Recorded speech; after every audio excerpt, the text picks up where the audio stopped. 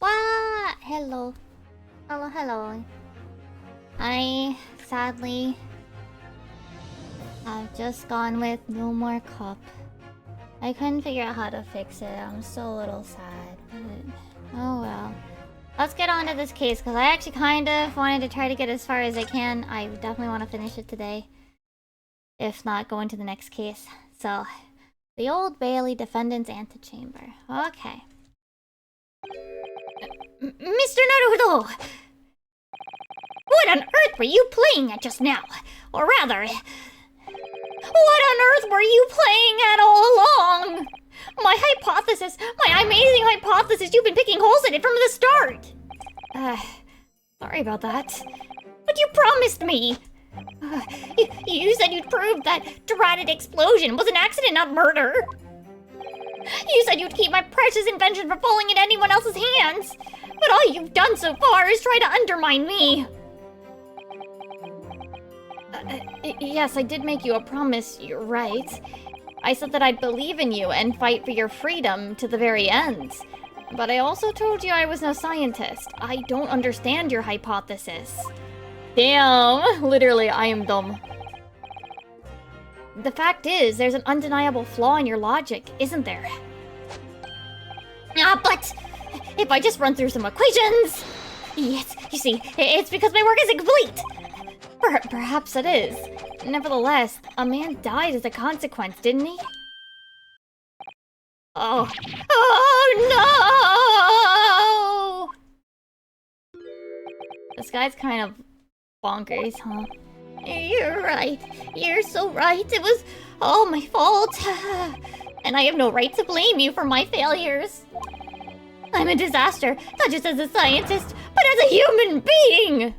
I feel like this is a little bit much, sir? Well, that might be a little over the top. While we're on the subject... what about Barak? He's being awful! Claiming his old university friend to be a murderer, you mean? He's a disaster, not just as a prosecutor, but as a human being! Are we just jumping to that every time? Oh, but no, wait, he's the Reaper, isn't he? Perhaps he's not classified as Homo sapiens anymore, what? Huh? Wait, what? Glad that's cleared up. Can I double check something with you? Yes? What? The machine and demonstration you prepared. They were based entirely on your hypothesis, I presume? There was no trickery involved? I drew the plans for the machine with my very own hands. Every line was painstakingly drawn with the firm belief that science is the only future. Yes, it's true that my hypothesis hasn't reached maturity yet, but please, Mr. Naruhodo, you must believe in it. Okay. Alright, Professor. I understand. Okay. Back in we go. I wonder who the other witnesses are. It all hinges on the demonstration. If the professor's hypothesis is sound as he claims, it leaves him as the only person who could possibly have killed the victim. But on the other hand, Mr. Sholmes was adamant. A practical implementation, such as was attempted by the professor at the Great Exhibition, is quite impossible. So really, what should I be trying to prove here?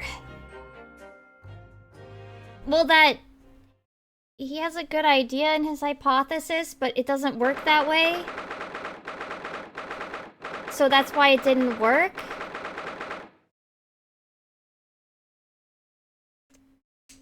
But also, someone else tampered with the machine? I don't know. In the name of Her Majesty the Queen, I hereby reconvene the proceedings of this court. Counsels for the defense and prosecution, are you ready for the new witnesses to testify? The prosecution is ready, my lord. As is the defense, my lord. Oh, Lord Van Zykes, I believe these next witnesses saw the demonstration on the day in question with their very own eyes. Indeed, they did. And as luck would have it, one of them is a police detective. So the testimony we are about to hear can be considered highly reliable. Perfect. A detective of all people. The prosecution's stance remains unchanged. Though it ended in tragedy, the demonstration on the day in question was scientifically sound. And consequently, the sole person with the opportunity to have committed this act of murder is the only other individual to have been present on the stage at the time, the accused. Thank you, counsel. The prosecution's position is clear. So, bring forth your witnesses now. Bailiff, show the witnesses in. The witnesses with proximity to the incident on the day in question will clarify the truth unequivocally. Is it Gina? Oh! What? Gina! Witnesses, state your names and occupations for the court to hear. Okay, what voice would he get? My name is Balthazar Loon. I am the impresario of all the hot air balloons in vicinity of the experimental stage. My name is Wilhelm Gottschalk Sigmund Ormstein. I've come to see the great exhibition all the way from my home in Bohemia. Oh, child. Oh. I'm very rich. Inspector Gina Lestrade, Scotland Yard. I'm a great detective. Even our luck agrees. I was on security duty at the exhibition, and I got to go up in one of those balloons. It was amazing. Gina, again. But she did mention that she'd seen the disaster from up in the balloon, actually, didn't she? And she clearly loved every minute of it. Gina, please. There were 3 balloons flying near the public experimentation stage when the incident occurred. 2 of these witnesses were in one such balloon at the time and saw events unfold from the skies above. You make it sound like they were in the clouds. It was only an altitude of circa 60 feet, very low. Well, you can't see nothing if you fly up too high, can you? 60 feet, about 18 meters then. Dun dun dun. Thank you for your introductions. Now you will give your formal testimony for the court. Finally, describe exactly what you witnessed, especially those of you who had a vantage point above the stage. Okay. Tiny child. Was an incident terrible. Terrible. I'm only grateful that my balloons were not damaged. There's this huge bang from the stage, and then the next second another bang in the sky beside us. And from amidst the smoke, a cage appeared out of nowhere. The cage fell from the sky like a stone. It crashed into the crystal tower. I didn't get a good look inside the cage, but no one went near it after crashing the tower. Okay. Okay. A most extraordinary collective account, I must say. Could I just clarify something? There's a detail in the witness's testimony that I've not heard any mention of until now. Specifically, that there were 2 explosions? More precisely, 2 explosions in 2 separate places, yes. When the demonstration began, the balloon carrying the 2 witnesses around was here. There were other balloons in the air nearby at the time carrying other passengers as well, to be clear.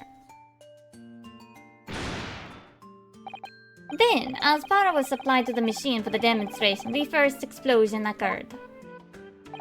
The so-called bird cage that contained the victim disappeared from the stage, and a moment later,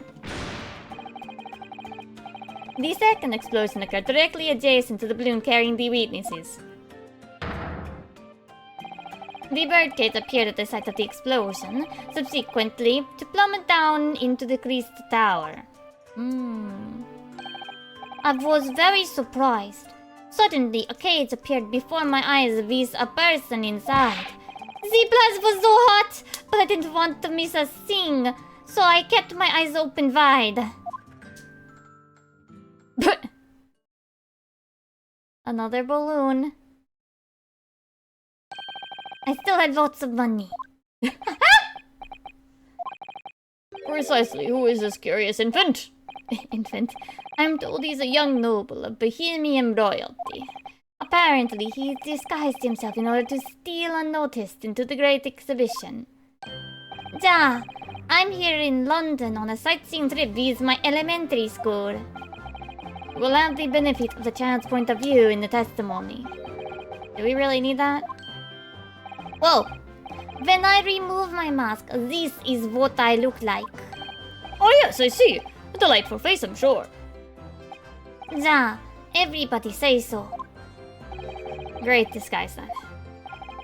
The point is, the testimony of these witnesses further substantiates the facts for the court.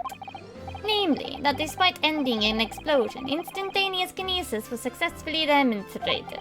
And furthermore, that until the arrival of the police, no one approached the crystal tower where the victim fell. Therefore, only the accused, who was with Mr. Assman on the stage, could possibly have committed the murder. Okay, sure. Yes, thank you, counsel. The prosecution's view on the matter are quite clear. Still, for the defense cross-examination now, please. Yes, my lord. Okay, press everything, let's go.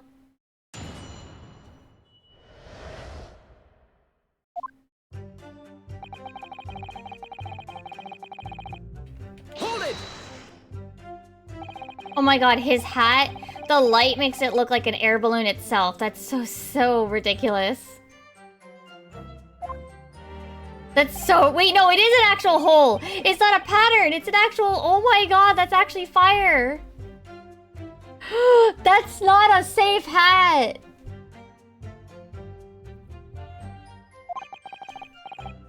Oh my god. His hat.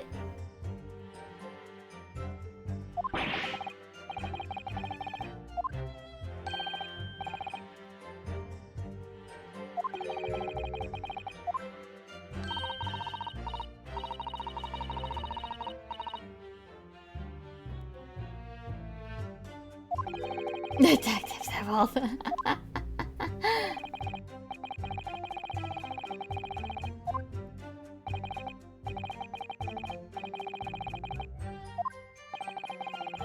Bum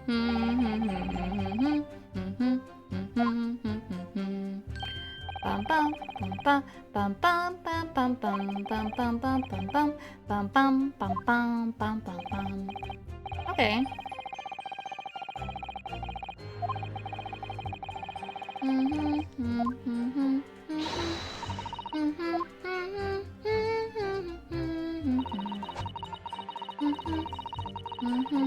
Hold it! Okay. So first we gotta make sure we press everything as usual.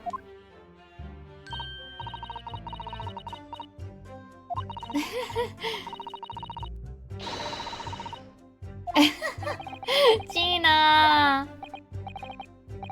Gina's so cute!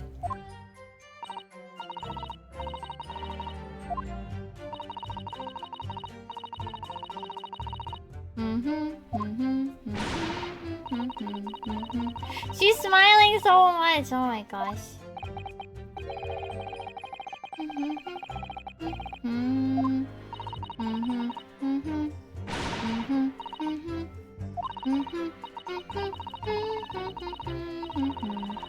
That's Peter.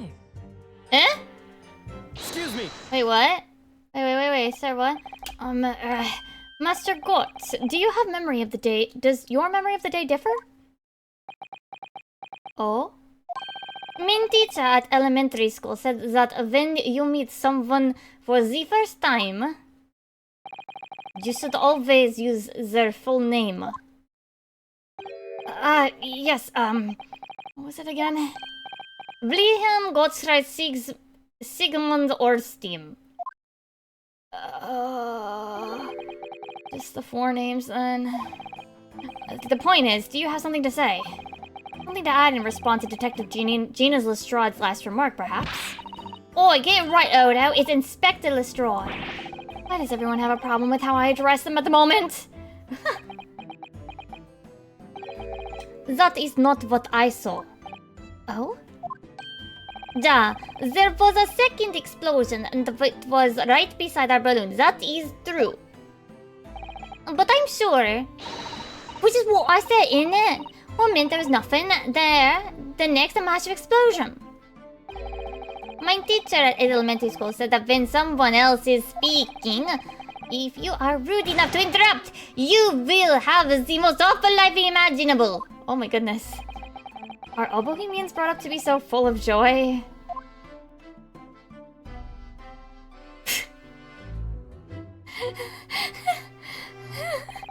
Just before the second explosion happened next to a balloon, I clearly witnessed a green balloon flying in the sky.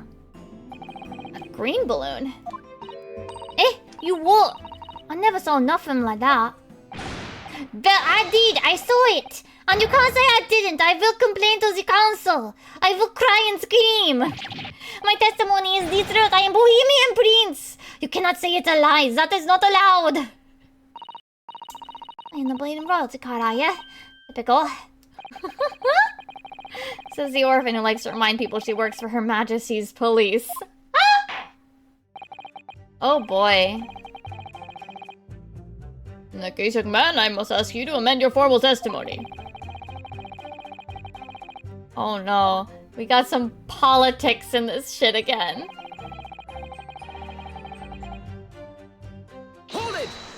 Okay, some more details, kiddo. Green balloon, you say?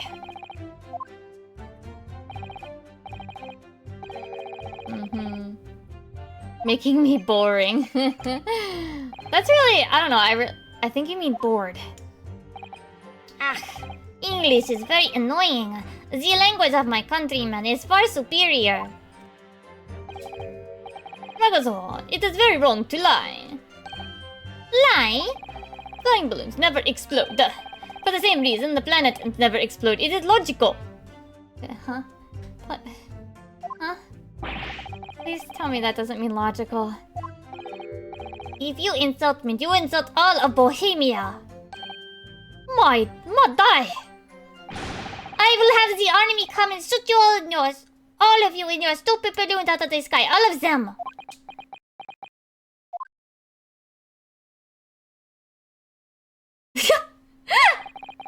Here you are, your highness. If only all international incidents were so easily resolved. This child.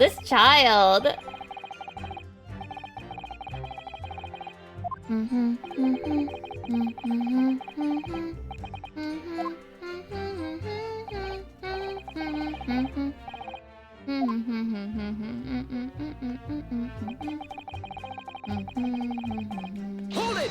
Bum bum bum bum bum bum ba da dun da da da da da da da da da da da.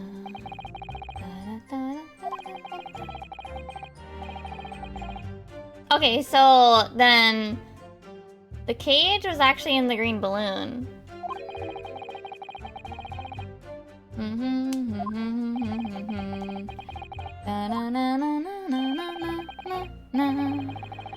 Wait, what? Really?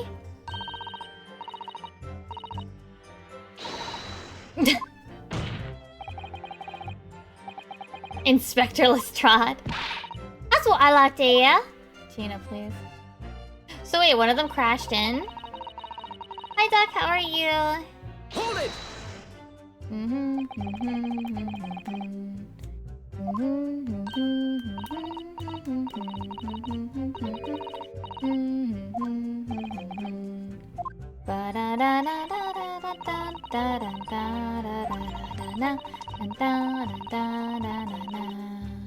I'm okay.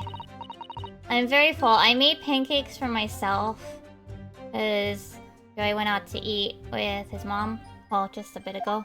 So, I'm very full. Just 2 pancakes for me.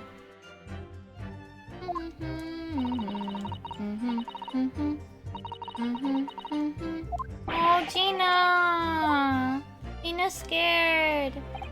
Okay, the prosecution really is asserting that the demonstration was genuine. But what if it was actually some kind of switch-around trick instead? That would mean that the victim was never actually on the stage in the first place. The two explosions would have thrown everyone watching into a panic for sure. I think I need to find out more about what exactly the people saw at the time. Okay. What? So, wait. Here's the thing. The kids saw a green balloon. Wait.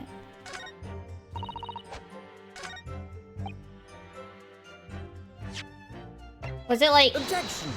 Damn it, that doesn't help me. Damn it.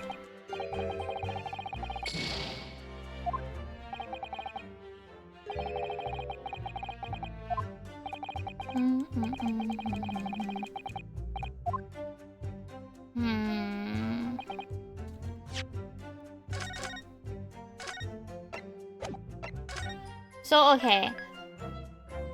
So...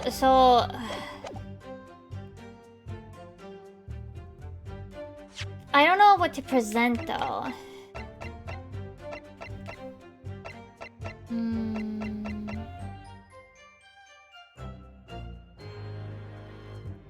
This is probably the green balloon. And this probably shot it down.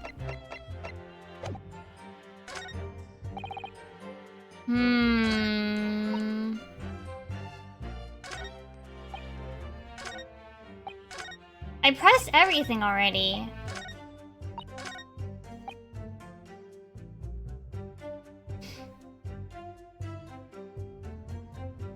Alright, I'm gonna maybe regret this. Objection! I didn't! Mr. Loon, in your testimony, you said that all 3 of the balloons you had operating at the time were undamaged. See, that is correct. If they had been caught in the explosiones, it would have been terrible. I wonder if you might know what this is. Oh, I think it may be part of a balloon, a burnt piece of the fabric of the envelope. Sorry, the envelope? Pardon. That is the large round part of the balloon which becomes filled with hot air. It is made from very thick fabric lined with rubber. You do not want it to rip when you are in the sky. Just as I thought. This piece of cloth was found near the experimentation stage. In other words, as Mr. Gotts testified. Yeah, I don't know. I thought it was just like a visual in like a black background, like to pretend to be fire, but no, it's actually fire. Because you can see it when he tilts his head down. I'm like, wait, what? A green balloon did indeed explode that day. If all the balloons in the sky above the experimentation stage belong to you, Mr. Loon, then your statement that they were all undamaged clearly contradicts the evidence. Woo! His little balloons popped!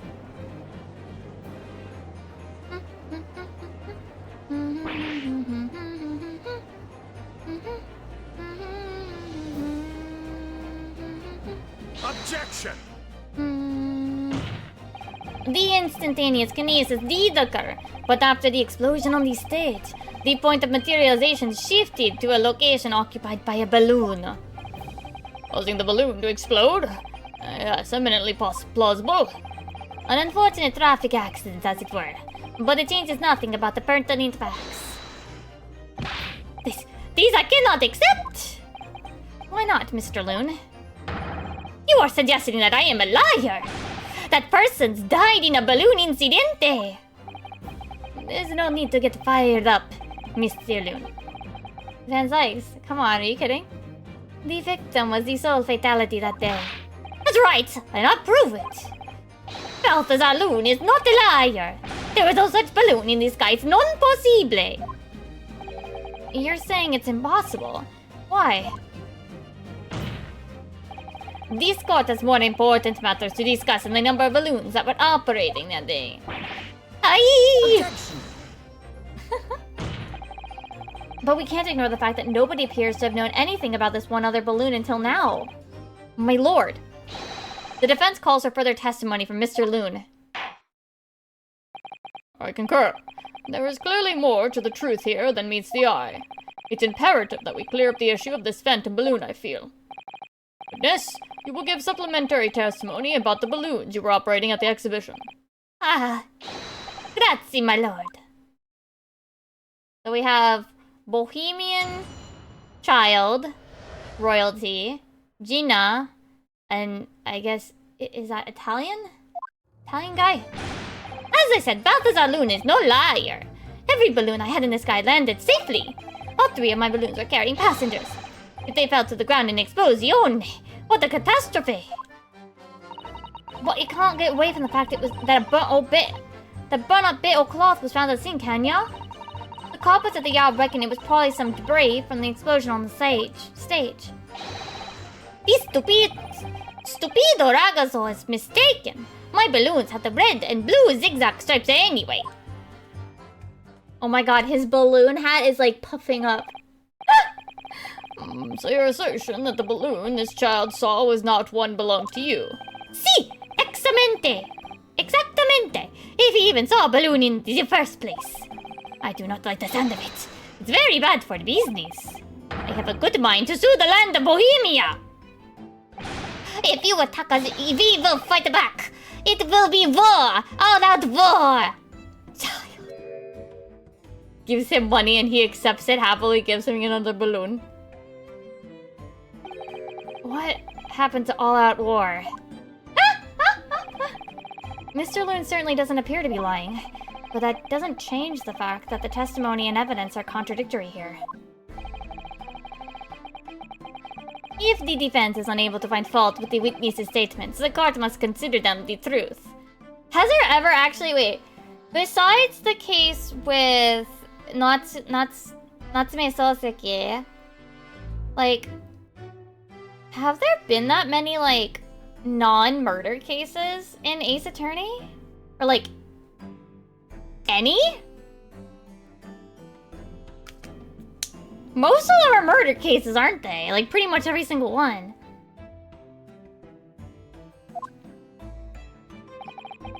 Think long and hard on that, my learned friend. Wait, what did you say?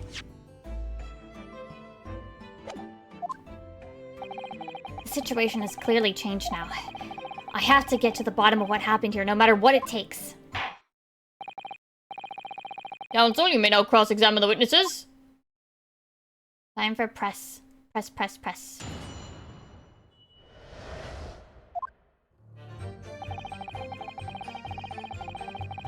Hold it!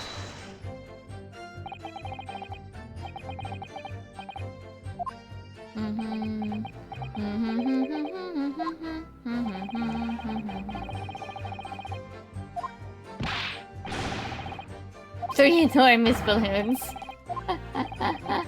He has a point. Was there? I don't remember. I mean, like I said, I don't remember a lot of it. I don't remember a lot of the few that I've played. So.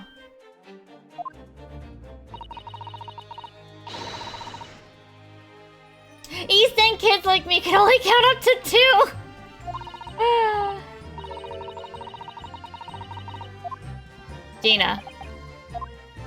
Gina got out of counting the balloons by saying she can't count past 2.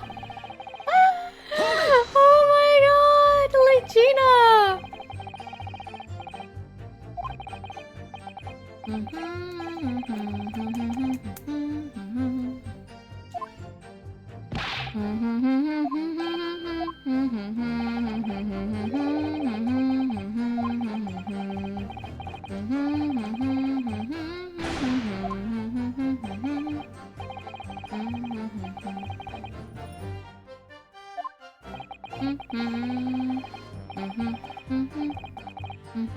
Hot air balloons and gas balloons. Hot air being less than... Oh.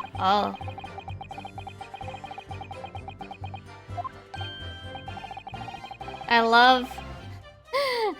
Dianosuke getting schooled on balloons. Hydrogen, okay. Highly explosive. Oh, good god.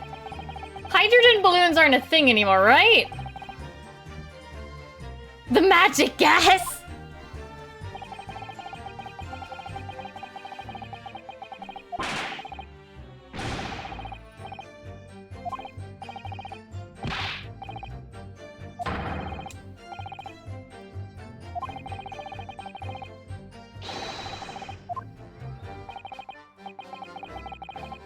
Okay, so he had 3 balloons. Just means it wasn't his. That just means it wasn't his. It's that easy. Hold it! Oh, excuse me.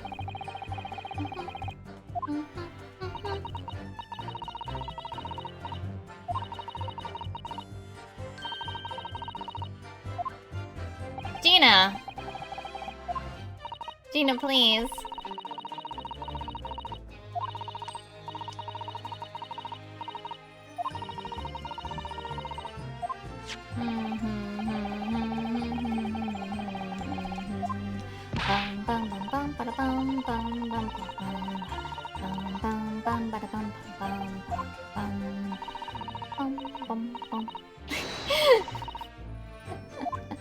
Gina! I love Gina.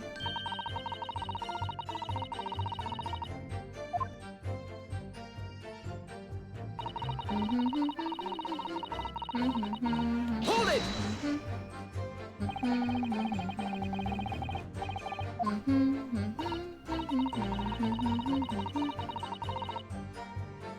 Oh shoot, people were injured?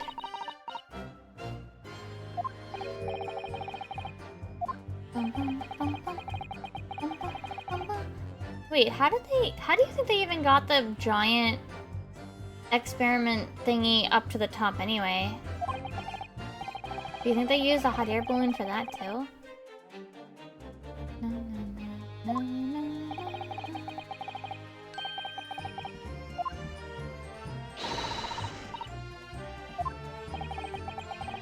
The man's soul pleasure.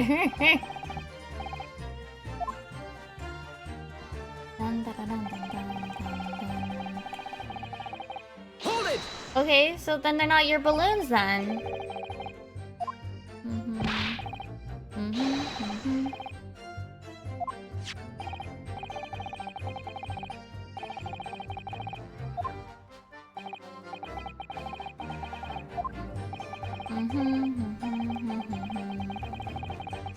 Yeah. You couldn't therefore conclude that having the day in question. What?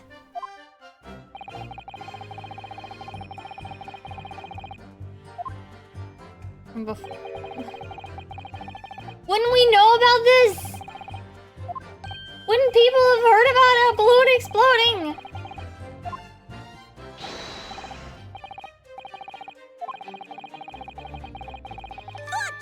Whoa, whoa, whoa, whoa, whoa, whoa, whoa. Excuse me. This child. His master Wilhelm Gotskar Sigmundsson Ormstein. His fucking name. Something is very wrong. I know what I saw. There was a green balloon there. I swear it. I swear all over Bohemia. You can speak as much bad language as you like, but it changes nothing. What if I pay you? If you do not have evidence, Ragazol, then I must tell your parents to punish you, eh? Perhaps we'll let the judge decide when it comes to punishments. Evidence? What is his evidence?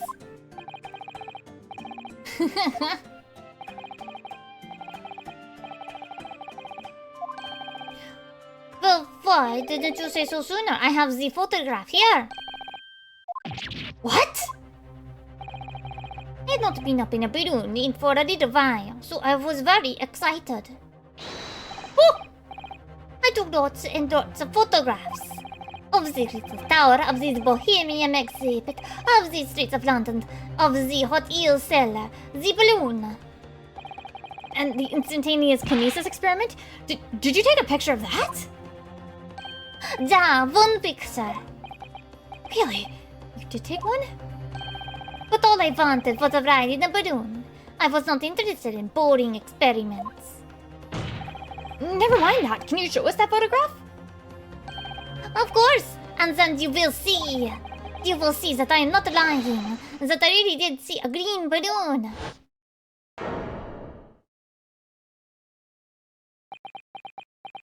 It's not in color, child.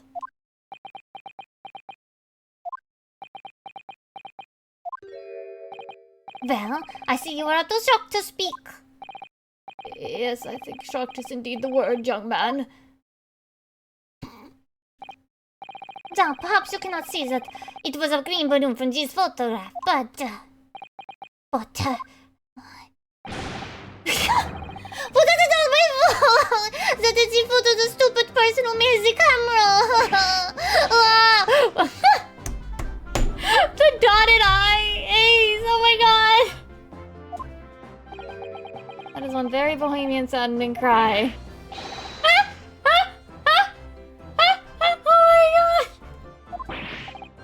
Very well. The court will accept this photograph as evidence. Please stop crying. It is not my fault. It's the fault of the person who made the camera.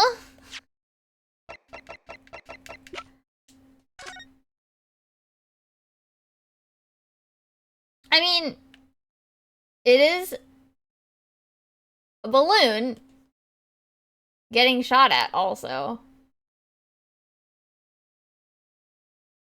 This is a balloon getting shot. Well, never mind. I'm sure you have plenty of wonderful sepia sepia memories to take home with you. In any case, when exactly did you take that photograph? Well, it was on the day of the big explosion. You don't say. When I pressed the shutter release, there was this very loud bang, and a hot wind that rushed over my face. That means this photograph was taken a split second before the explosion occurred. Well, if you ask me, this black and white photograph changes nothing. I could not give the flying fig. Lovely language you've picked up.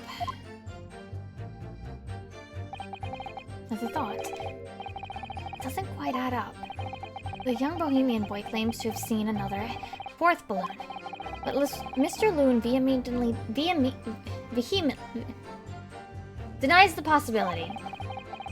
It's hard to imagine the man in charge could be mistaken about the number that were in the air. Well, this inconsistency must tell us something. I just can't read sometimes. Alright, so now...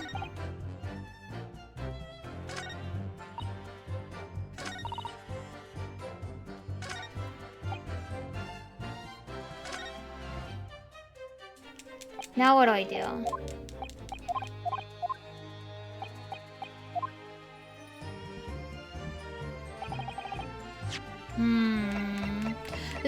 This obviously has to be what I needed, right?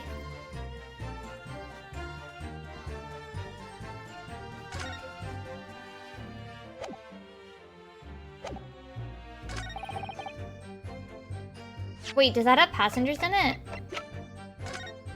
This has no passengers in it. Objection!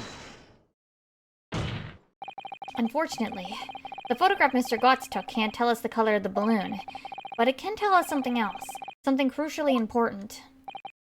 But it shows that the pictured balloon wasn't carrying any passengers. Ah, my goodness, you're right. Surely all the balloons would have been carrying passengers. There would be no sense in it otherwise. See! They are for pleasure, for seeing the view. My balloons only fly with passengers. Which tells us that the pictured balloon isn't one of them. So when the incident occurred that day, there was a fourth balloon in the skies above the experimentation stage. The mysterious green balloon. I know nothing. How do you read this word? I don't know that word. I don't know is this like nine? Do I pronounce the te? I don't know. I can only tell you one thing. If this balloon was not carrying passengers, then it was not one of mine. Objection!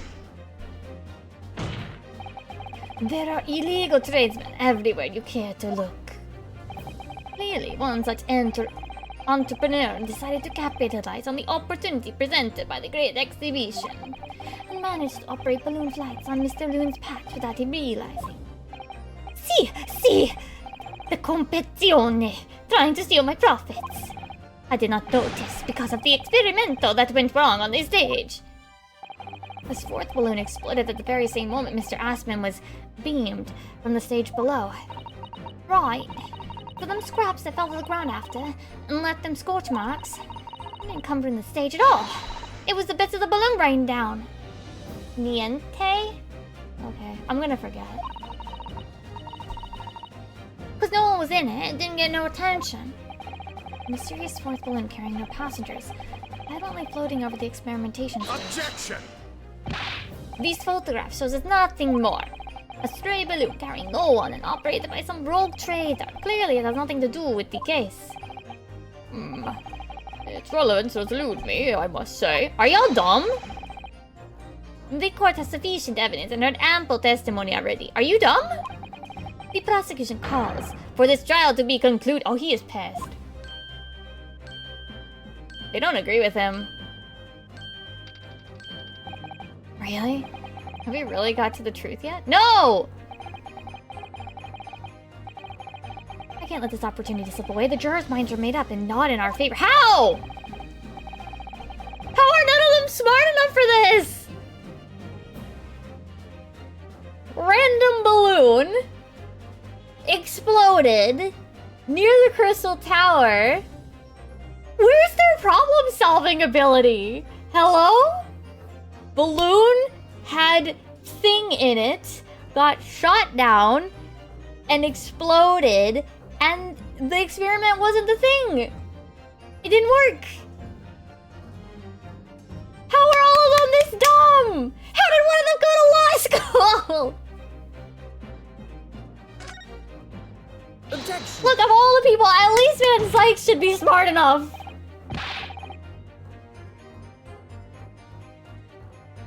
And probably the judge. But I know that the judge is always supposed to be one of those, like, I don't understand ever at all.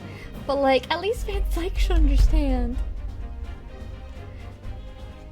At least he should be able to put 2 and 2 together. I know that, you know, schooling in this era was probably not very good for any country, but, like, come on. At least one of these people in this room has gone to law school. Ladies and gentlemen of the jury, wait. Please don't give your decision yet. The photograph of Master Gotts may well be hiding one more vital clue. What's that? A vital clue! Objection! We're well past the point of mere possibilities. It is time for definitives now, so tell the court. What exactly does this alleged clue in the photograph prove? The cause of the explosion.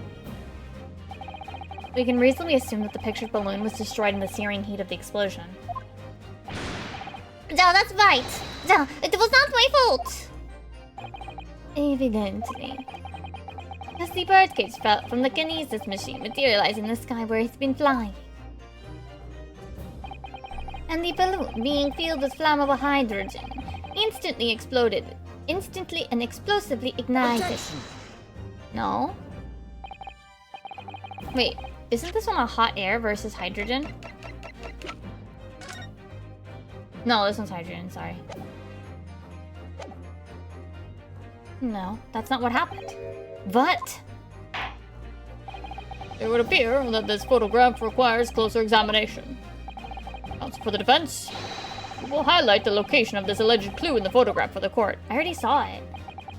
Of course, my lord. If you look closely, it's plain enough to see. And what's shown is linked to another piece of evidence we have. In a way, that leads to an unbelievable conclusion. The clue that heavily suggests the real reason for the balloon exploded is... this thingy.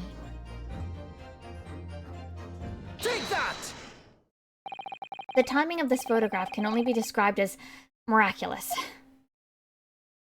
If you look, you'll notice there's a bright white line that appears to point directly at the balloon. Most likely a ray of light caught incidentally on the film. I'm afraid I can see nothing of the sort. Are you blind? I mean, yes, actually, probably. If you look with a magnifying glass, my lord, it becomes clear what the nature of this bright line really is. Goodness, what is that? Undeniably some flash of light, yes. Oh, golly. Do you think it might be lightning? Ma'am? Is she dumb? It couldn't have been a finer day. I believe we may be looking at fire. Are you all so dumb? Bolt of fire and shrimp for the balloon. Like an arrow. Thank you! Indeed, even to my aging eyes, it would appear to be a flame of some sort. My word, are you suggesting this flame struck the hydrogen gas that filled the balloon? Objection! That's absurd. The balloon wasn't than 60 feet above the ground at the time. No flame could possibly have reached such a height. Objection!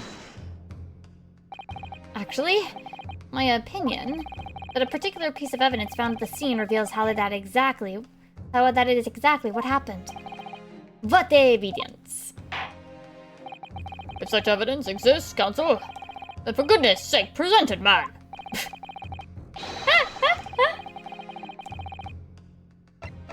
Take that! This is a crossbow. This was found hidden at the foot of a small ornamental tree near the scene. Good lord, is that a crossbow? An arrow dipped in oil and set alight could have been shot from this weapon, sending a flaming arrow straight into the hydrogen-filled balloon. Are you suggesting that the crossbow was used deliberately? Mommy, you're right! That streak of light in the photo looks like just like an arrow, don't it? In the explosion of the balloon, it was very likely the result of a flaming arrow from this crossbow igniting the hydrogen gas inside it. No! Oh! Oh! Oh! Van Zykes! If the aim was to cause the balloon to explode, the shooter would have used a gun, of course. However, there's an obvious reason why that would have been out of the question. The noise of the discharge, of course. That's right. By using a crossbow, the projectile could be fired at the balloon silently. Well, yeah, if someone had shot a gun off in the exhibition grounds, it would cause a real panic. But with the big explosion, there was a big panic anyway, no? I don't like this. I should be pleased to have found a plausible new explanation for all this, but something feels wrong. Objection! Wait, what feels wrong? I don't agree. I understand the implications of what you're saying, my Nipponi's friend. If the flaming arrow did indeed hit the balloon, then obviously it would have exploded. And if the birdcage appears from the cloud of smoke that ensued... Whoa, wait a minute, what are you really saying here? I don't get it. Was that birdcage beamed up into the sky after all? Or... My goodness me! Now I understand. That's what this sinking feeling is about. I think there's a good chance that the birdcage was actually concealed inside the balloon all along. What?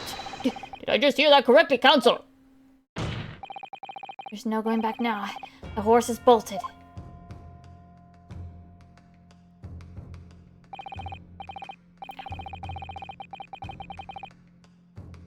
Hold on. There's like a bit of like my fingernail like that's bugging me. Let's assume, as I said, that the birdcage was hidden inside the green balloon from the start. Wait, oh, wait. He has logic to do this, right? Right? Like, he probably is trying to get away with his criminal activities, right? He doesn't want to actually go to jail. Because if he goes to jail, then he's gonna die anyway.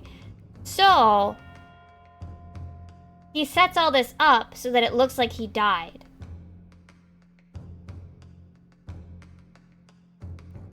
And he plans it so that it looks like the person gets, like, his hypothesis is proven correct. Right? I see where this is kind of going. Okay. On the stage when the experiment was started, the birdcage and the instantaneous kinesis machine disappeared in a cloud of smoke. At that moment, the flaming arrow was fired from the ground, causing the green balloon to explode and drawing the attention of the spectators to the sky above their heads.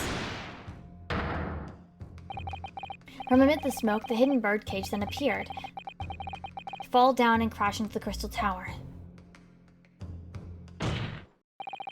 I think you'll agree it's entirely plausible that what I've just described is the real truth behind the miraculous experiment carried out that day.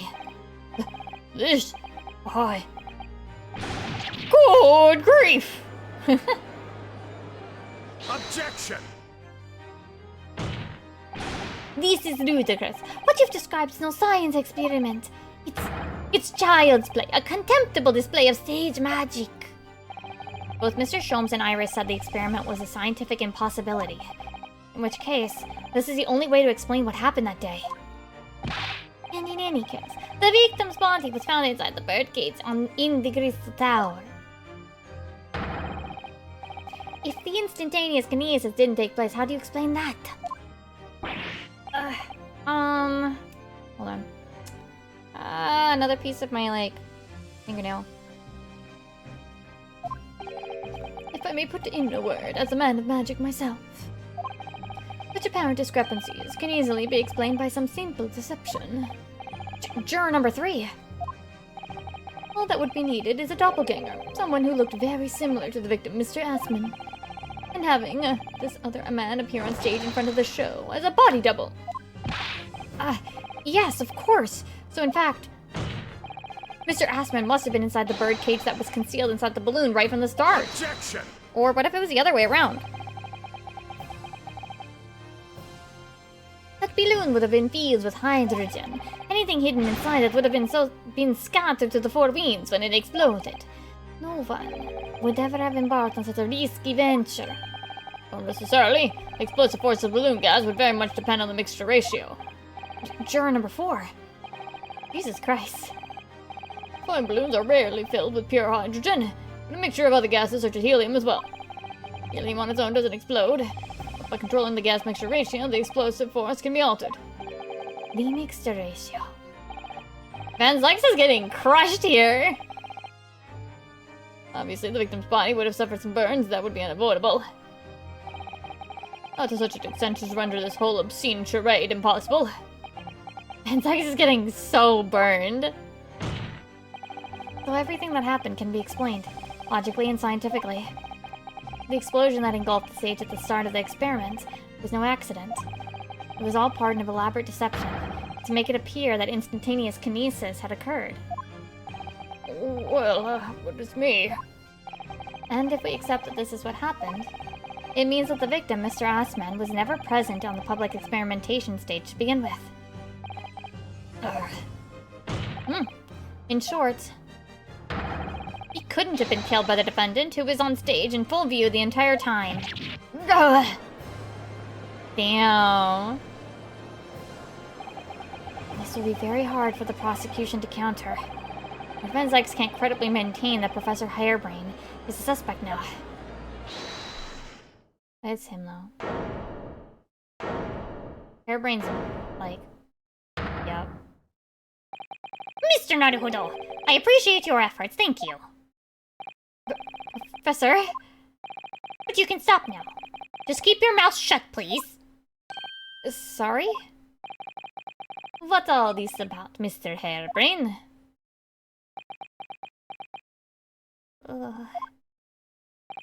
I, Albert Harebrain, hereby confess that it was me who stabbed Mr. What? Why are we doing this again? Why are we doing this again? Why are we doing this again? Yes, it was me, with my faithful friend and partner, Andrew the Screwdriver. What? What are you doing?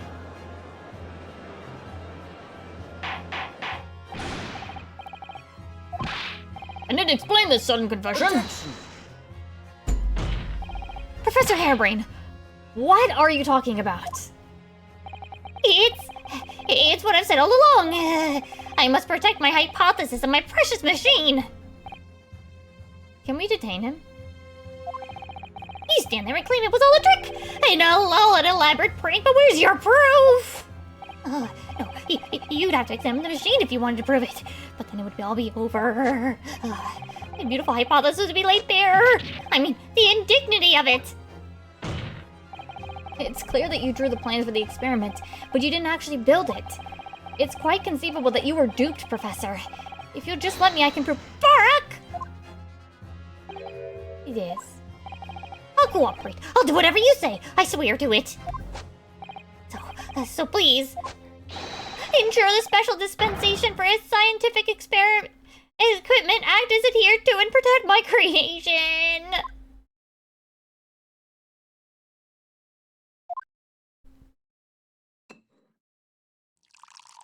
Can you throw that at him? Knock him out, please? Pray forgive the discourtesy of feeling my hallowed chalice at this critical juncture. Here's to my learned Nipponese friend. What? And his upcoming attempt to clarify the defense's position in light of the accused's confession. What? You intend to formally assert that the experiment was nothing more than a conjuring trick. Because the moment you do, the special dispensation for the Scientific Equipment Act that protects the professor's invention will cease to apply. The prosecution will demand a rigorous examination of the machinery involved in order to establish the truth. However, if you acknowledge that the machine is a genuine and instrumental in the victim's murder, any chance of investigating will be crushed, and the confidentiality of the professor's hypothesis preserved.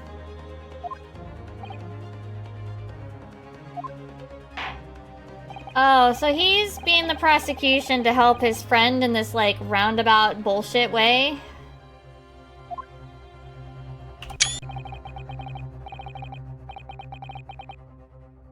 What Professor Harebrained, my client, actually asked of me was to prove that the explosion on stage was an accident and protect the secrecy of his hypothesis. There's no way to do that without implying the professor's guilt. Do I protect my client's life by asserting his innocence?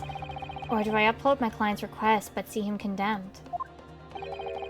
Either way, I can't avoid betraying his trust. Wait, what? Wait. What am I supposed to pick then? You've been silent long enough. Isn't talking your trade, my learned friend? Or has all knowledge of English escaped your confused Nipponese mind? Mr. Naruhodo! There's no escape here. I have to make a choice. But it's an impossible one. I have to give up on something, but what? The defense asserts that the defendant's instantaneous kinesis machine was in fact... Oh, fuck. I actually don't know what it wants me to pick here. What does it want me to pick?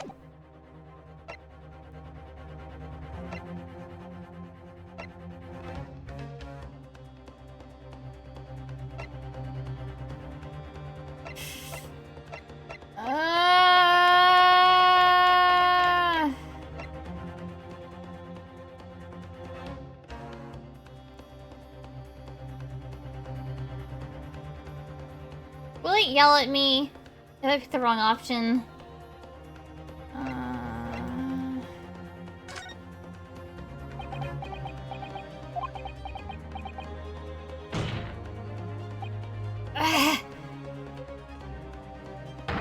No, I can't say it. My client's placed his faith in me. I can't just let him down. What must I give up on is not the question you have to ask yourself here. It's what can I protect? Oh! Hello again, Mr. Naruhodo. Been far too long. Wait. Is he hallucinating? Susato-san! But what are you? Hiya! My first Susato takedown in 6 months. There'll be time to talk later, Mr. Naruhodo. For now, we must concentrate on the task at hand. Which is working out not what I have to give up on, but what I can protect. Professor Hairbrain. Yes? Yesterday you told me that science is the pursuit of truth. Well, my job is to pursue the truth too.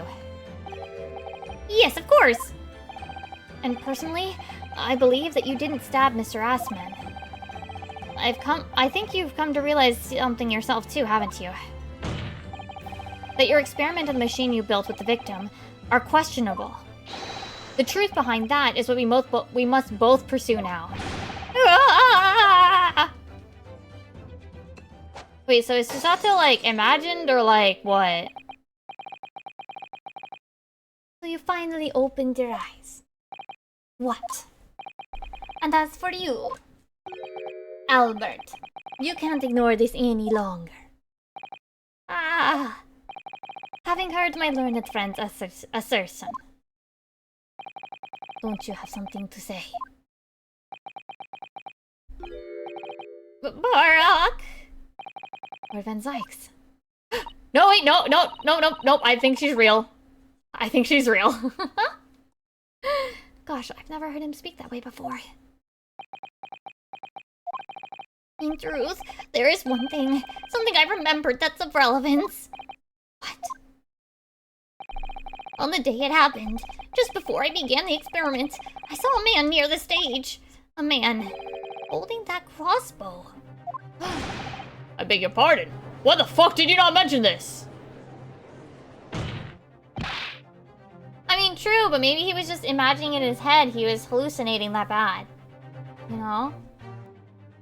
Professor, did the man have any distinguishing features? What did he look like? Tall, taller than me, and thinner than me, with straight hair, straighter and whiter than mine. Let me see. Well, one less lens than me too, a monocle, a rather stylish black monocle. But one thing in particular will help to positively identify this man. You see, I know him very well. After all, he's the engineer who built my invention. What? He built the machine? That's right. Mr. Assman introduced me to him a year ago. He's a man by the name of, Enoch Drebber. What's the pun here? I don't get it. Enoch Drebber. Does this name mean something? Members of the jury seem flustered. Not a name any scientist wishes to hear. The man's an abomination. Not a name any conjurer wishes to hear either. Who on earth is he? I'm afraid this isn't the first tale of this nature I've heard in scientific circles in the connection with that name. There's talk of other flamboyant experiments that turn out to be nothing but stage trickery in the end. Obviously, the rascal's after the government's research grant money. When magicians are in need of money, I have heard of them resorting to these underhanded tactics. Some acquaintances of mine with experience in such things have mentioned Enoch Drebber's name before. The man is both an engineer and a magician. Yes, we're dealing with an unparalleled confidence trickster here. Yeah, it's Enoch Drebber for you. Oh. Okay. Now what?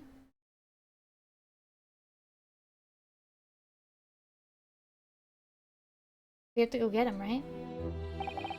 Oh, it's true then. My invention. My great machine. It was just a grand illusion. Considering what we've just heard about Mr. Drebber's character, I'm sorry to say that sounds increasingly likely. Even though no one else believed it, I wanted to. I wanted to believe that machine would function exactly as my hypothesis predicted. Which is why you were so opposed to it being investigated, I presume. I knew that if the machine was examined in detail, its construction would give away my hypothesis. Obviously, I didn't want any of that to happen, but at the same time, I knew that if it was found to be nothing more than a trick, that a work of deception, then everything I'd worked towards, all my research, all my dreams, my whole life would be over. I was terrified at the prospect. So you really had no idea then, did you? About the true nature of the machine that was built, and the true nature of Mr. Drebber. I never questioned anything. I didn't want to question it. It's entirely possible that Mr. Aspen and Mr. Drebber were working together to use you as a means of fraudulently acquiring the research grant money. Oh. When I announced my invention to the crowds that day, it was the finest moment of my career. I pulled all the levers and turned all the dials in exactly the way Drebber had described. When the smoke suddenly started billowing out, I panicked. I didn't know what was happening. Oh no. He's been fooled too. But I really don't know how the whole illusion was made to work. I don't know anything anymore. Oh.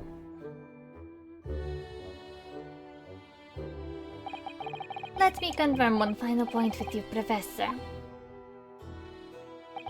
Do you now consent to the prosecution submitting the necessary paperwork to release your invention from the protection afforded by the Special Dispensation for Scientific Equipment Act?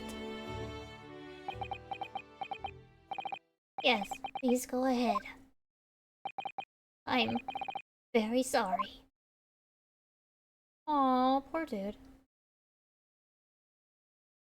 I feel bad for him.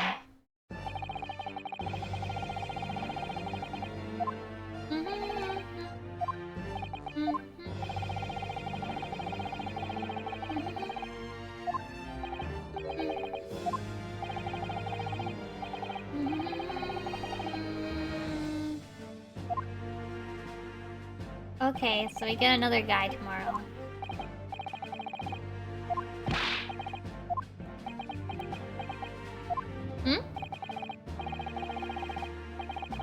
One thing alone? Evidence. The defendant is innocent of the crime for which he presently stands accused. Okay.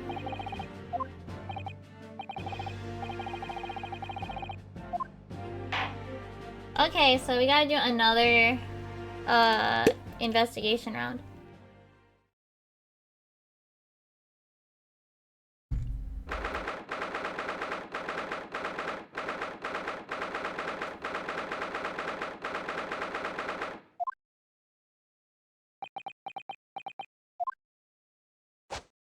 Mr. Naruhodo! Yes? I'm so sorry! I was wrong. You were right. I tricked you. You trusted me. I dragged you into my mess. Oh, how did it ever come to this? I'm so sorry! Did you really have no idea, Professor? About what Mr. Drebber was really up to, I mean. About what he was really constructing. Naturally! That machine was the embodiment of my hypothesis, of all my hopes and dreams. I had complete faith in it. Alright, in that case, I won't say any more. No, sadly, the murder accusation against you still stands. So we must do as much investigation as we can before the trial resumes tomorrow. Double glasses. Well, thank you for doing so much for me. Okay, Susato real. Okay. I'm so sorry for arriving late this morning, Mr. Naruhodo. Arriving late? Didn't you receive my postcard? I wanted to let you know when I'd arrive. Postcard? What postcard? I hid it from you, Runo, so it'd be a surprise.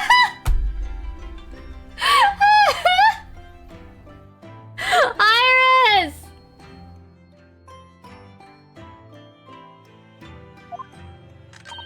Well, did it work? I was surprised, alright? Especially when she threw me to the ground. Oh dear, I'm so sorry. I was just so happy to see you again that it sort of slipped out. Maybe we could stick to more traditional displays of emotion in the future. Susie's train was late into London Victoria this morning, you see? But we made the coachman really rip the horse's hide so she didn't miss the whole trial. I was watching in the gallery for a while, but in the end, I'm afraid I couldn't contain myself. Well, I'm glad you didn't. Oh, having you at my side in court gives me the strength I need to win.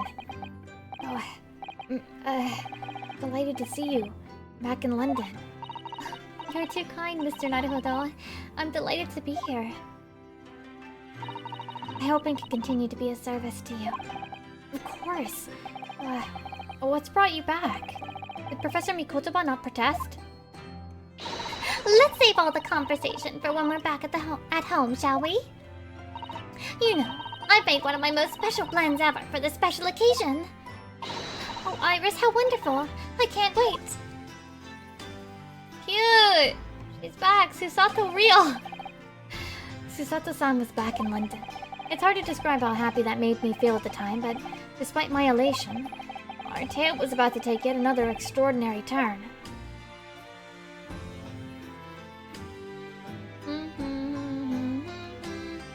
Dun dun.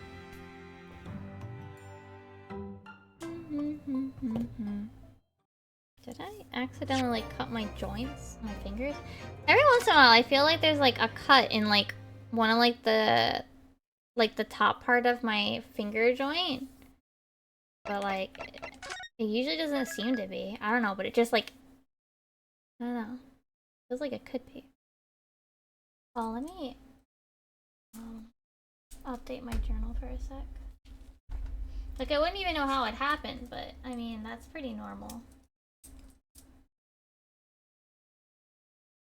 That's done. Okay.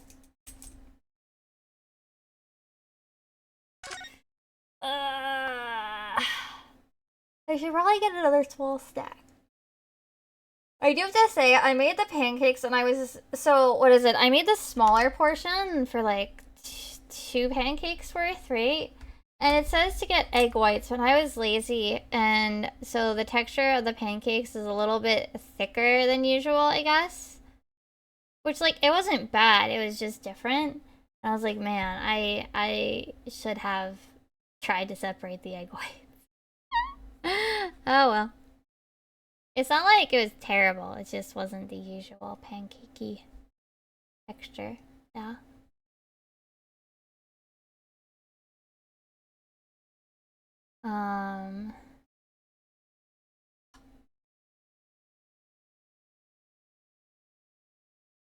Oof.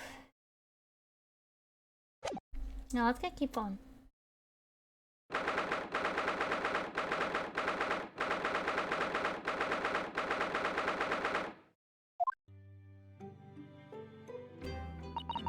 This room, it's been too long.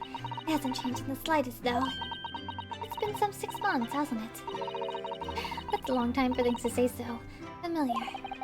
I didn't know when you might return, and I wanted everything to be as you'd left it. But it has been some 6 months, it's true. So is your father alright, Susie? What happened? My father? Yeah, Professor Mikotoba. I mean, it was half a year ago, but that's why you went back to Japan. Because of the telegram you received saying he'd fallen ill with a very high fever for some unknown reason. That's right. So I was surprised to learn you'd be coming back so soon. Surprised but happy. I think I wrote about it in my letter to you. That it was all a trick. My father is in fine health. And I'm obviously very relieved about that. Well, we're all delighted to have you back. It was quite by accident that I've been able to return to Europe, actually. Because of a very grand conference called the International Forensic Science Symposium. The International Forensic... That's the same symposium Lord Strongheart mentioned. Anyway, I've arrived safe and sound, and all that matters is that I'm here now. After all, I haven't yet fulfilled my promise to you, Iris. Oh! You must tell us everything that happened while you were back in Japan. Yes, of course, I shall. And, there's one other thing. Something you wrote in your letter that particularly grabbed my attention. About you-know-who. About Kazuma. I know. I'll tell you all that I can. All time for some fucking lore. Let's go. When I first arrived back in Japan, I really thought I'd never be allowed to return to Britain. Curiously, after that awful trial at the Supreme Court, Mother's mood changed entirely. The awful trial? Oh, yeah. The murder of Giselle Brett. Oh, you dressed up as a man then, didn't you, Susie? Oh, well, yes. Since women are forbidden in the courtroom, I had no choice. Wow! Amazing! I wish I'd seen it, don't you, Runo? Yeah, I suppose so. I want to play at being a lawyer now. I could wear a false mustache, maybe. I don't think any mustache could hide the fact that you're just 10 years old, Iris. There's something else I've been wanting to ask you, Miss Susato. It's about the real reason why Professor Mikotoba summoned you back to Japan. You said in your letter that it was something to do with that convict's loot we found in Mr. Natsume's lodgings. Right. A very large dog collar we found with the bee emblem on it. It seems Mr. Natsume included a drawing of the collar in the report he submitted about his time in Britain. I understand that when Father saw the report, he turned as white as a sheet. Why would that be then? Father came to Britain himself, of course, to study. It was some time ago now, but he stayed for 6 years. I can only imagine that something must have happened during that time.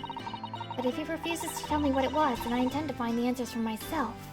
You know, I get it, like, oh, like, maybe this is dangerous, but also, like, you should know your own child enough to know that, like, she's gonna find out anyway. You might as well just tell her in safety. Come on. And I've decided that I, for one, won't keep any more secrets. Oh, Susie! That's a very meaningful look Susato-san's giving Iris there.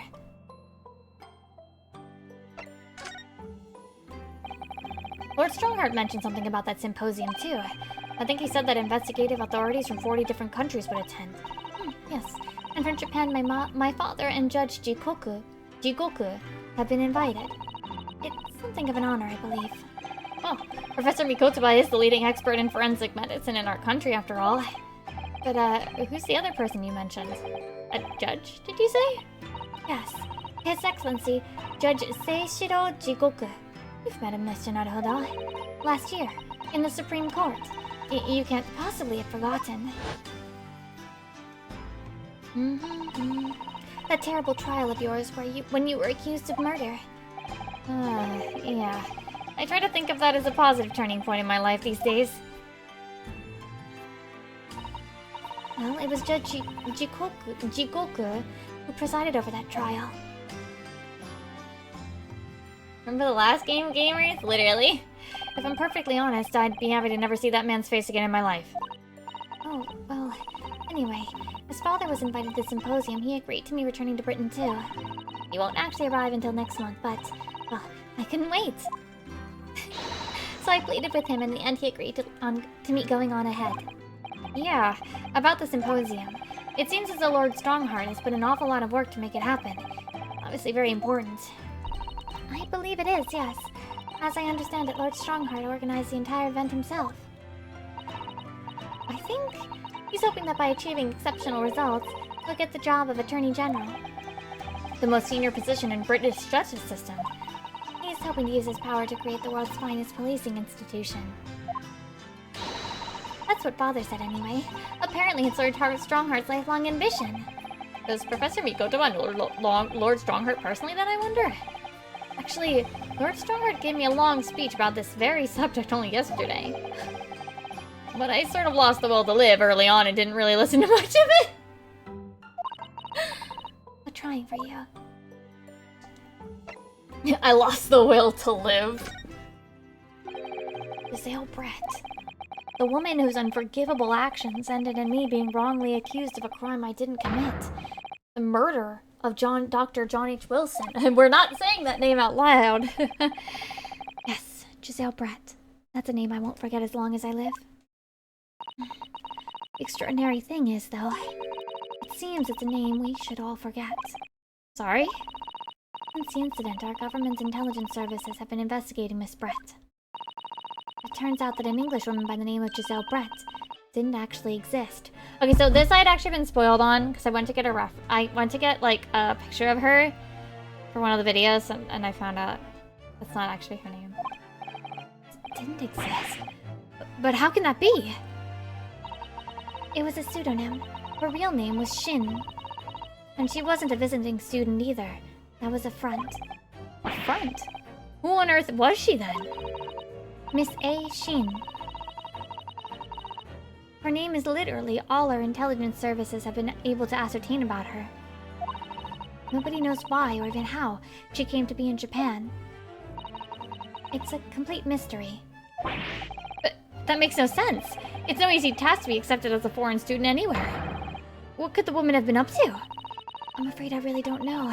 The only thing we can be sure of is that she had some business in our country that we don't yet understand.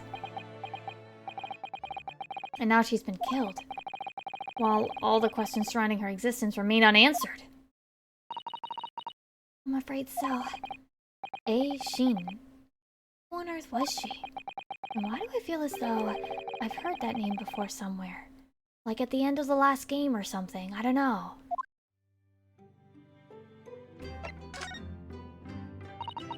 After my friend Ray's trial, the reporter who actually killed Miss Brett said something very strange.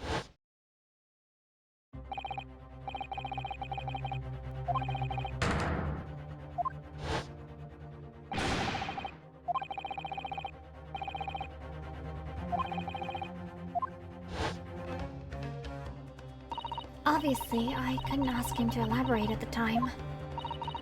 But later I visited the man in his prison cell and asked him what he was going to say about Kazuma-sama. And what did you learn? After he died on the voyage to Great Britain, his body should have been unladen at the port of Hong Kong and passed into the care of the consulate staff there. Should have been? Well, it turns out that his body never arrived. It just disappeared. Oh, fuck. What? Kazuma's body vanished? Our government tried to cover the fact up, it seems. They erected a grave on the cliffs by our old town. Except Kazuma-sama isn't there. Did Professor Mikotoban know about this? Yes. It would seem that he did. But he didn't tell me. They're still investigating what happened to Kazuma-sama's body as we speak. I just don't believe it. And what is this acute feeling of apprehension I have all of a sudden? Yeah, why? Thinking back now, some of the things that happened on the SS Budia were definitely strange. I mean, after he died, we never saw his body again, did we?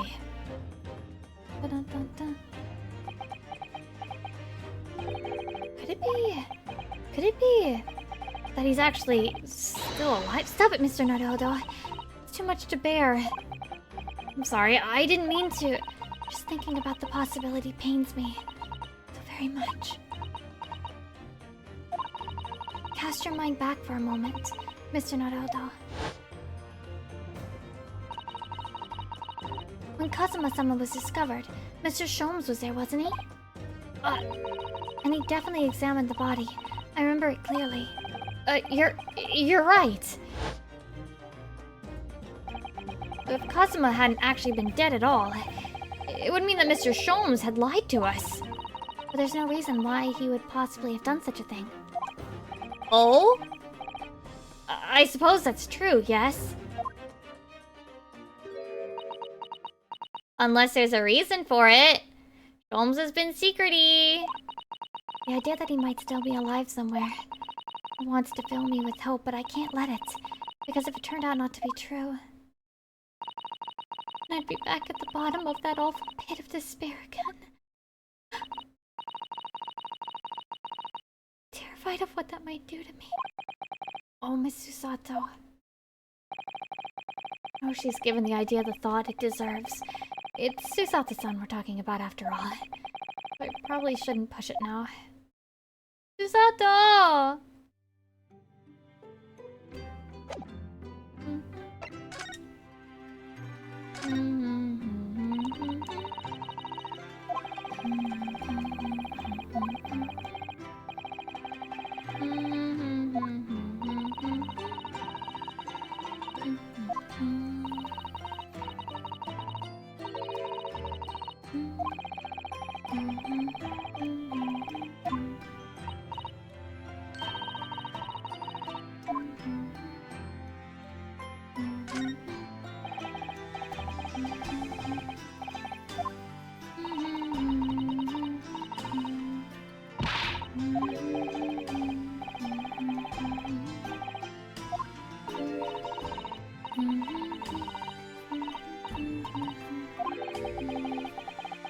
The Great Spade Shovel War goes on.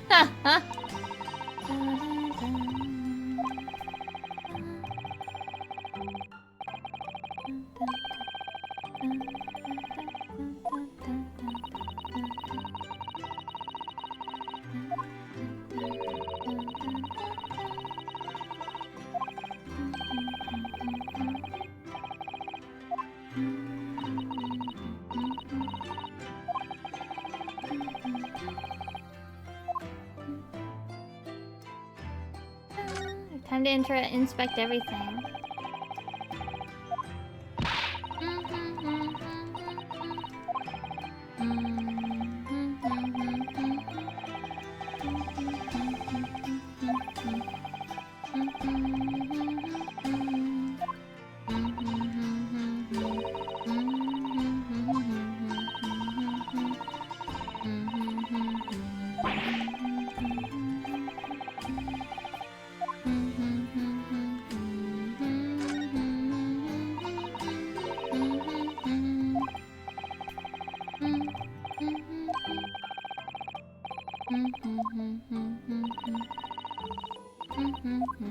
We better fill that Dynama's eye in at the end. Iris, hello.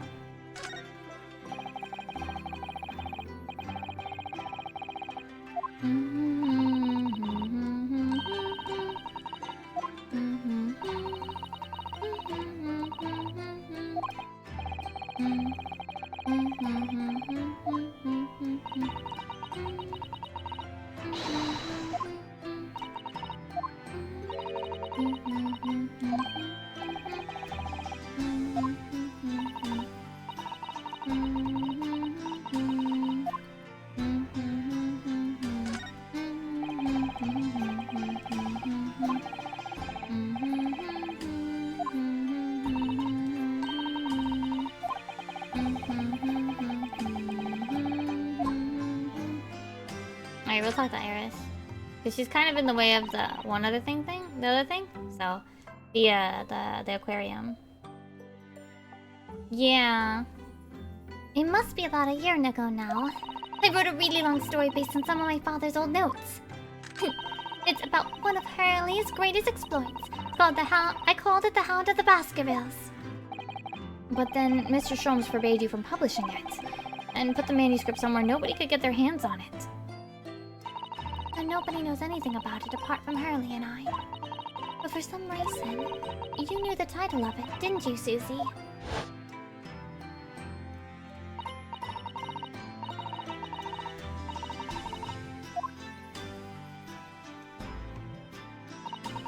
And you wouldn't tell me how you'd come to know it. Yes, but I made you a promise that I would explain one day, didn't I? I think it's time.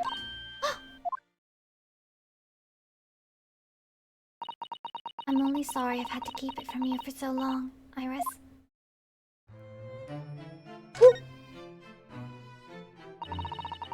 It was completely by accident that I came to know the title of your manuscript, Iris. It was a short while before we left Japan. I was cleaning Father's study and I saw something on his writing desk. A large box of papers. There was a label affixed to the box that was written in English. Read, "The Hound of the Baskervilles." What? My Baskerville story? Of course, I had no idea what it was at the time. Father came in and... Susato, what are you doing? Oh, Father! Did you look at those papers? No, I simply read the label. That's all. Get out of your mind. Sorry? Forget that you ever saw it. And certainly don't tell anybody else about this. Do you understand?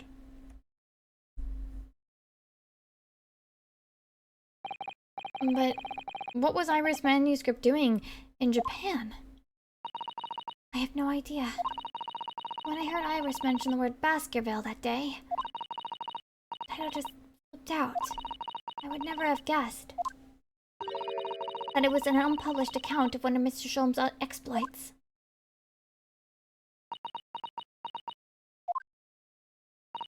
When I returned to Japan, I asked Father to explain, but he refused to answer any of my questions. There was no sign of the big box in his office.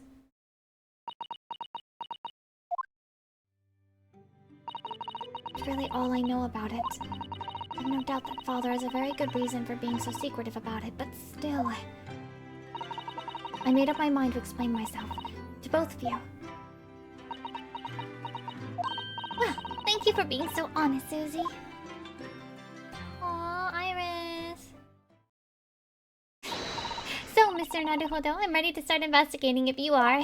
I've committed every detail about the case to memory. And Iris has told me about the disturbing happenings at the Waxwork Museum as well. You're fully abreast of the situation already, Mrs. Sato. I'd expect nothing less, to be honest. I would think that our first port of call should be to investigate this Mr. Drubber, the engineer responsible for building the elaborate machine that was used to effect this extraordinary trick. Yes, a conjurer of sorts by the sound of it, well known in the fields of science and magic. Then, we need to go and arrest him. Well, yeah. You must know the truth behind this case, so I agree, we really do need to find the man. It sounds like it's a case of tracking someone down. Which is a job for the police. Or a great detective. Are we supposed to guess who she might be thinking of? We don't have much time, so we need to get started straight away, I think. Good idea. Well, best of luck then. Oh, you're not coming today? I'm going to Brixton Road shortly for the herb market. But let me know later how you got on, won't you? Cute. That was a little abrupt. The pull of the herb market must be strong.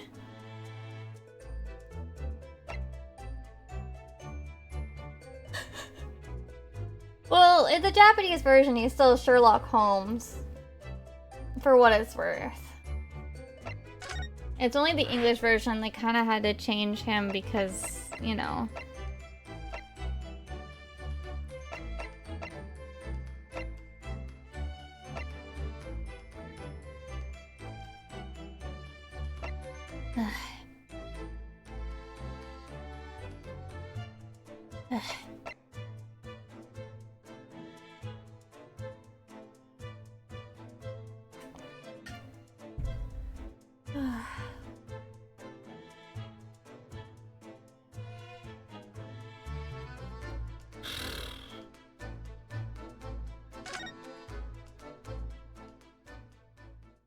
I don't know, my stomach feels weird.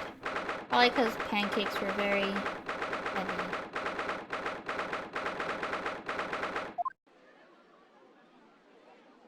Puppy!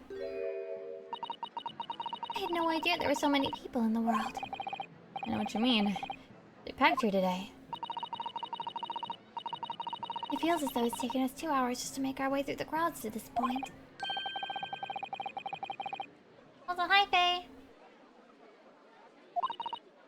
Gosh, I do wish I had your absence of mind sometimes, Mr. Naruto. Alright, I'm gonna rest my voice. I'm gonna not read as much out loud. Sorry.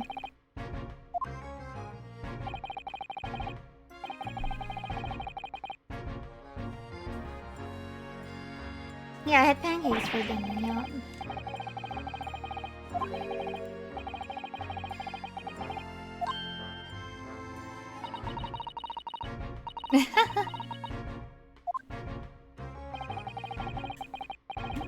Is it a police puppy?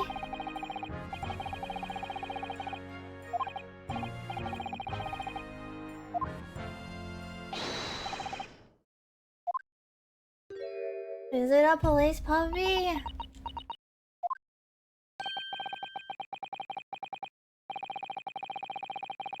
He's then training.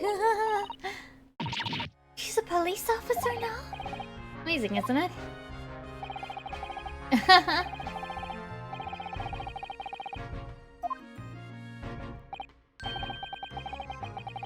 Aww. He's being transferred. What? No.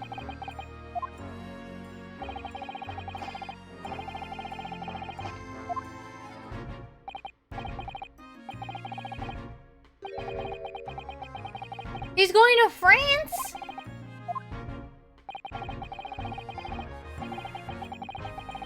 How did Huh? How did that work?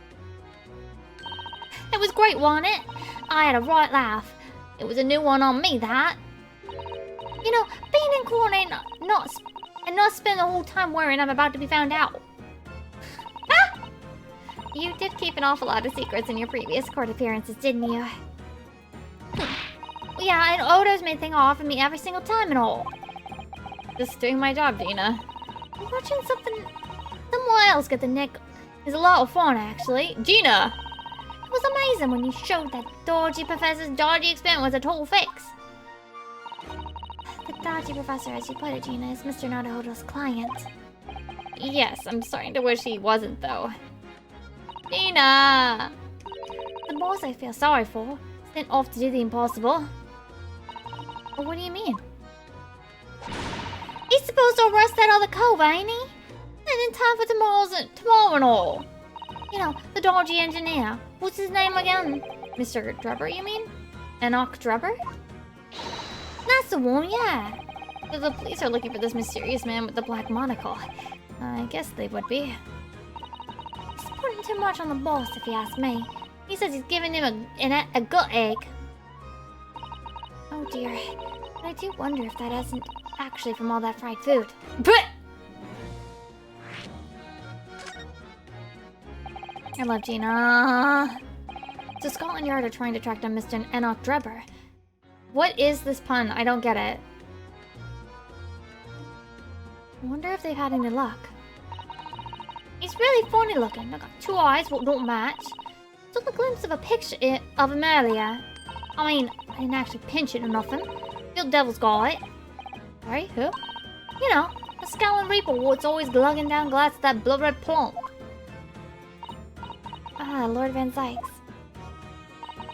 He's always had it in for me, that cove. No Woodsy's always scowling about mine. Probably would have been pretty good boss as it goes. She'd rather be the Reaper's apprentice than a detective's trainee? The way I see it. But the choice is between a chip-guzzling detective and a chalice-lugging demigod. You're equally bad off with both. Suppose you're right. I hadn't thought of it like that. Glad we put that one to bed. Anyway, the point is, everyone at the yard's dead set on finding the fish engineer.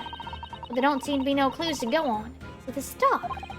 There's nothing that can lead us to Drebber at all?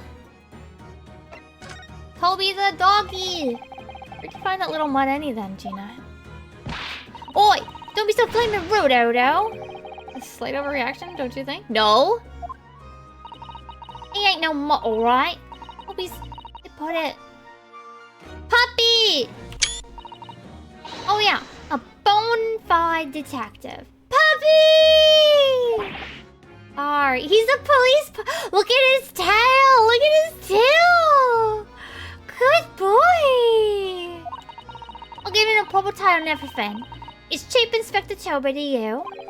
More senior than Inspector Gregson, is he? Oh, look at him! Oh, so he's a police dog, is he? The police recruit dogs now? I've heard that they've already been used officially in Germany as part of their city policing. They're used for chasing criminals and such like. They have a wonderful sense of smell, after all. I have a fairly good sense of smell myself, as it happens. I can tell undergarments that have been... New Nosuke? Must we?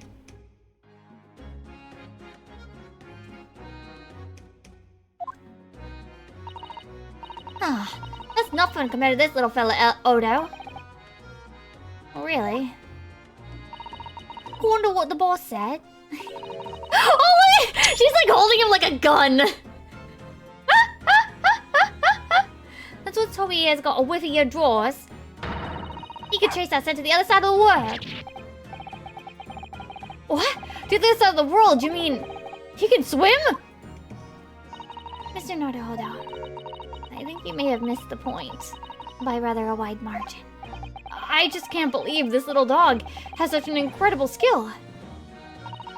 I'm telling you, Odo, there's gonna be more and more dogs doing that bit for police in the future. Yes, I agree. Right? One of these days they'll be barking orders as us lot, not the other way around. Oh dear. Sorry, Gina. I don't think I agree with your vision quite that much. Well, anyway, what do you think about it? Toby is Britain's first police dog. Isn't that right, boy? Oh, yes, you are. I found him down the East End the other day. Someone had just chucked him on the street.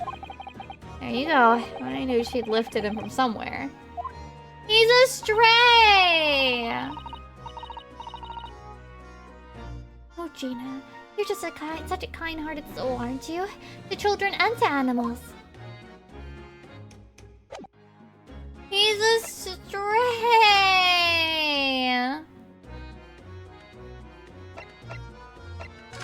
Oh. Who the fuck?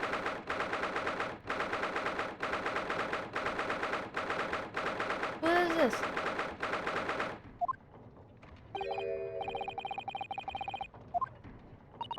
I wonder. I've never seen her before.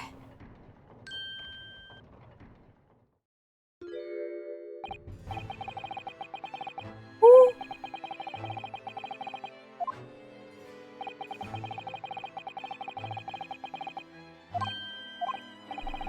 You mean because of Professor Harebrain's experiment? STEM science being demonstrated at London's Great Exhibition.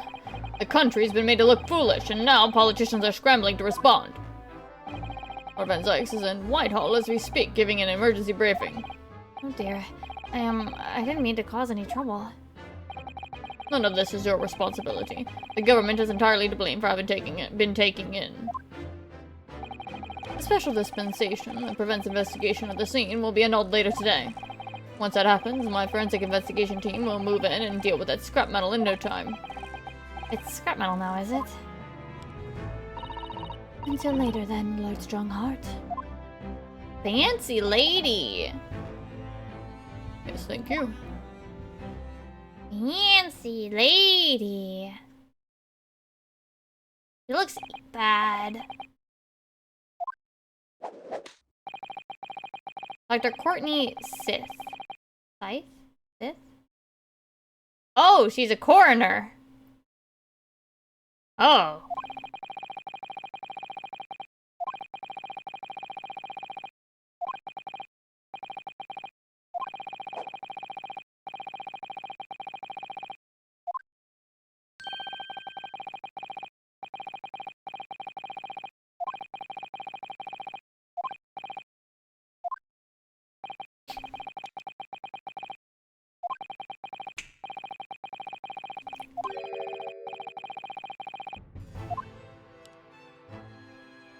Look, she actually looks bad. I was actually saying she looks bad.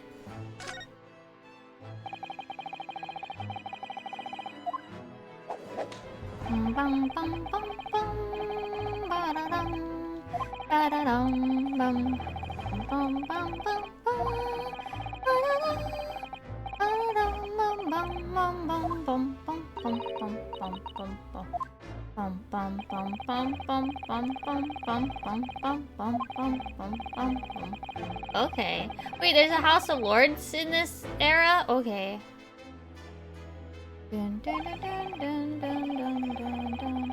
Is that still a thing? I don't know government anything.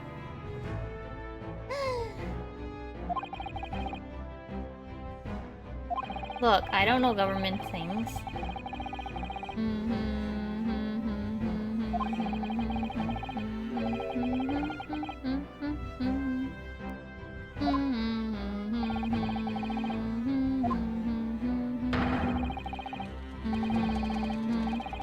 And our future, look at those eyes and those birds. Reliable coroner? Wait, they have their own sauce, like, that you put on food sauce? Or, like, are you talking about different sauce?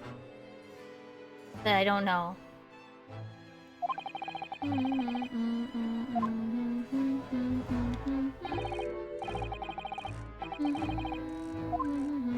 Damn, why?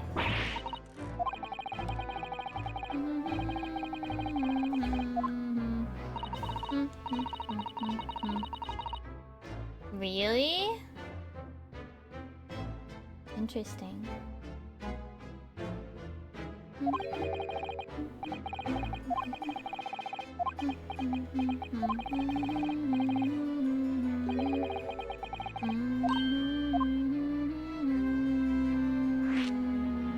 You know, while we're going through all this part, since I'm not reading as much, I'm gonna go get some goldfish. I want some goldfish. Be right back. I'll be right back.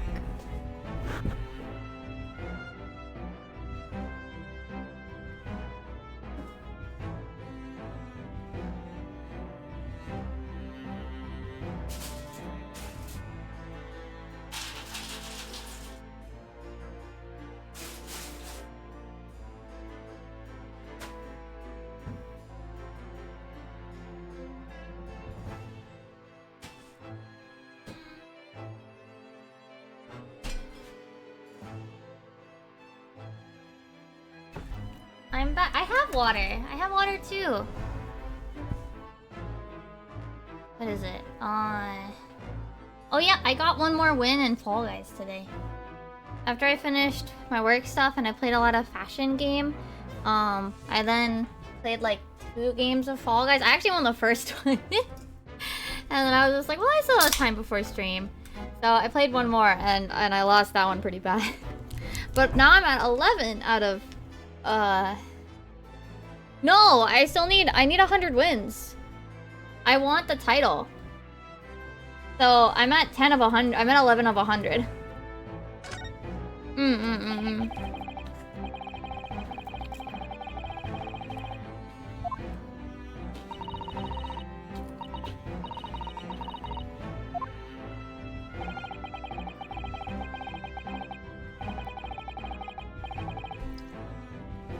So yeah, I'm done with the items, but I want the title, so I have to keep going.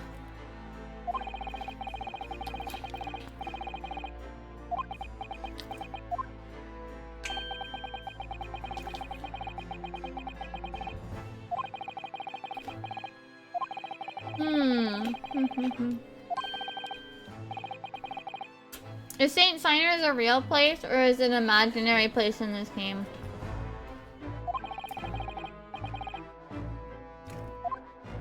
Is that a real hospital?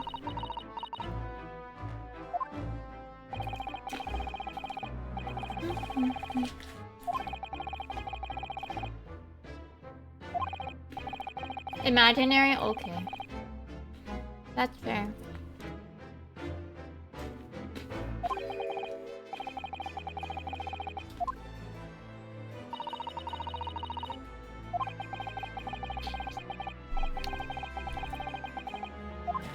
Damn, she didn't know her dad for like 6 years. Damn. Oh.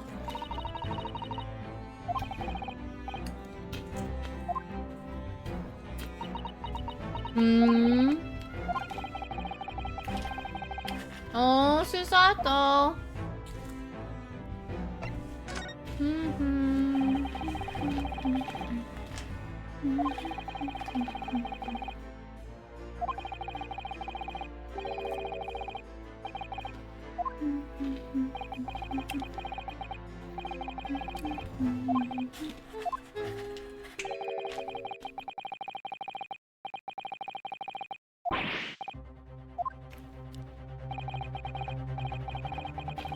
Clean fans like was murdered. Yeah.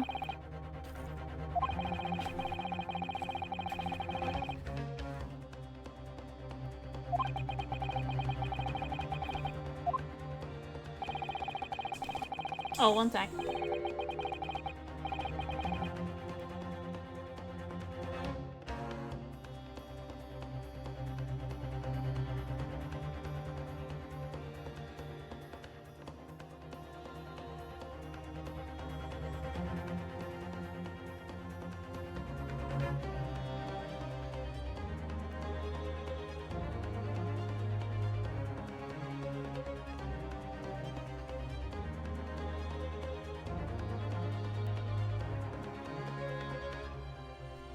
I'm back. A ghost of his dead brother. Oh no. We have more ghosts. How many ghosts do we got in this story? I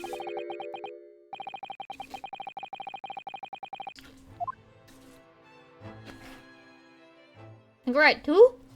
2 ghosts?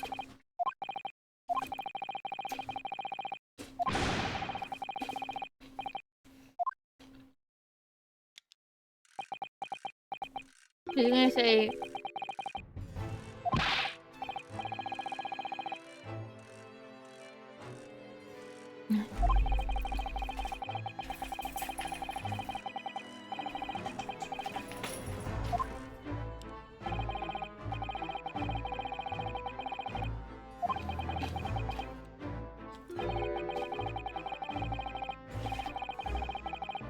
Oh, we can look at it again.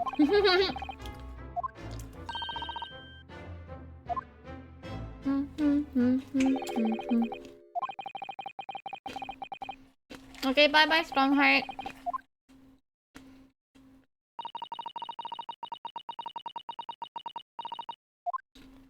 I still think he's pretty suspicious.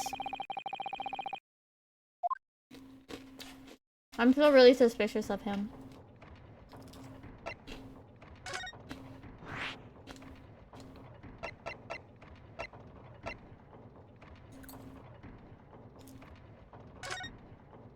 I'm like really, really suspicious of him. Whoa, this is spooky looking.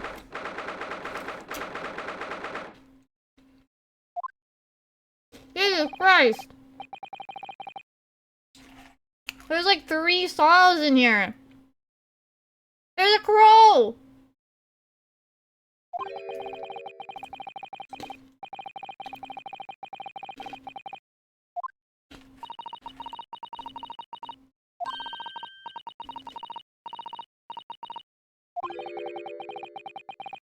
Sightseeing.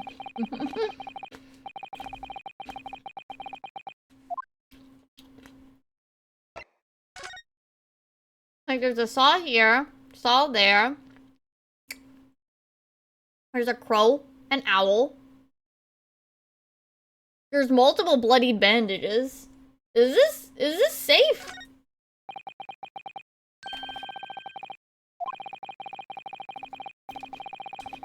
He's just paying attention to the case.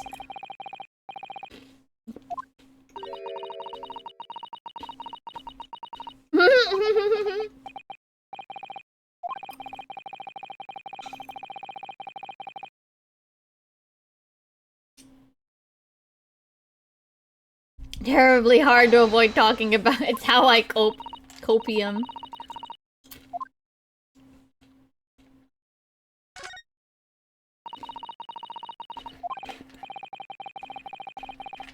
I don't think they're real Ryunosuke. Yeah.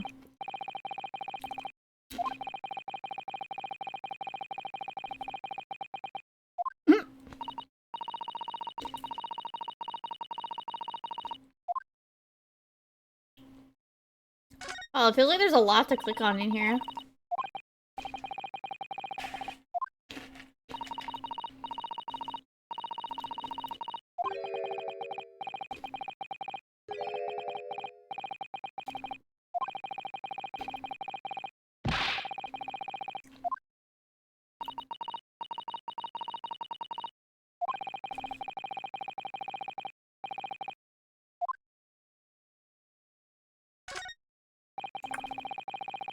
Oh my god, there's so much to click.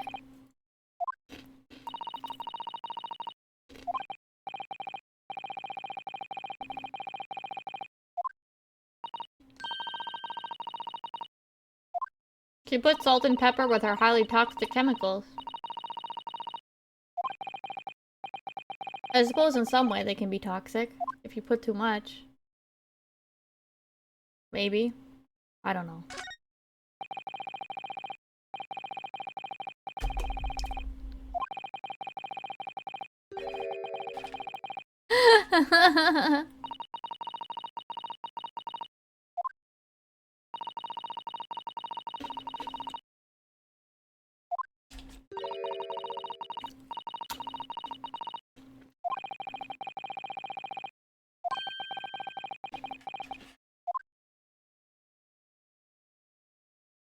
Where is more thing to click?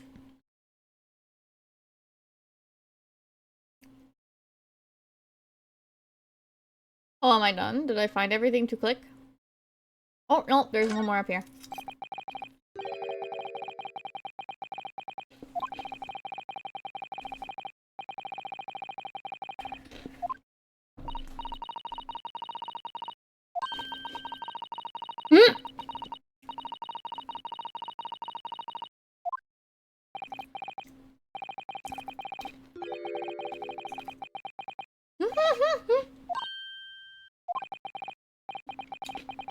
They're fruit liquors or umeboshi.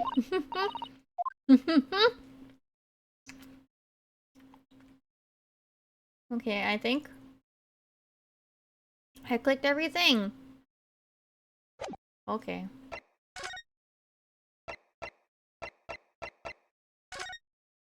Now we're allowed to examine anyway, so.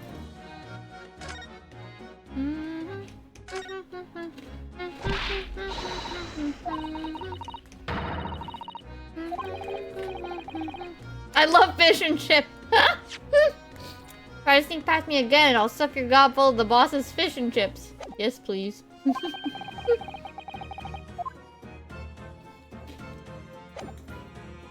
Wait. He gave us permission. Okay, I had to talk to her first.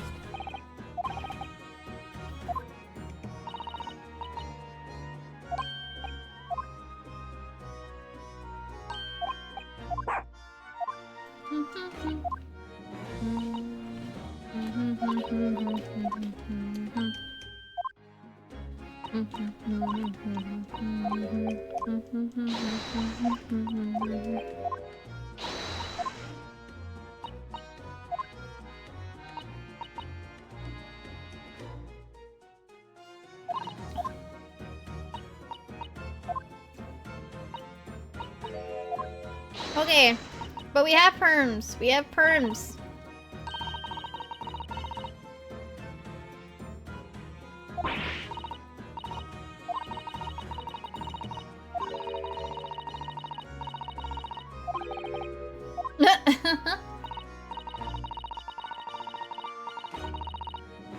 As long as we touch nothing.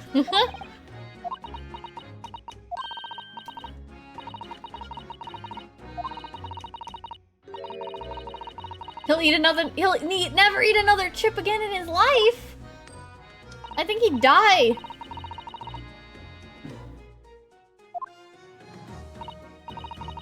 I think Gregson would die.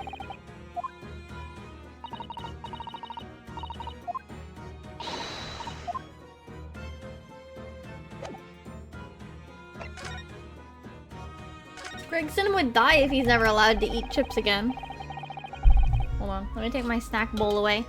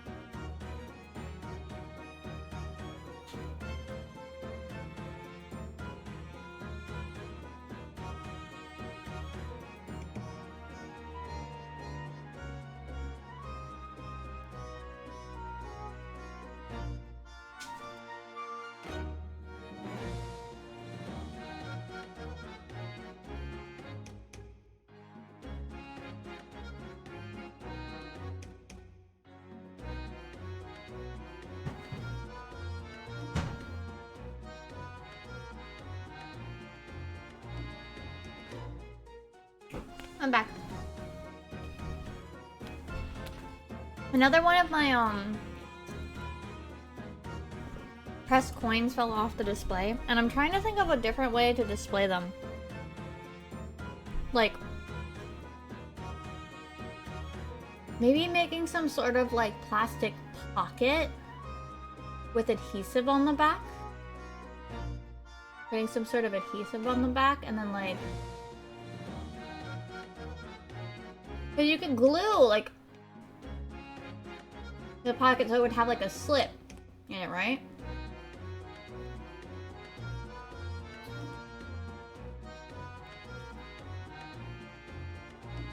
It being a pocket would mean that it wouldn't fall off.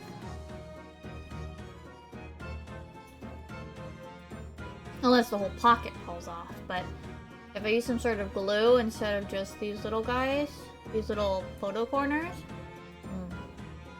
the thing is, I would have to make them out of, like, plastic and stuff.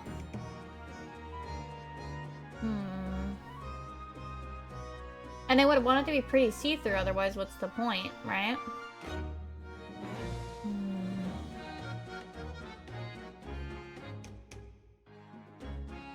Technically, I could also, like, melt them.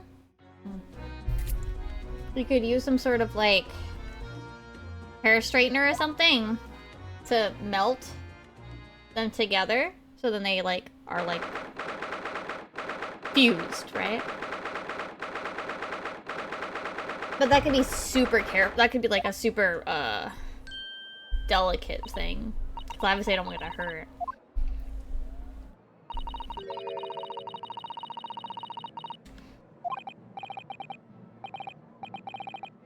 Let me actually write that down as a plan.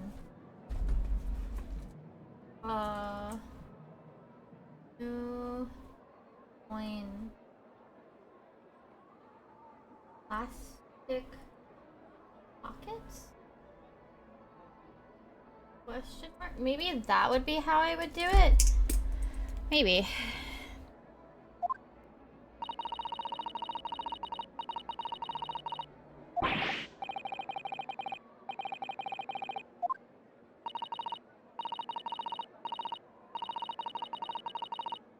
The scale of this whole affair is so very British. You'd never see just grand deception in Japan. Ah, that's glorious. Oh, Van Zykes!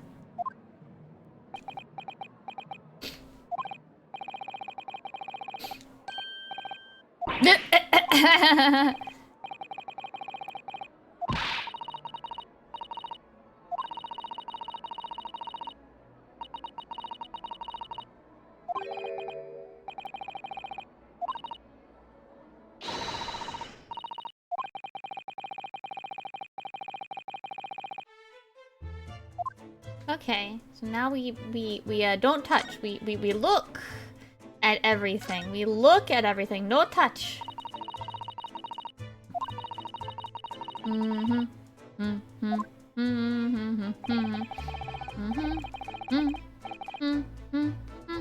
Oh, these have hinges on them. They definitely open down. Yeah.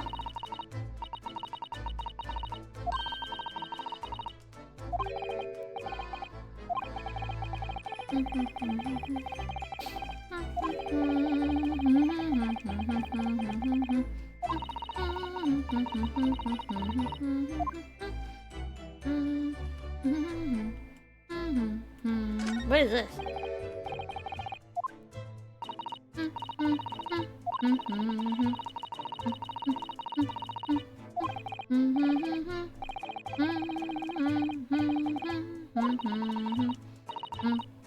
Japanese cypress?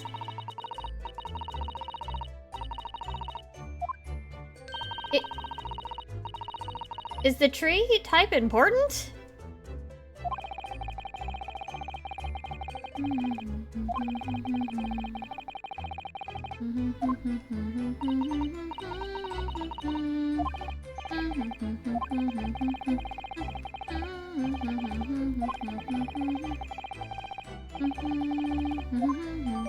Oh.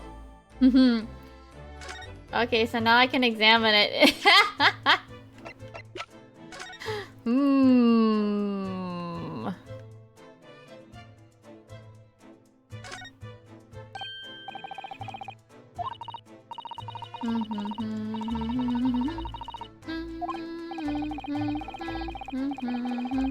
But it looks more like it's...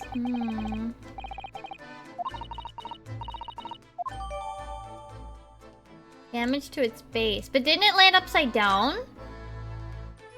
In theory? Like, it landed upside down in theory, right? Because he snapped his neck.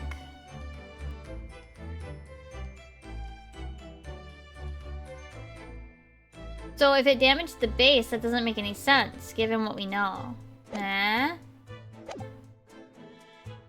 I'm big brain. I'm big brain.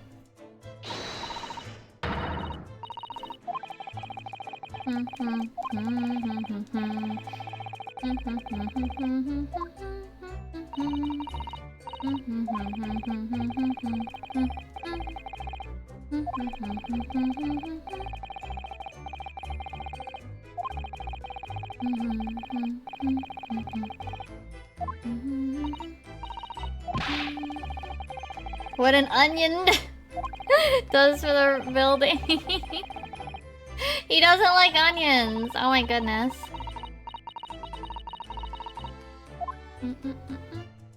Does anybody actually know why? Which country is it? Makes onion, like, bulb-shaped roofs? What's the reasoning for it? I don't actually know. Does anyone know?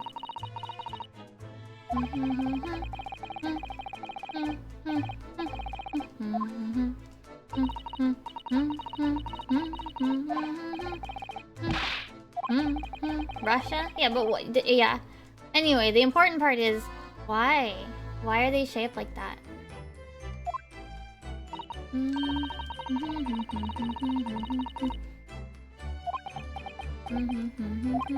Was there a reason?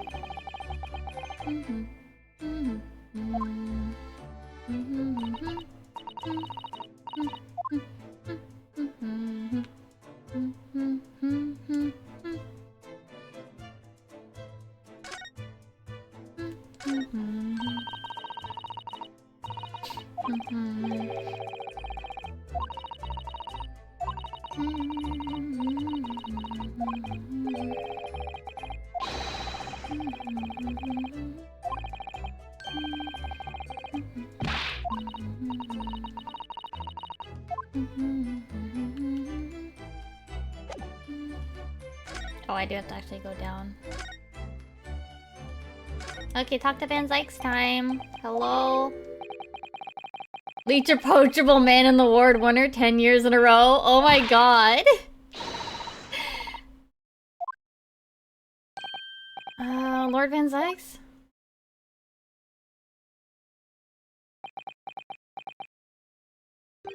What?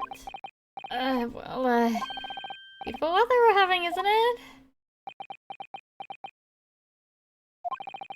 I thought I was making it quite clear that I didn't want to be disturbed.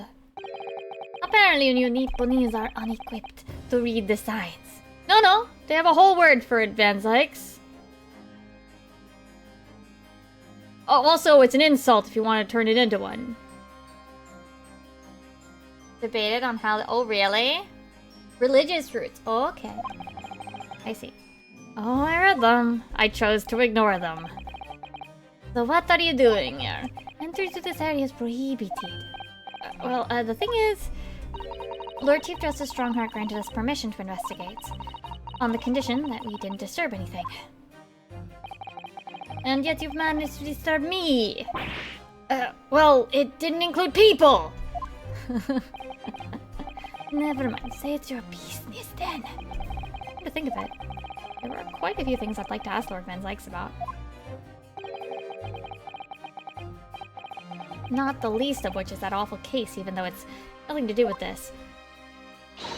Ask away, Mr. Naruhodo. You won't know unless you try.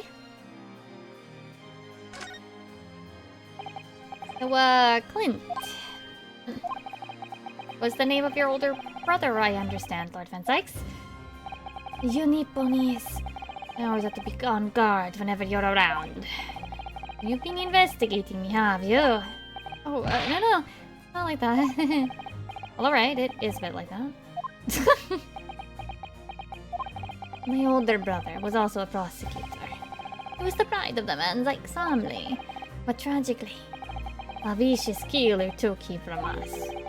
The professor, you mean?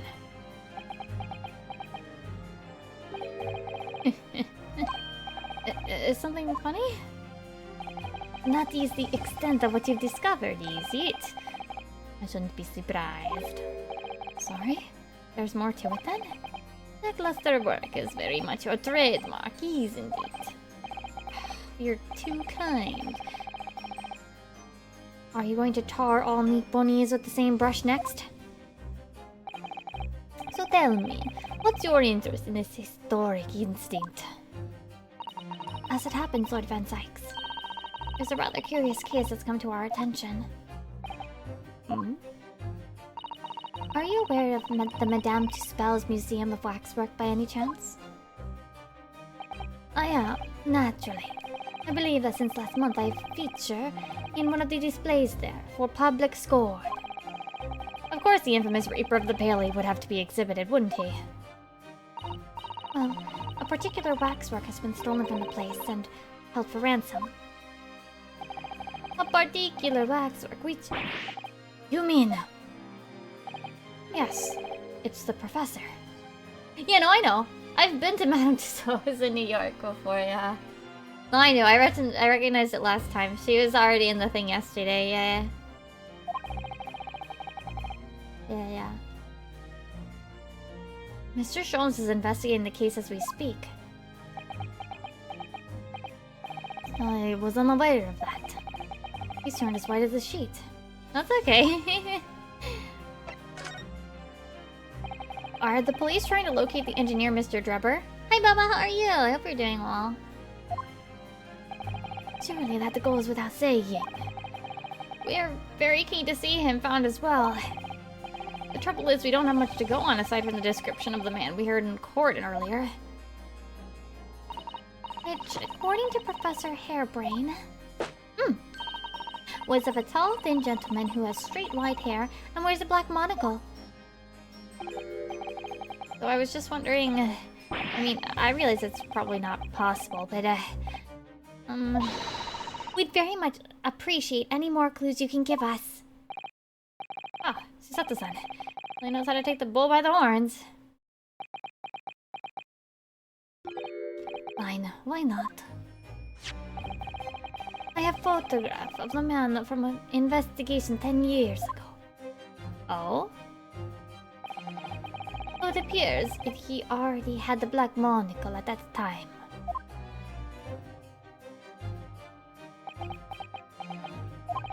What? Oh, nothing. I was just surprised that you shared that with us. We'll need the man's testimony in court tomorrow, which means we have to do everything we possibly can to track him down in the short time available. Why wouldn't I show you the photograph? I don't know. What is it about Lord Van Zykes? Sometimes I just can't work him out at all.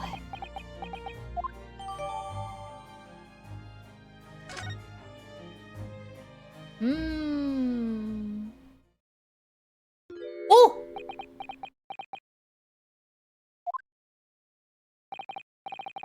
The file I requested for the trial tomorrow. Thank you.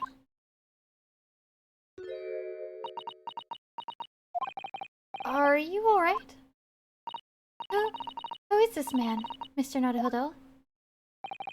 Lord Van Zyk's apprentice, apparently. I'm not the only one. Sato-san can see it too.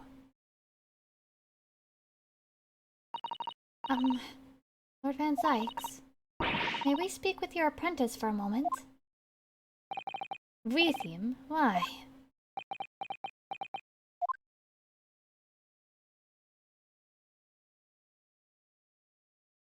Oh! Kazuma-sama! What?!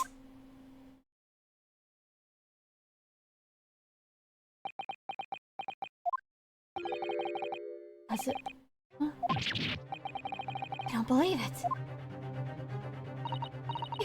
Your posture, presence. It can only be... It's you, isn't it, Kazuma-sama?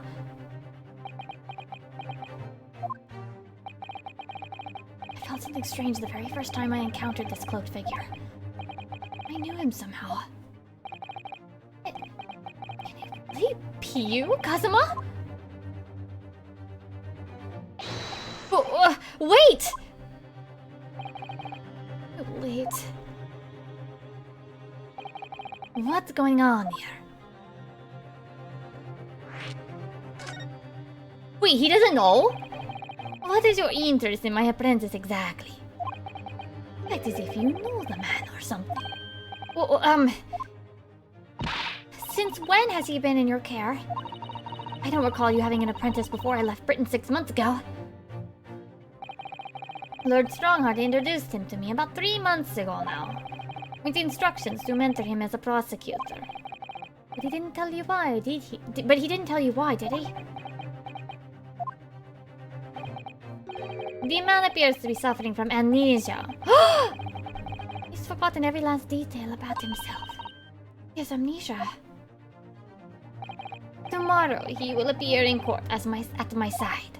But he's to serve as my judicial assistant on Lord Strongheart's orders. Being thus. Now then, unless I'm much mistaken, I believe this conversation has run its course. Oh, yes, thank you. Definitely saw a reaction there. When Susato-san called out like that, it really seemed to hit a nerve. When she called out Kazuma-sama.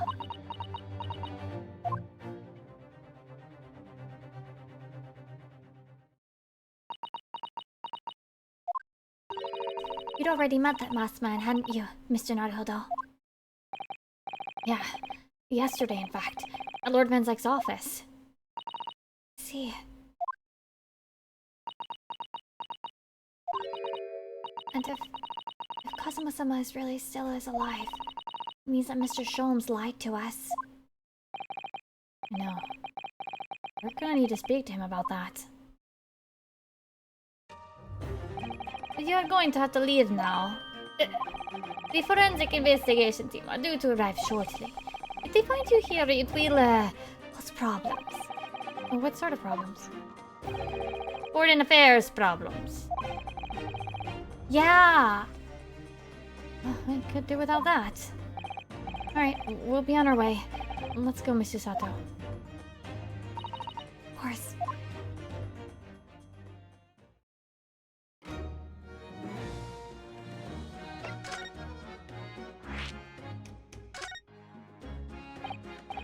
Gina? We're actually hoping that we can investigate the scene again. I just want to see what the Dever text is.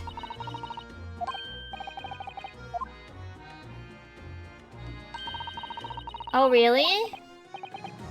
I see.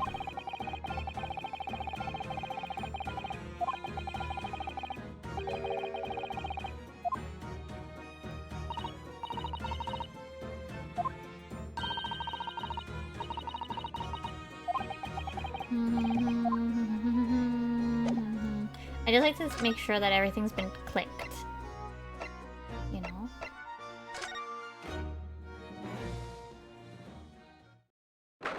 Oh! Something happens here, okay. My, no wonder it's called the House of Horrors.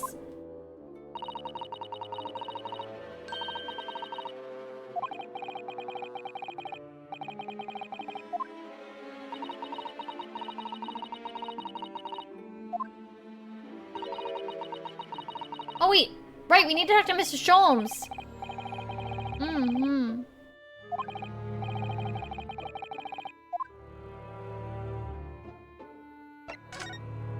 Forgot we needed to talk to Mr. Sholmes.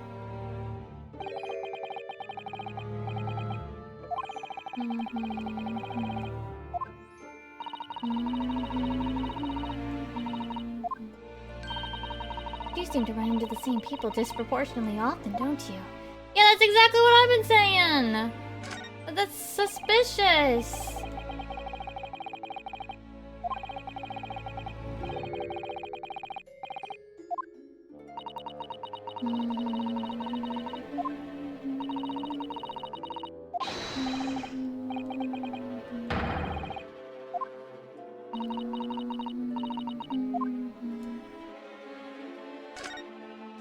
I've been saying this whole time, that it's suspicious that, like...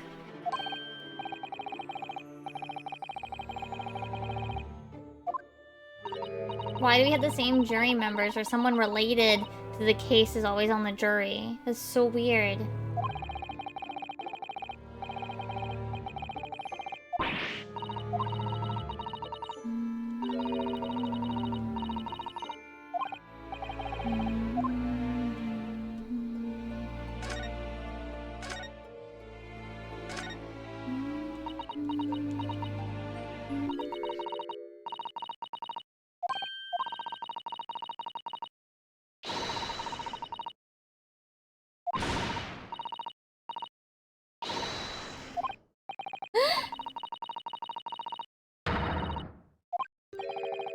Oh my gosh, we got so many Susato attacks.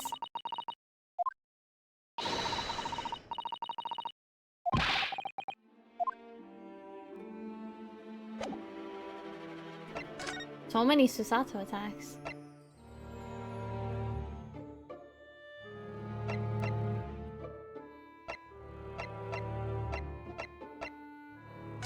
Okay, is she here yet? No.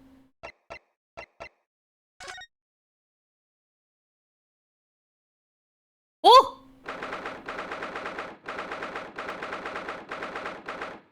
Is he okay? Who let him have chalk? What is he doing? Oh my! The whole wall of his cell is covered in mathematical equations. And he's still writing more now. Professor! Sorry to interrupt. Oh, Mr. Naruhodo! And who is this young lady? My name is Susato Mikotoba. I'm Mr. Naruhodo's judicial assistant. It's a pleasure to meet you, Professor. Oh, if only I'd met a refined young woman like you sooner. None of this would have happened. What is he implying? No, that's not logical. That makes no sense at all. Oh dear, I'm sorry if my presence here upsets you. I owe you an apology too, Professor. I didn't manage to deliver what I promised you I would in court this morning. Oh no. The whole thing, the whole miserable affair. It all happened because I've been such a complete and utter clot. Professor Harebrain? What have you been working on in your cell? Oh, you mean that? Oh dear, how embarrassing. I was suddenly struck by an idea, you see, and I simply had to write it down. The was all I had on hand. Oh, is it some like hypothesis? Something to surpass super high voltage instantaneous kinesis, maybe? No, actually, this, is my autobiography. Huh? How? How I was diddled and fiddled by Albert Harebrain. I felt I can represent my odd fortunes with only odd numbers and an ambitious set of simultaneous equations. Really? I'm going to have to pay back all the loans I took for the kinesis machine, you see. So it's going to be a new serial publication for the next month. Part 1, an odd birth, an odd upbringing. You can't beat the man's optimism, that's for sure. I see, well, for now, would you mind if we talked a little more about the case? Oh, yes, of course. I've been working through the numbers. I was diddled, I was fiddled by the pair of them. By Asmon, and by that aloof engineered rubber. We're not going to have to sit through another explanation of all these equations, are we?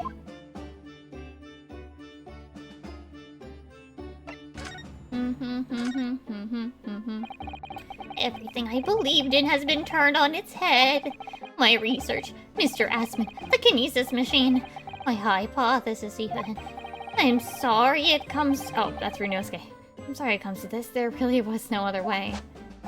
No, it's not your fault. I wanted to protect my work, but in the end, there was nothing worth protecting. It was never my intention to deceive anyone. I didn't want to trick the public. Oh, poor dude. No, of course you didn't. And what did he realize? Without knowing it, you've still done something wrong. Huh.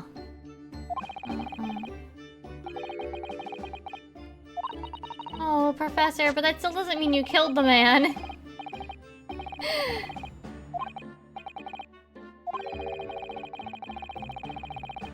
That doesn't mean you killed the man.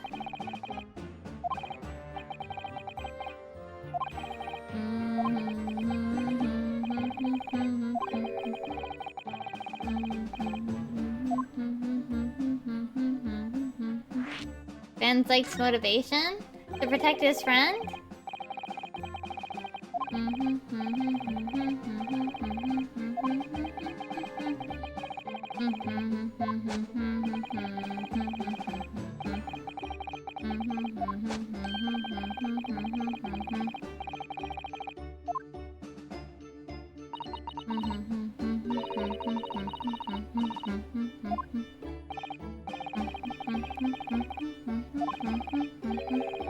Aww.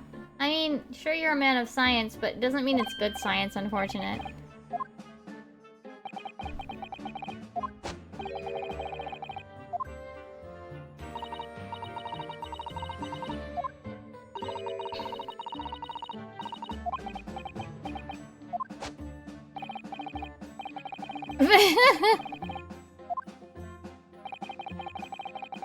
Dun, dun, dun, dun, dun, dun, dun, dun.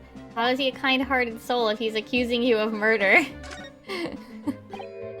Yeah, okay.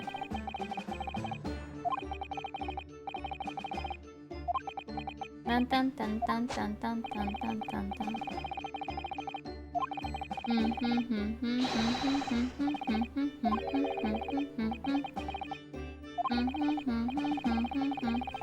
A mass criminal network, yeah. You know, you should do your research, proper research into people too.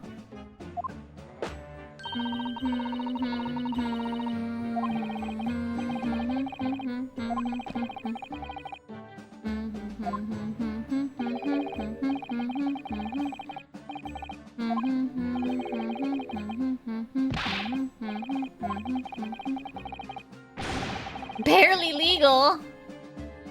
Oh my goodness.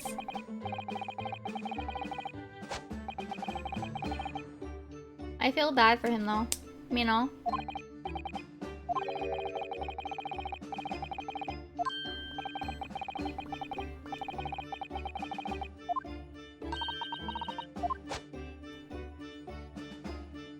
The Drebber the engineer. What if he's all three, Yunosuke?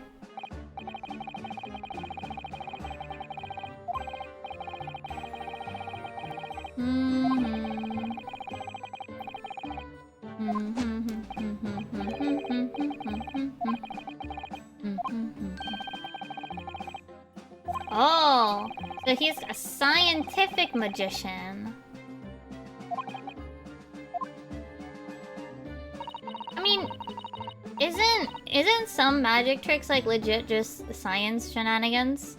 Some of it's psychological shenanigans, right? Like people related, like brain stuff, like tricking people into paying attention to one thing when something else. But sometimes magic is just science, like actual science. Involves a lot of it, so it makes sense that he would know both.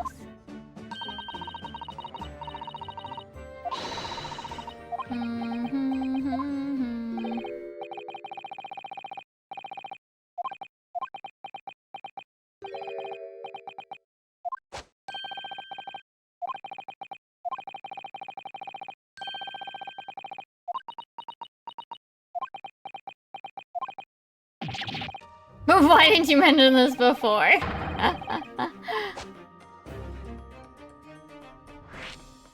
This guy is not so bright. Sometimes.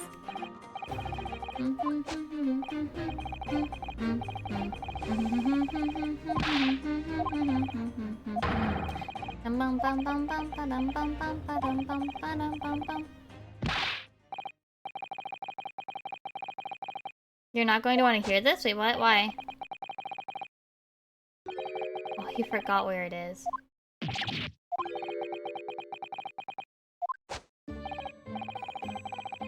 He was blindfolded in the carriage the entire way there? What?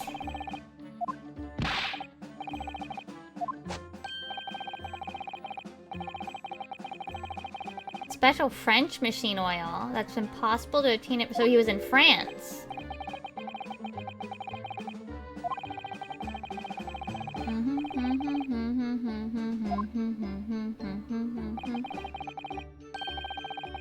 You did machine for your next birthday? I've never used any kind of perfume. Though. French oil is snails, it really? I do not know, so that is a legit question.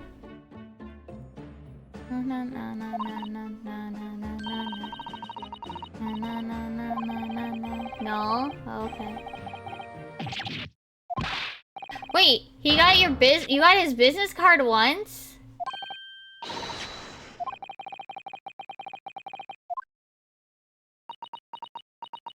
It doesn't have an address on it, I'm sure.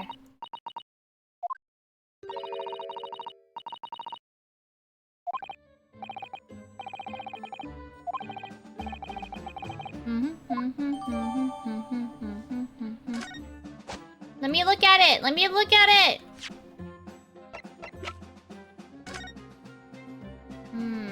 There's some symbols on it though. Ooh!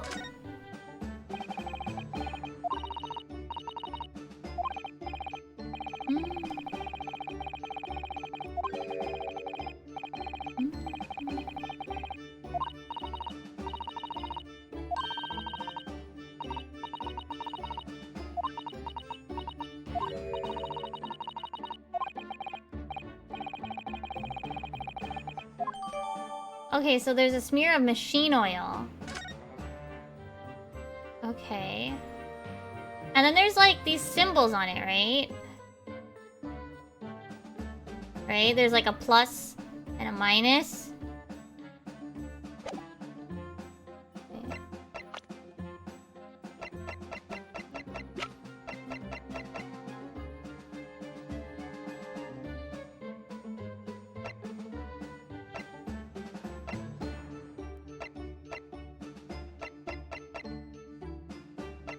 Okay.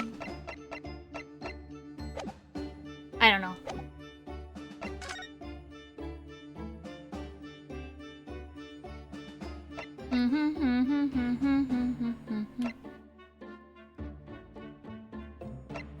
Um.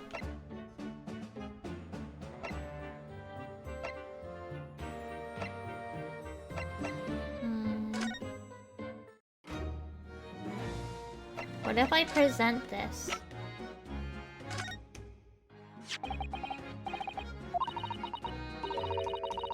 Oh, right, you can't read. I only know A to E. A, B, C, D, E. I only know those 5 letters, guys.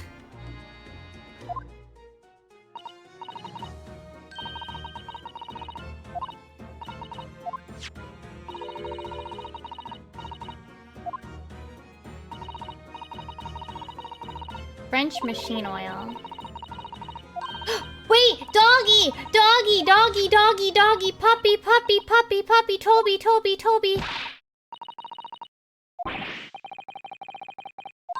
Puppy! Puppy! Fire the puppy gun!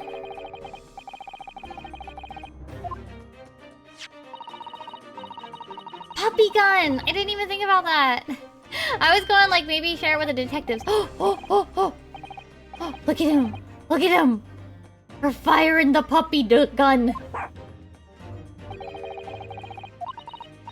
So you mean if he follows the scent of this all, Toby could lead us to that dodgy cove's workshop? That's right. That's exactly what we were hoping. Sure. Alright, then we'll give it a go. I'll just borrow that. What? Wait. When did you... Once a pickpocket, always a pickpocket. If I can lead everyone to that Drebber's workshop, I'll be the boss's boss for next week. Oh, yes, Gina. I'm sure you'll be promoted. Poor Gregson. Puppy gun, let's go! Puppy. Right then, Odo, leave it to me. Sorry? We're gonna get going after that dodgy engineer cove right this minute. Oh, but hang on. Someone's supposed to be on guard duty here all the time. I'm afraid we can't help. We need to get on with our investigation as well. Gina? Oh, right. Oh well, never mind. That ain't gonna be me. What gets it in the net? It'll be the boss. Poor Gregson again. Righty, Toby. Got that horse now, have we? Morning, boy. See you later. I do hope the scent of that oil leads them to that swindler's workshop. Yes, I hope so too. Ideally before the dog swims across the channel to France. That's possible too. Can I go here now?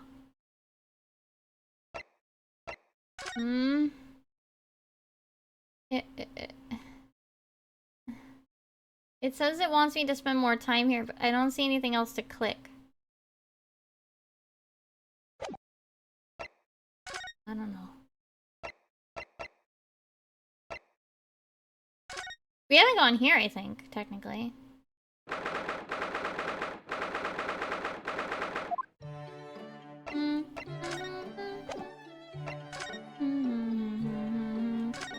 Is Iris here?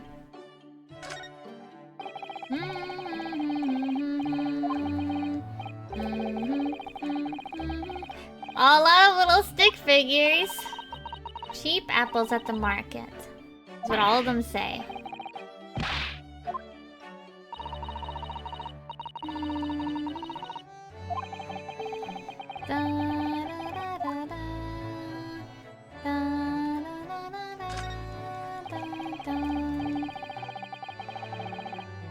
Okay, so where am I supposed to go then?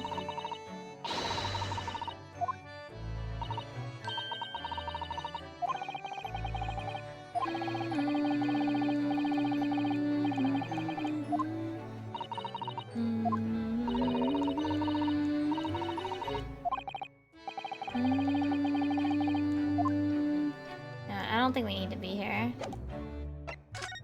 Maybe... Let me just check some stuff. Presenting.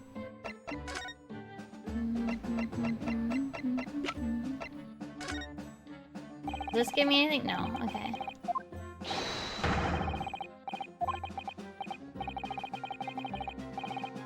Wait.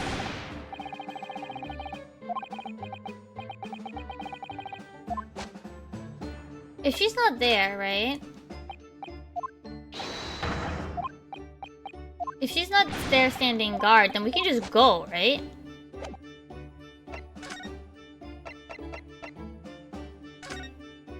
Right?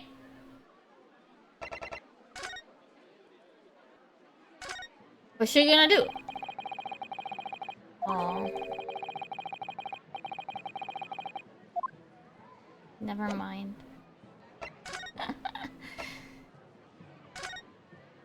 He's still not here, right? No. Okay.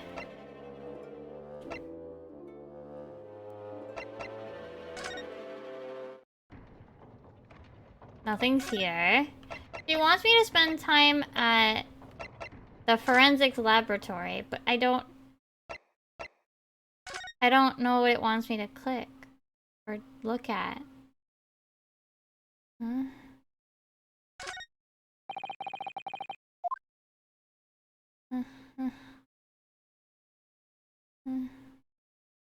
I don't see anything new to click.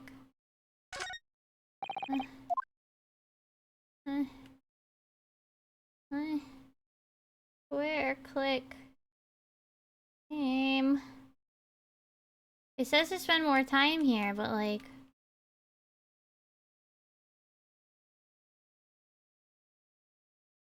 I don't see anything. That's been done.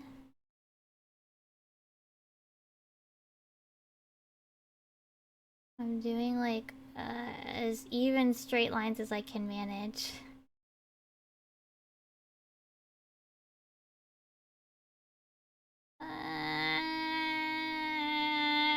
What am I supposed to be looking at?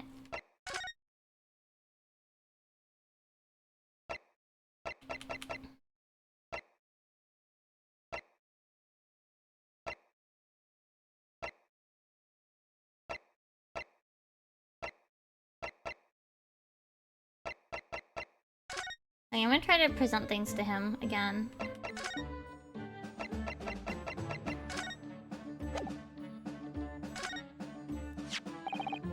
Oh, okay, okay. His screwdriver. Okay.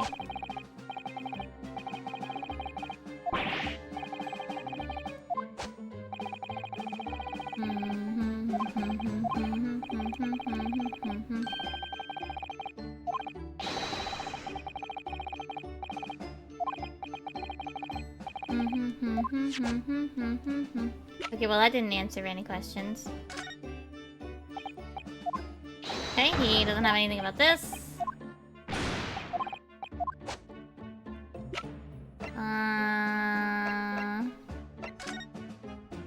Nothing about this.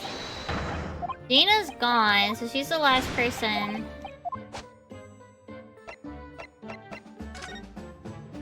Oh, okay. Okay.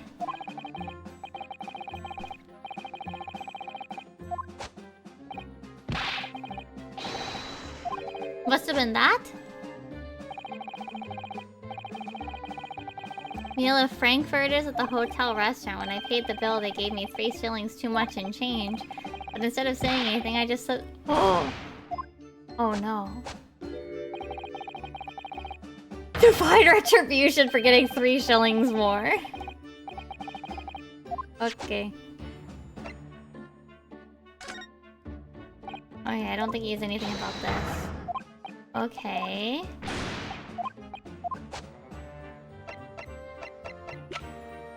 Okay, I don't think he has anything important. Maybe something here. Maybe something I'm supposed to click here. Oh. No, I thought I clicked on everything. And they're not gonna let me up here. Okay, what is this?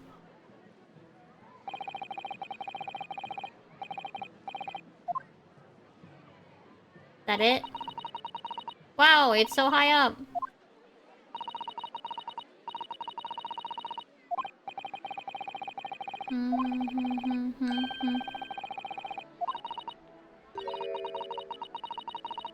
You should exercise more. Okay, well, that's something I could click on, but I don't think that's... What does it want me to do here? I legitimately don't know what does it want me to do here?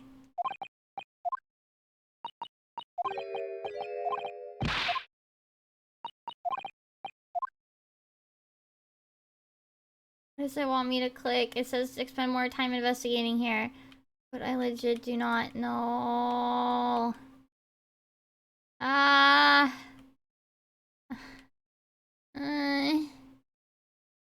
actually have no idea, and I don't want to look it up, but like, I partially want to look it up because, like, I'm confused. Oh. Never mind, I found it.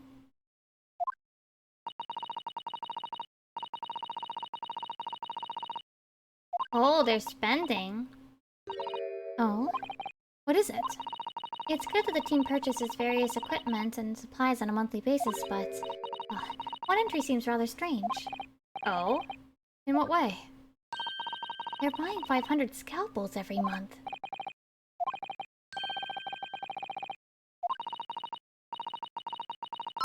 Oh! Yuri-chan, thank you for the raid. Let me give you a shout out.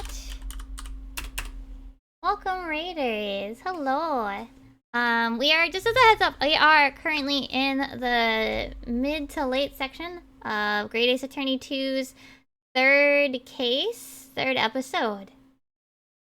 But yeah, right now we're playing Great Ace Attorney. What else? Play 14, do art. Tomorrow will be art day. Yeah. We're trying to get all of the information we need to solve the case. I hope your stream went well. Does your recently streamed categories include... Oh, were you playing Suika game? That's like the one that's listed at the beginning, so I am guessing. But if you need to get any, what is it? If you need to get any post-stream things, done, feel free to take it easy and head on out. But thank you very much for bringing your community here. We'll be pretty comfy and chill for a little while. Yes, yes. Hopefully more than a little while. Okay, let's see. Scalpel blades can be sharpened too. It does seem a bit strange, you're right. 500 scalpels a month. What could they possibly be using all of them for? Okay, finally! What are you doing?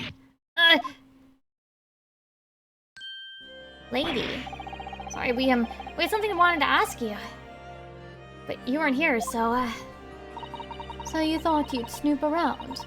It's acceptable to you people from the East, is it? No. What do you want? Lord Strongheart told us, you see, that it was you who examined the victim's body. Mr. Assman's body, I mean. Yeah, I don't read everything just because during the investigation, it can get kind of lengthy, but I do try to read most of it. So we came to ask you about your findings on Lord Strongheart's advice. Very well. If the Lord Chief Justice has given his consent, I'll tell you what our investigation revealed. He has really nice music. But when we're done, you leave immediately. Okay. Oh, you want to know what the forensic investigation team determined from its examination of the scene? Victim, Mr. Odiusman, who disappeared from the experimentation stage amid an explosion. Yeah. I know that with like games like these, especially when I start to do too many like, what would I say? Too many extreme voices? It's definitely a good idea to like cut back in a couple of spots. That's why usually during investigations, I might cut back a bit. But I try to do most of the courtroom, minus like when we're going through pressing testimonies, just to make sure that my voice doesn't get too tired. But it does make it more fun, I think. And the Mr. Assman, who appeared moments later, part way up the Crystal Tower, were without question one and the same person. That is the team's conclusion. But that can't be right. If it was an elaborate trick, we can only speculate about how it was carried out. I played Danganronpa. I played V3 actually on stream, but it was so long ago. It was like my V1 model, I think, actually, of my VTuber, my Live 2D V1 model. Yeah. I did DDLC as well. Well, they were a really long time ago. But yeah, there are definitely points where I'm like, okay, I have to like cut back. At least Danganronpa had all of the class trials like fully voiced, so I could rest my voice then. Or near fully voiced, at least, I think. Yeah. Let's see, if two people who look very similar to each other were involved, They could have made it appear as if one single person had switched places, couldn't they? Very true. But sadly, in this instance, that was not the case. The man who disappeared and the man who subsequently reappeared was the same person. The fingerprints at the scene make that quite evident. Ah, fingerprints. They're not yet officially recognized as forensic evidence in the British justice system. But one day, they will be used as an investigative aid as a matter of course. Wow, that's a smirk from this lady. Oh my goodness. oh my, but that would mean The instantaneous kinesis actually took place. so, where does that leave us? My team was tasked with investigating, not drawing conclusions. Instantaneous kinesis is impossible, and yet the body did move from one place to the other. I know how it happened. I know how it happened. This hasn't cleared anything up at all. It's made the whole thing even more of a mystery. Why would we have an entire Tussauds ripoff if it wasn't important? Oh my goodness! Mama, what is this? Where did she spring from?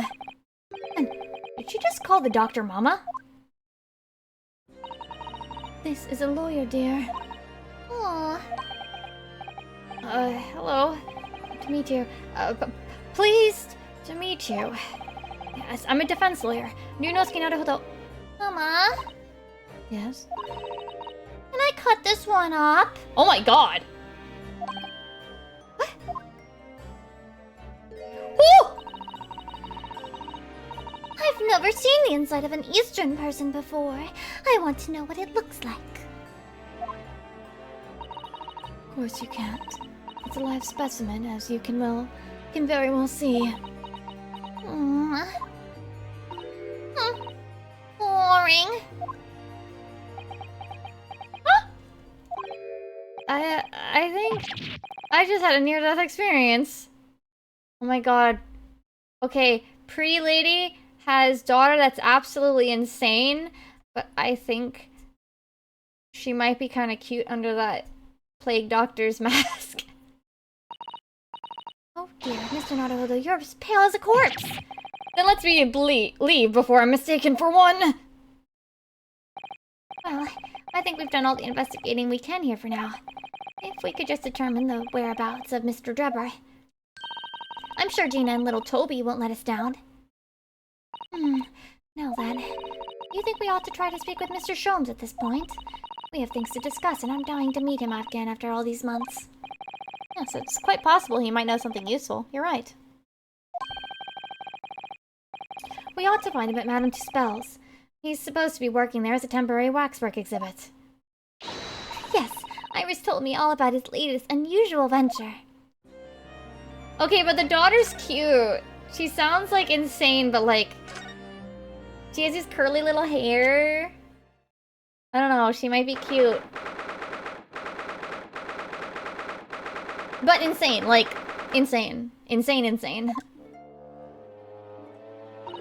Here we are again, at the House of Horrors. I'm afraid I haven't gotten used to the place yet. I'd feel like to turn on my heels and go straight home. Be at the confectionery, of course. Zato-san really is after something sweet today, isn't she? What's the matter? Look, Mr. Naruhodo! Look at that waxwork! I'm quite sure it wasn't there before. It's Sholmes. It looks exactly like Mr. Sholmes down to the very last detail. Aha! What is it? Oh, sorry. I think you'll find... that's a temporary waxwork himself. Are we gonna kick him? A friend of my dedicated employee. Oh, yes. Hello again. It's Ryunosuke. Ryunosuke Naruhodo. I must say, I'm quite spellbound by the great detective. He is a marvel. My precious waxwork is already back to where it belongs. You don't mean... But yes, the mystery is solved already. Ah, Mr. Sholmes can really engage his brain when he's hungry enough. As you can see, he has returned to his habitual duties. Yes. His habitual duties? Allures. Do not disturb.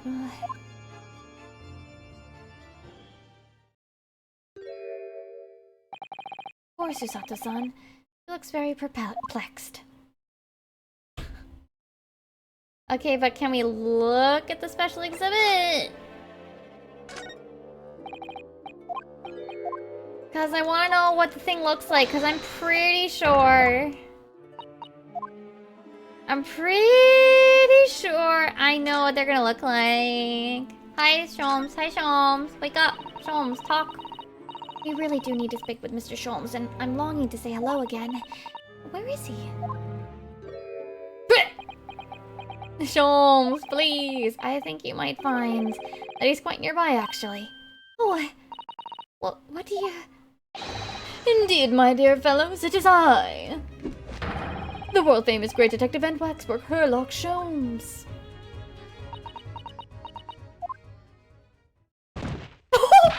Susato! She fainted! Oh my god! My most humble apologies. I thought I died and gone to eternal paradise for a moment. London. My dear madame, allow me to make amends by offering you a tasty free deduction at some point. As long as it's not of questionable street food quality. I don't understand. Why are you working at as a waxwork here, Mr. Sholmes? Merely a secret identity, you understand. Though the case is largely solved now. Largely solved? We're talking about the waxwork abduction, I presume? Indeed we are, my good fellow. As I predicted, it was as easy as proverbial pie. I confess I've yet to partake in a pie, proverbial or otherwise, or any food so far for today for that matter.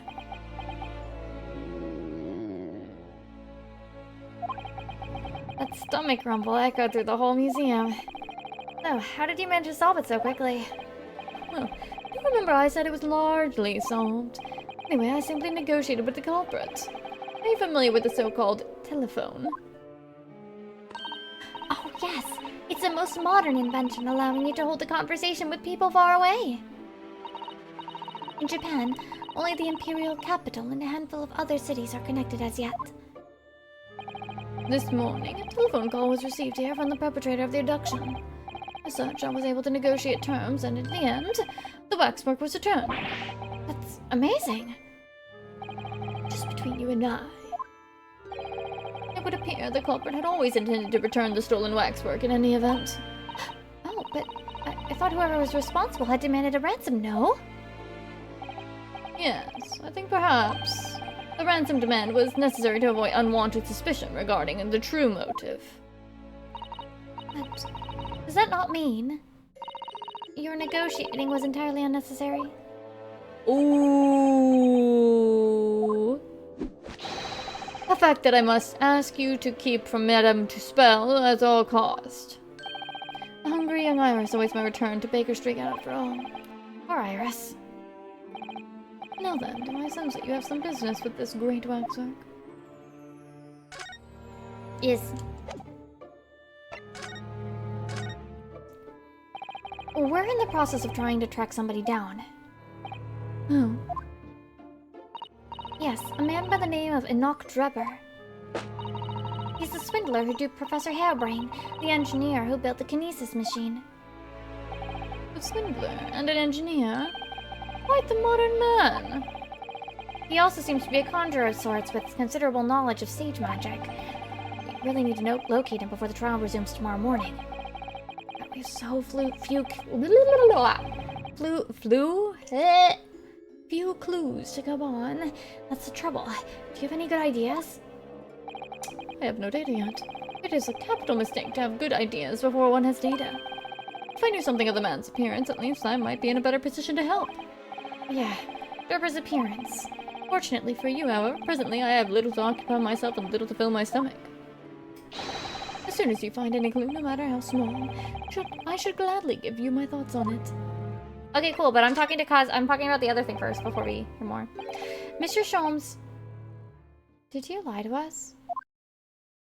My dear Mr. Naruto, stay that piercing stare. What is this about? Last winter, when we were first on our way to Britain aboard the steamship, your words were very clear. So then, let us unravel this mystery and discover what events led to this curious murder. You told us that it was murder, and you examined Kazuma-sama's body. Indeed, and wherein lies the problem? We met him earlier today. The victim, Kazuma Asogi. You're quite sure?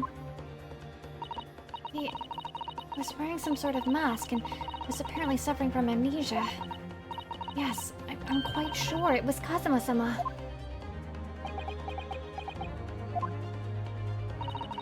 You must have known at the time, Mr. Sholmes, that he wasn't actually dead. Well, I can only assume I was swept up in the murderous atmosphere at the moment. But the fellow wasn't dead at all? Priceless! I don't suppose that performance wouldn't pass muster, would it, Mr. Naruto? Huh? I couldn't believe that the crewman present at the time made a mistake. Not you, Mr. Sholmes.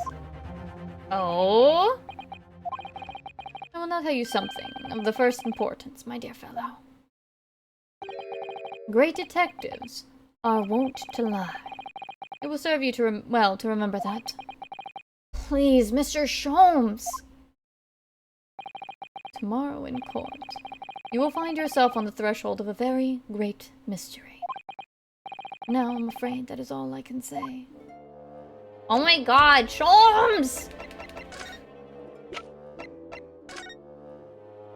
Mr. Sholmes, would you cast your eyes over this photographic print? It's of Mr. Enoch Drebber, the face of the engineer we seek. Well, All Englishmen look broadly the same, of course. But looking at the photograph won't be particularly instructive. Are you alright, Mr. Sholmes? Yes, forgive me. Very interesting, this. Very, very interesting indeed. What's wrong, Mr. Sholmes? You've turned quite pale all of a sudden. Oh, this is a false name, ain't it? I have a suggestion, Mr. Naruhodo. Will you indulge me? Oh, well, what is it? As I explained to you when you arrived, the missing waxwork has been returned, and I personally reinstalled it in the exhibit from which it was taken, behind those thick curtains. Oh, yes, the professor exhibit, isn't it? Would you like to see it for a mere 5 shillings? That's a special one-time only price, you understand. But the opportunity won't come again, I might add. Wouldn't you like to see the fruits of my labor? We do have a rather pressing investigation to carry out. Perhaps we could postpone? The price is a very reasonable 5 shillings. I think you'll find it's well worth it. You know, I wish you could just be honest about why. I'm pretty sure I know what. Wait. Where did that thing go? Where'd the other waxwork go? Where'd the other waxwork go? It's supposed to be here. Where'd it go? Where'd it go?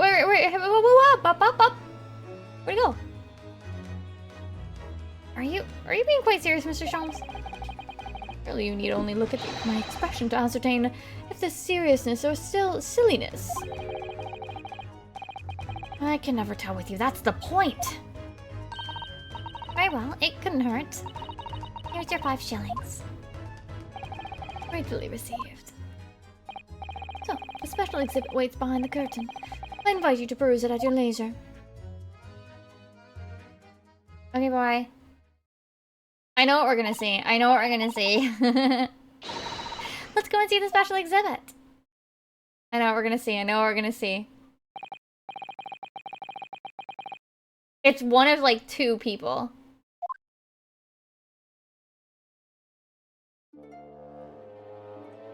Oh, he was just invisible on that cutscene. Okay, weird.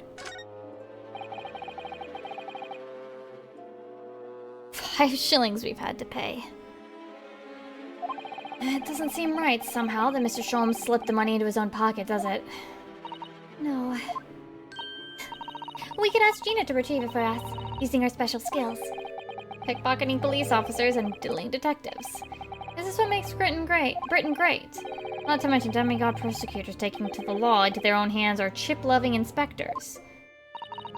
Inspector Gregson comes off rather well in that list, I think. Okay, so who is it gonna be? Who's the wax? Which one? Wait! Oh, okay. I was gonna be mad they were gonna hide it. Wait, why is the head gone? Oh dear. I felt a shiver run down my spine as soon as we walked in here.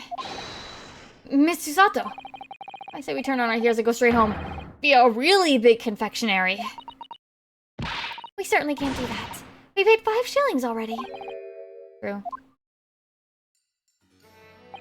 Actually, now I'm looking a little more closely. We paid good money to see an exhibit that's clearly incomplete. The nerve of the great diddling detective is far more terrifying than anything else in this place. that must be what Mr. Sholmes meant when he said the case was largely solved. Be that as it may, Mr. Sholmes heavily implied there'd be a clue about the engineer in here, didn't he? Where? Since we paid 5 shillings, let's do 5 shillings worth of investigation, shall we? Yes! We will get what we paid for. Is that fear or frustration that's making Susato-san's voice tremble? Ooh! Spooky little owl.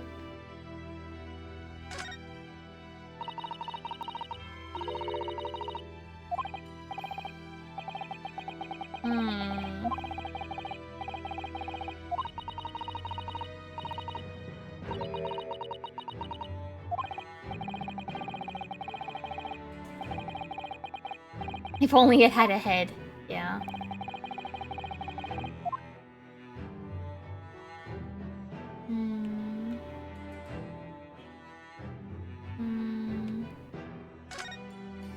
Okay.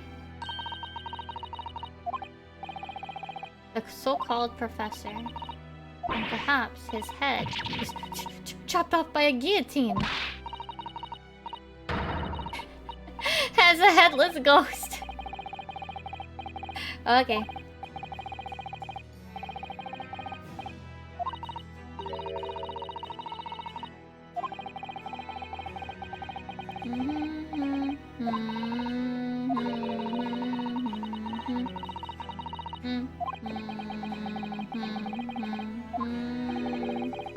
Could there have been some reason why only the head wasn't returned?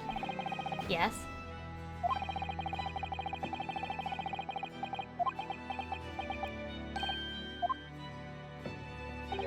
The fingers are fucked up. Yes!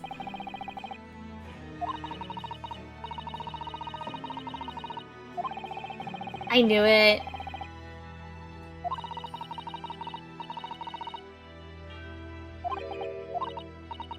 Perhaps, because the glass had to span a particularly wide area, such as a big building, for example.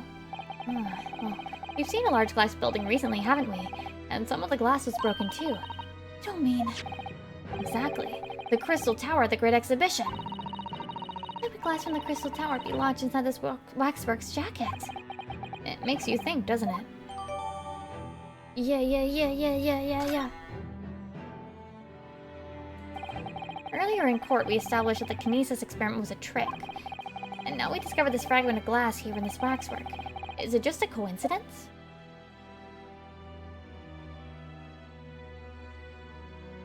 Is there anything else clickable here? I don't think so. Okay. And this part of the exhibit is just as disturbing as the rest. It looks so real. Seems to be a young man in a white overcoat. And he has a large shovel in his hand, too, look. Perhaps we should investigate a little more detail. Oh, turn him around! God. Oh my fucking god. Oh! They're cutting off his head!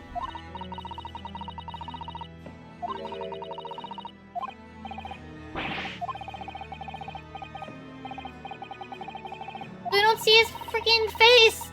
Ah.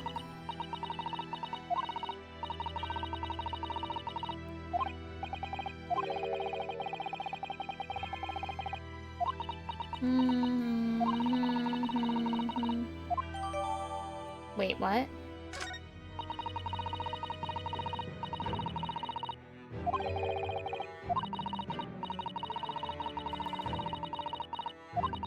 Wait, we're gonna get to see the face?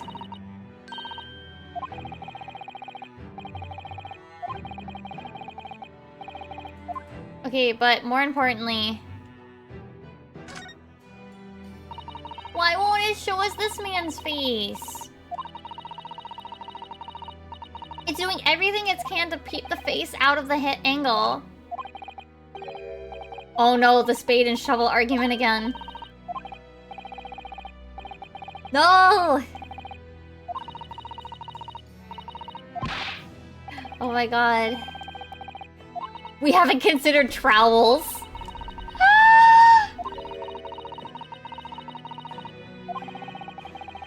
We're going to bury the stuff?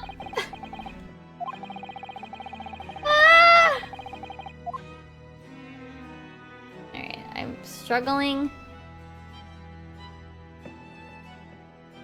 So I have to use like my mouse to... So you sometimes use my mouse to kind of angle this.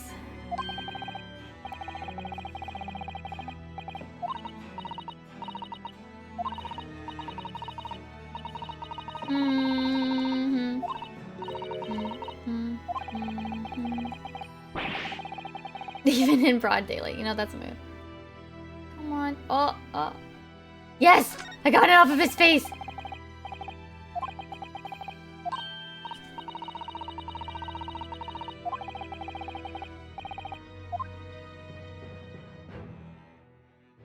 Got enough of the camera angle face.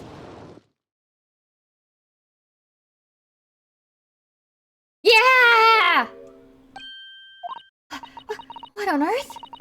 How can... I don't believe it. A black monocle. Mr. Naruto, is it possible that this man is... Yeah. It's Enoch Drebber. The color of his hair is different, but it's unmistakably him. Indeed it is. Mr. Sholmes! This man is the subject of your present hunt, I believe. Yeah, that's right. Just who is this man? Why is he here in this exhibit?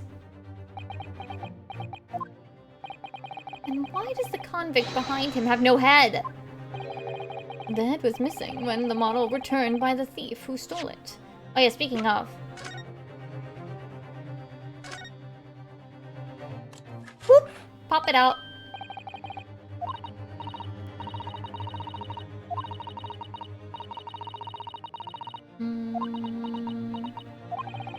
Is something wrong?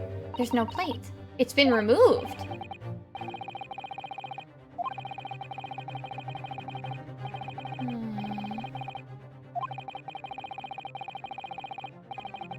No!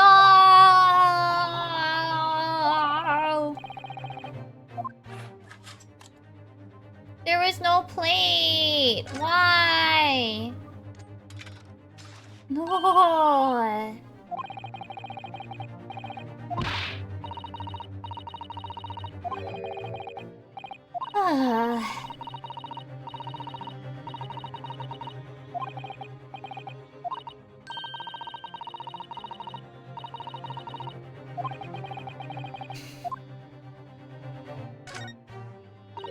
Wait, there's blood?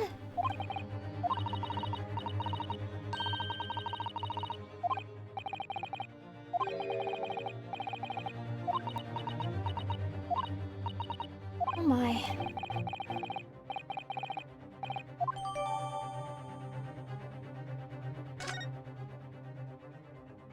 Anywhere else? I think that's it. Okay. What a surprise. So, and the case isn't yet solved, is it? I cannot say myself.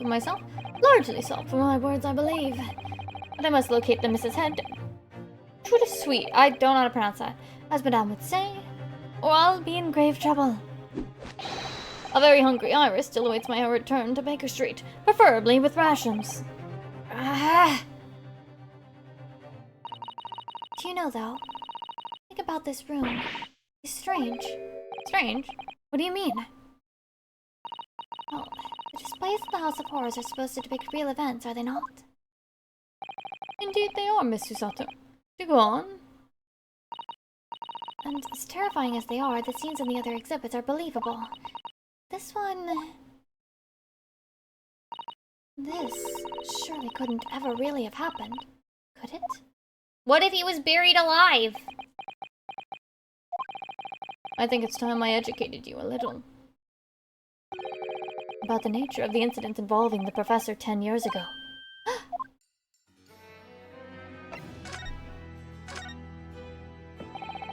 I believe I told you a little about the professor yesterday, did I not? He took the lives of 5 victims, everyone being either of a member of the aristocracy or royalty. There we go. All were attacked by an enormous hunting hound and had their throats ripped from their... Jesus Christ. Oh gosh, an enormous hound. Awful. After taking the life of his 5th victim, the killer was apprehended. It was a case of unprecedented magnitude in Britain, you understand. Accordingly, the professor was tried in a closed court. No members of the public were permitted. A closed court? So you mean that the professor's identity... As you've surmised, my dear fellow, his identity was never made public. Naturally, he was found guilty and was summarily sentenced to death by hanging. But if they're not careful, you can undie somebody. Well, not fully kill somebody when hanging them. He was buried in a grave at Lowgate Cemetery, which adjoins the rear of the prison where he had been held. However, it was not the end of the affair. The very night that he was buried, the convict man came back to life. He was just knocked unconscious. That can happen, right? Like, that's a thing. He came back to life. He clawed his way out from the ground and emerged into the moonlit graveyard. The exhibit here depicts that very scene, as described by the sole witness to those chilling events. There was a witness? But of course, my dear fellow, it was none other than... the young man in the white overcoat. Enoch Drebber. You saw it happen?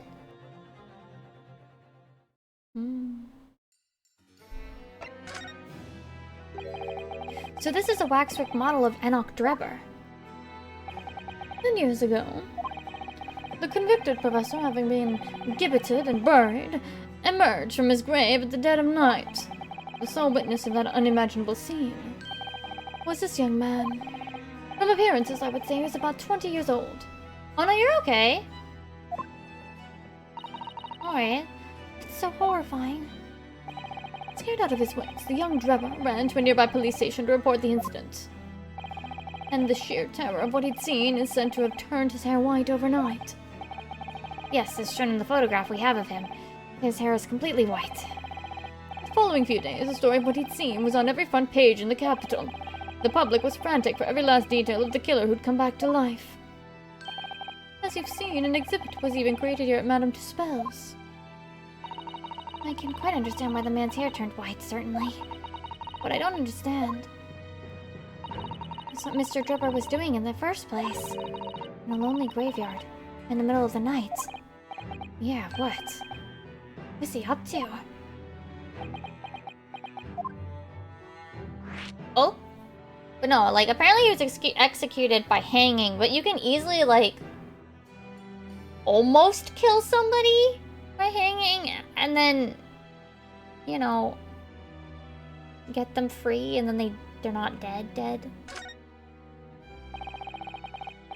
Right? Like, that's the thing. The professor's acts of terror threw London's upper classes into complete panic 10 years ago. It was a great scandal, one might say, at the very highest levels of society. And since the killer's identity was never made public, rumors about abounded. After all, no killer had ever before systematically employed a dog as a weapon of murder. Wait, is Toby the puppy?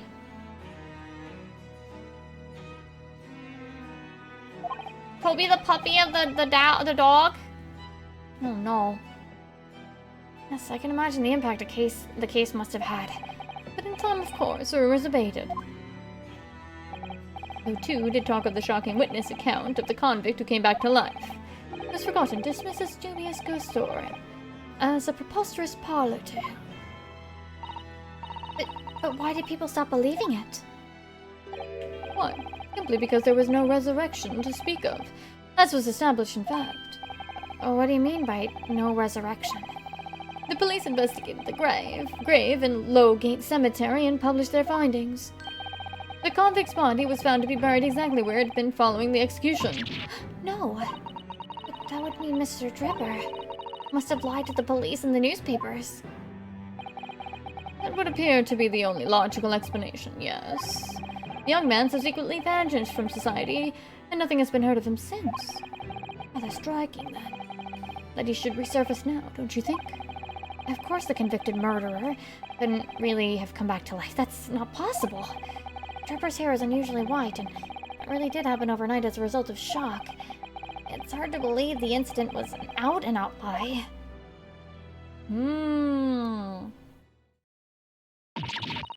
Oh god, someone's screaming. Jaina! What in the bleed of Nora, Odo? What have you gone and done? Jaina, what are you doing here? I asked Iris, and she said this is where you'd be, so... Gina! Not so loud in the museum! Madame Tussauds will have you take a position as a waxwork if you're not careful. I think there might be a more pressing concern. I still had some flash powder left from 6 months ago, so... No! Alright, Gina, we understand, but please, put down the gun. Gina's scared shitless of this place.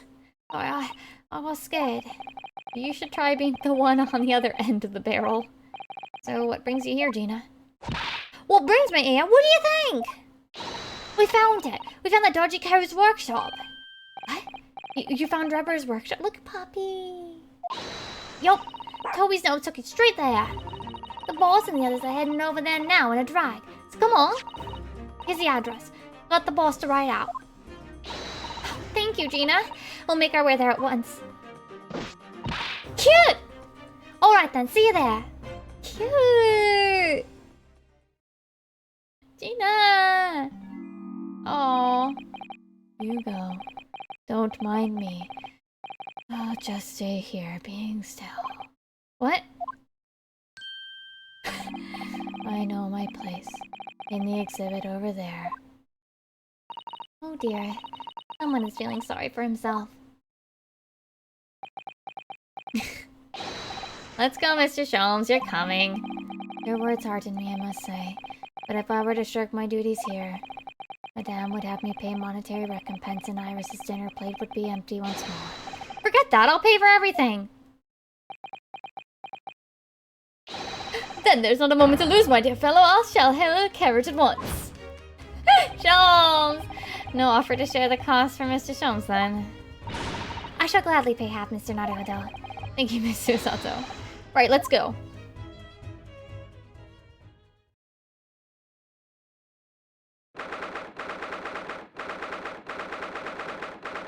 Ah. Ooh, spooky. It looks like... Oh, it's another super high voltage instantaneous kinesis machine! Indeed, it would appear so. Though only a prototype, naturally. So you got here then? Jaina, well done for finding this place. And in such little time. You've really worked miracles. It's Toby here who's a miracle worker. Puppy! I thought you lot would show up before long. Hello, Inspector. That's one knitted brow. He looks like he's been eating a lemon, not a bag of fish and chips. So, Inspector, is there any sign of the engineer? Apparently not. We didn't find a soul in here.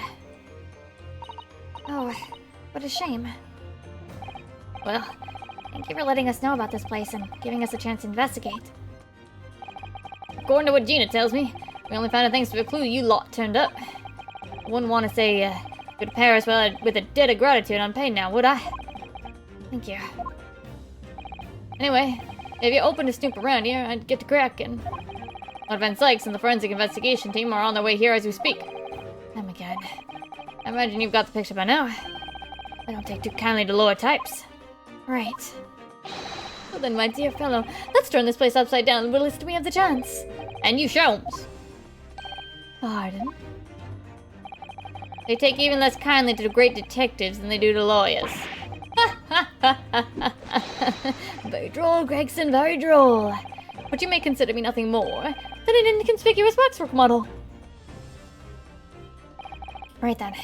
Let's see what we can find in here. Alright, so let's see what we got. Is there a little train?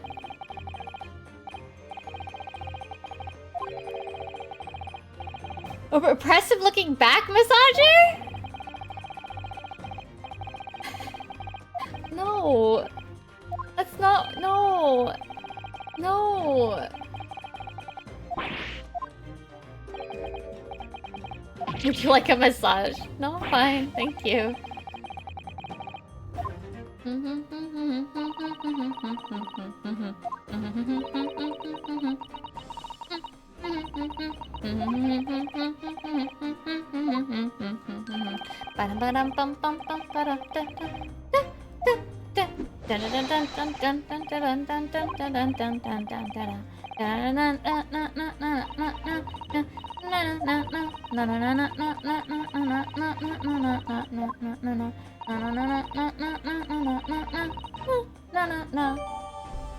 Oh, it's getting windy?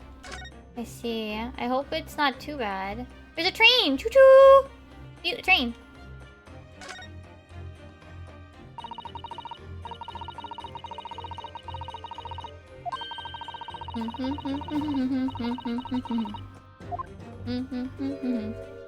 Gina! Sholmes!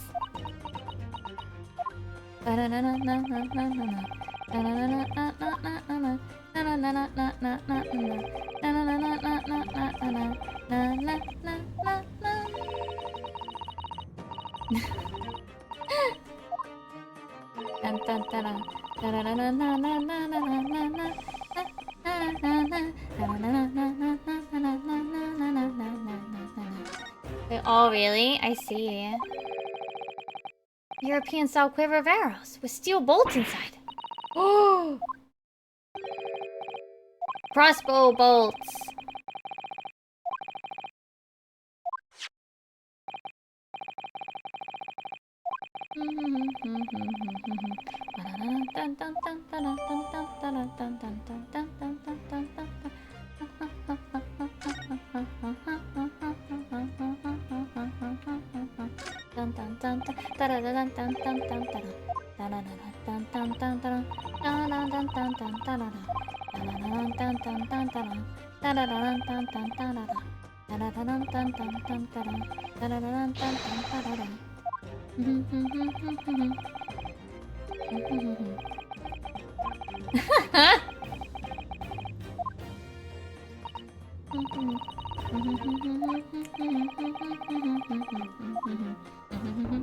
Oh!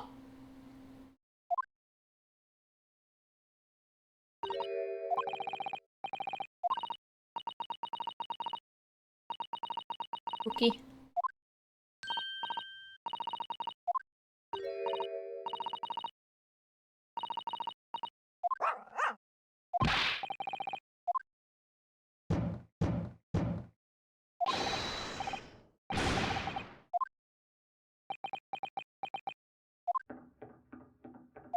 Oh.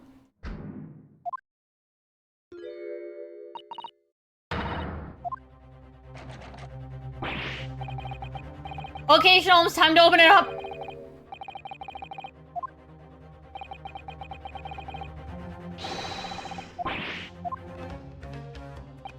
Okay, Sholmes, come on, let's go to it. Sholmes, go. Sholmes.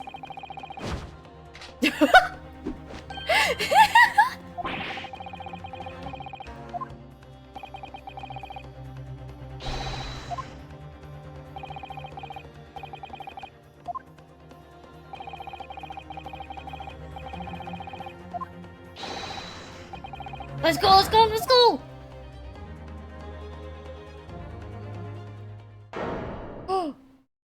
Oh, a bomb!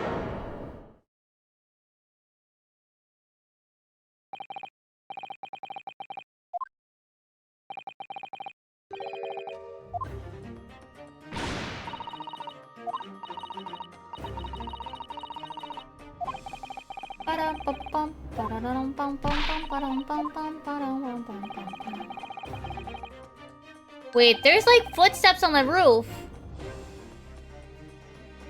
How'd they get up there?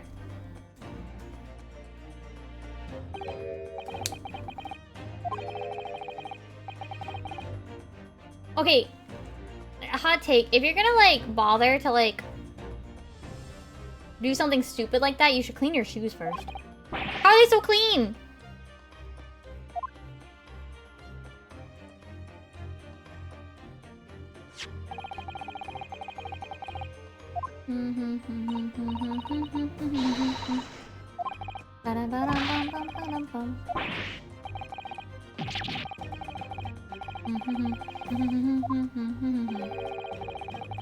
Oh?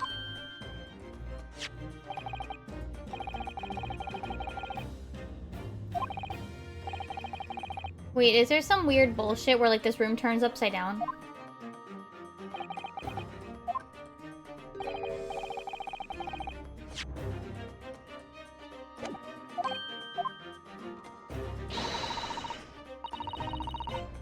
Why would he turn all the items upside down?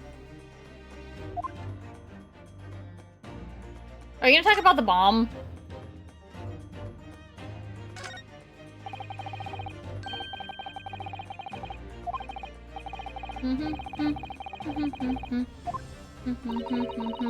Oh, it's bolted to the floor.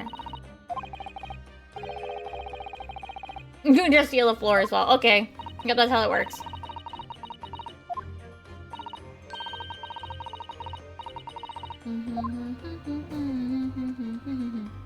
Yeah, like, why turn all the furnishings upside down?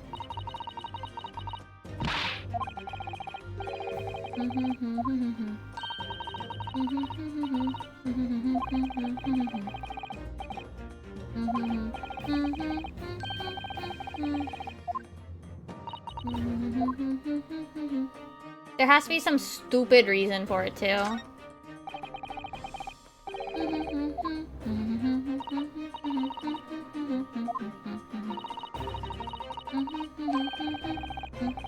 Is there a Susato shoot up?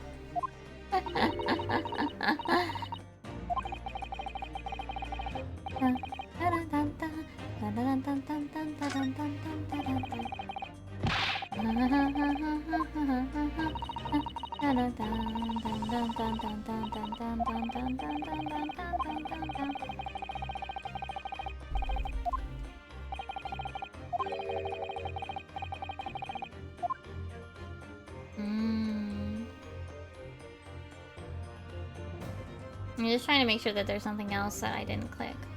Are we gonna talk about the bomb or what?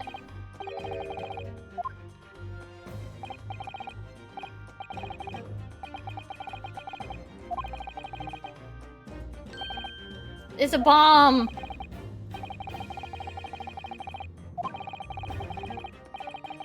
It's a bomb!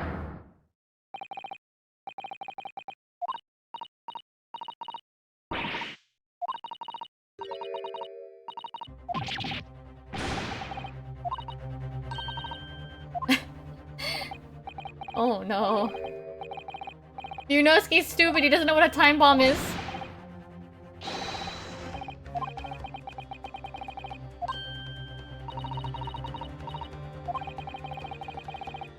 Well, Gina doesn't either, but she's a child, so, like, she has an excuse. Well, she's like 16? She's young and an orphan.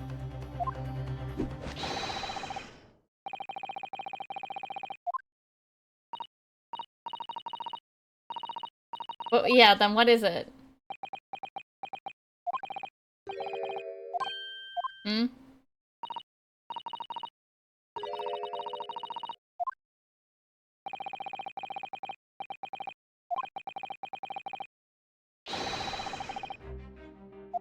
Oh. Hmm? What? Oh, deduction time! Hmm?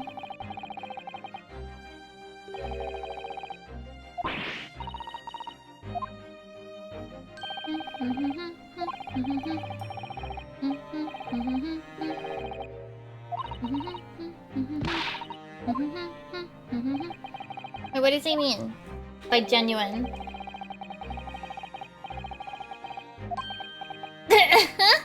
What is his face on Gregson? Oh my goodness.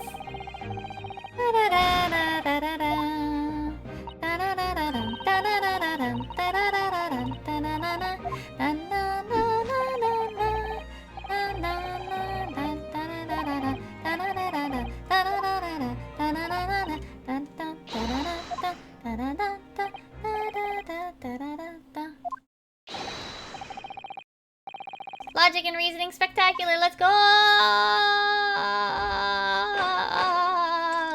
The game is afoot!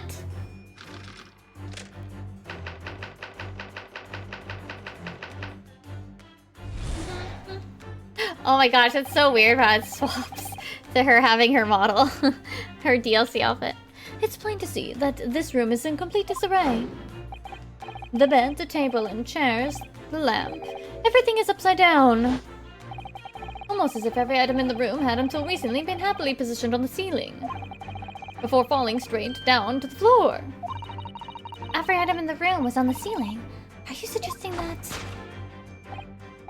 Indeed, the key here is gravity. Oh my god, this is cool! It would appear that technology has at last succeeded in freeing us from the great pull of the Earth. For the gravity in this room was reversed and then suddenly restored to normality. Goodness. Sure. The inverted furniture clearly revealed the truth about the part gravity played in this whole business. I quite understand your skepticism, Mrs. Soto. I, too, was incredulous at first. However, my conviction in my analysis was cemented when I observed this. An anti-grav... What? An anti-gravity device almost identical to the one featured in a dream of mine only the other day, in fact. What?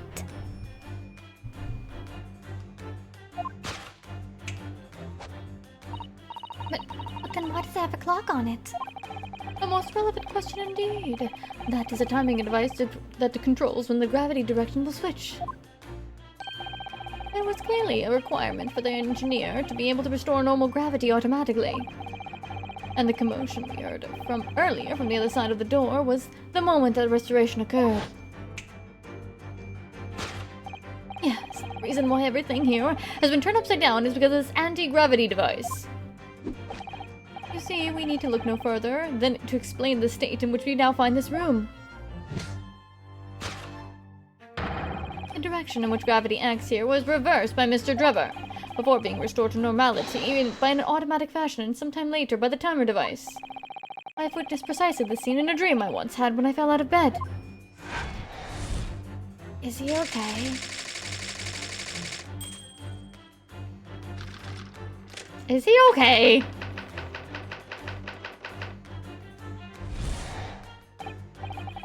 Now, let us consider the next conundrum.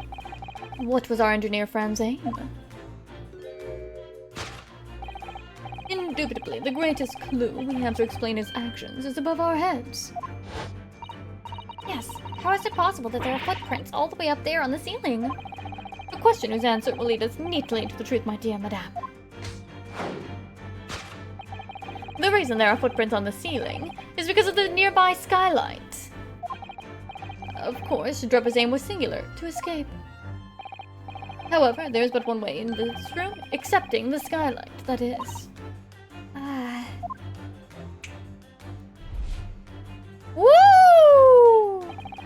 By inverting the gravity in here, Drebber was able to fall conveniently into the ceiling and make his escape via otherwise inaccessible skylight, leaving those footprints behind on the way. Oh my god! This is pretty fun. But the ceiling in here is very high, Mr. Sholmes. If the gravity reversal was sudden, wouldn't Mr. Drebber have fallen up to the ceiling rather violently? Falling up is both scientifically and philosophically a rather interesting concept, I feel. But the man was cornered with nowhere to run, so escape to the skylight was his only option. You may recall that I found this in the room earlier, which I believe offers a solution. Oh, the rope! To reach the intended destination, what better tool than this rope? By anchoring one end to the wall, the man was able to lower himself safely into the ceiling, which explained how Drebber was able to escape this room before our arrival. He reversed the pull of gravity and fled via the skylight. And personally, I should very much like to reverse the pull of gravity again now, just for fun. Okay, Sholmes. Okay. Okay. Thus concludes Herlock Sholmes' great deduction of this topsy-turvy puzzle. Oh, excuse me. I think he's high. Gina no longer is listening. She's completely spellbound. Mr. Sholmes, there's just one thing that troubles me. I would expect nothing less. You're destined to be troubled by just one thing for the rest of your life. The thing is such a thing actually possible? An anti-gravity device, I mean? I would say that with the man's current scientific knowledge at the turn of the 20th century, it's no more possible than instantaneous kinesis. So not? But your whole deduction hinges on it! But my dear fellow, when you have eliminated the impossible, whatever remains must be the truth. However improbable it may seem. It's a marvelous line, wouldn't you agree? One of my more enduring pearls of wisdom. I had Iris come up with the exact phrasing. My original was clumsy. That's cute. I have a feeling I've read it in something that Mr. Sato lent to me once. Objection! Oh! Actually, there is one other thing, Mr. Sholmes. Oh, the spell's broken at last. The rope you found was on the floor, wasn't it? Indeed it was. In lonely coils near the wall.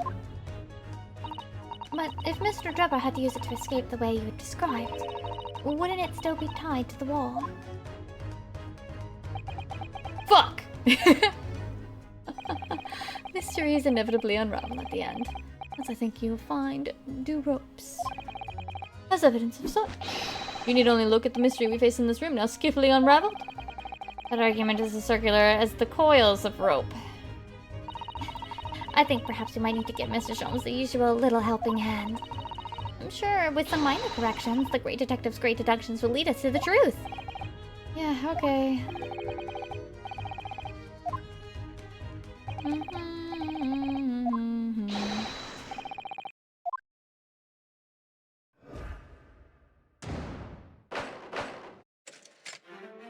Do do do do do do do do do do do do do do do do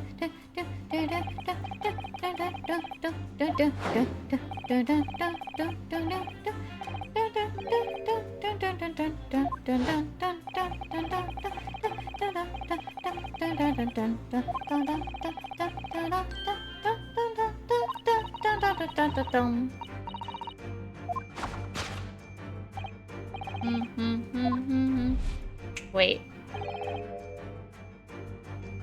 The safe code is on the chair.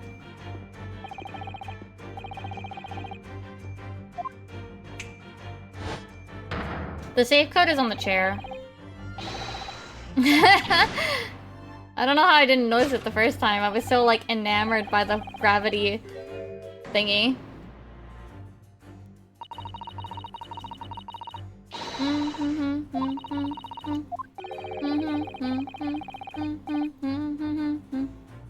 Brought this back?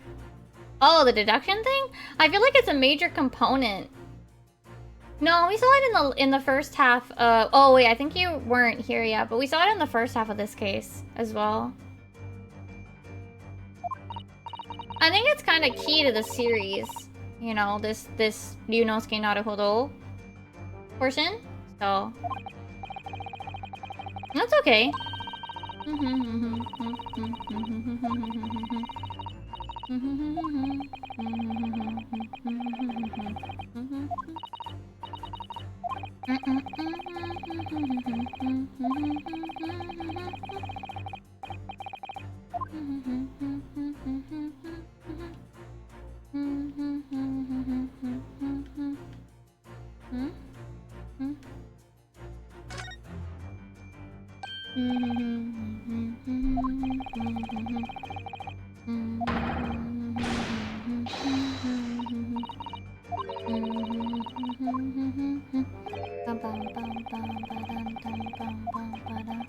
So wait.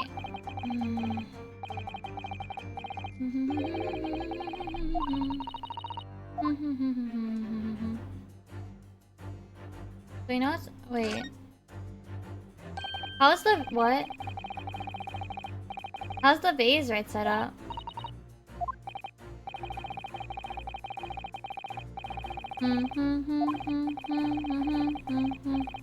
The fragility of life. Okay.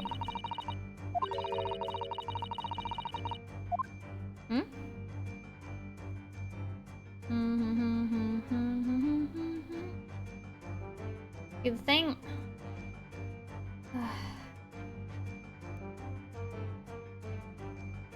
Take that! It's this. The vase would have broken. The upright vase clearly reveals the truth about the part gravity played in this whole business. Upon my word, Mr. Naruhodo, you've surpassed yourself by completely turning my argument on its head. Trying to impress your assistant here, perhaps? No one is trying to steal your spotlight here, Mr. Sholmes, trust me. As you rightly say, though, it appears at first glance that all the furniture in this room is upside down. This unassuming slender vase is standing keenly to attention. And unlike the large safe, there is nothing affixing it to the floor. And it's the exception that breaks the rule. In short, as much as it pains me, the gravity in this room was never inverted at all. Sorry. My deepest sympathies for your loss. Oh my god! Oh, poor Mr. Sholmes. But the show must go on. So let us continue our deductions. Now that we know this contrivance is not in fact an anti-gravity device, there remains but one other possibility. You don't say. Someone deliberately turned over every piece of furniture in here. Which might sound obvious, but leaves one mystery very much unsolved. Namely, why would anyone choose to do that? Quite, and naturally, there is an explanation. Yes, the reason why everything has been turned upside down is because of the anti-gravity device. Sir? Sir?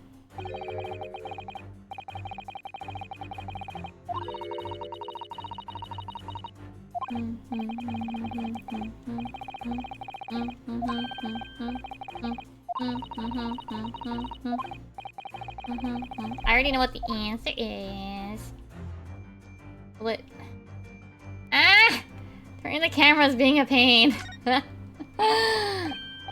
Look, there's something written on the other side of this armchair. Oh yes, safe. 432582.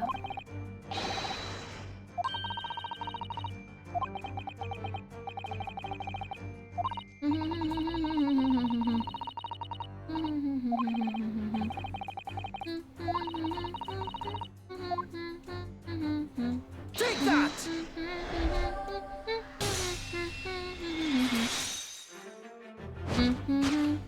Yes, the reason why everything in here has been turned upside down is because of the save combination. Precisely. I believe, Mr. Naruhodo, that you had a very similar experience once, did you not? Yes, last year. When I bought a lottery ticket and noted the ticket numbered down on the inside cover of a book just in case. And that's it. Poor people are forgetful souls at heart and always make a written note of important information. Just keeping the ticket itself safe would be more sensible, I think. And what, pray, happened next, Mr. Naruhodo? When the day of the draw came round, I had forgotten which book I'd written the number in and had turned my room upside down to find it. That's it. Poor people are forgetful souls at heart and always forget where they've noted things down. Not if you always note things in the same place. Damn.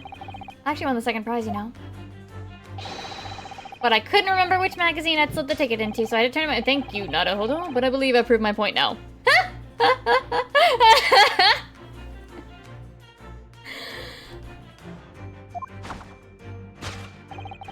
Which is that a very similar situation has clearly unfolded in this room.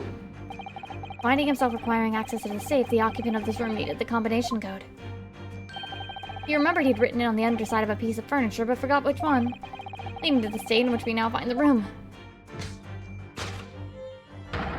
Yes, Mr. Dropper overturned all the furniture in here, in a desperate hurry, to locate the combination code that would unlock the safe.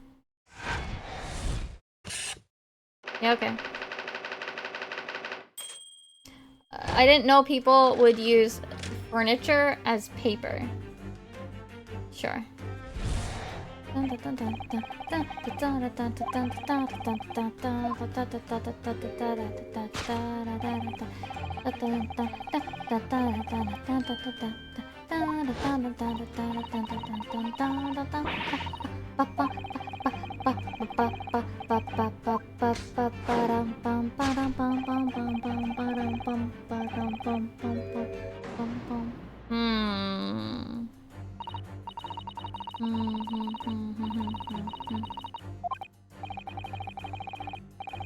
It's the rope. It's the rope.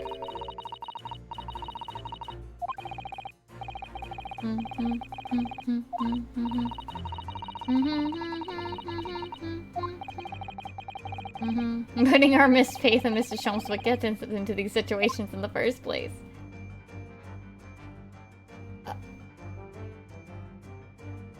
Huh? How is that not visible from the other part of the room?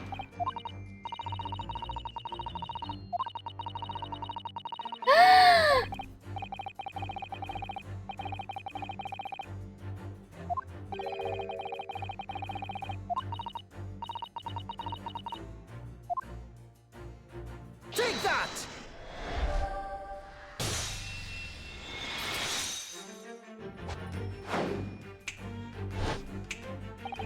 The reason there are footprints on the ceiling is because of the nearby shoe. And on closer inspection, there are clearly footprints all over the balloon as well. In other words, the aim was never the skylight at all, but the balloon. But for what purpose? Oh, this angle's really cool. A green balloon. That seems somewhat familiar data. I don't know, there's something really fun about this camera shots too here. It was a piece of a green balloon's envelope that Mr. Naruto and Iris found at the scene. And inside the green balloon that Mr. Gotts claims he saw above the stage where the incident occurred was the second birdcage, the crux of the whole instantaneous kinesis deception. You mean to say, if we assume the balloon in here is a model of the one used in the day, there's a strong possibility something may be concealed inside it. Something our absconder was desperate to retrieve before making a hasty getaway.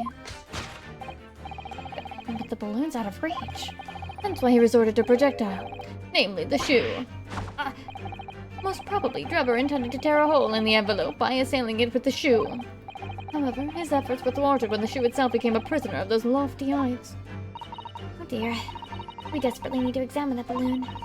If only there was some way we could see inside. You may recall that I found this in the room earlier, which I believe offers a solution. Oh, the rope. To reach the intended destination, what better tool than this rope? Mr. Shams, isn't it? Okay, we're back to the rope.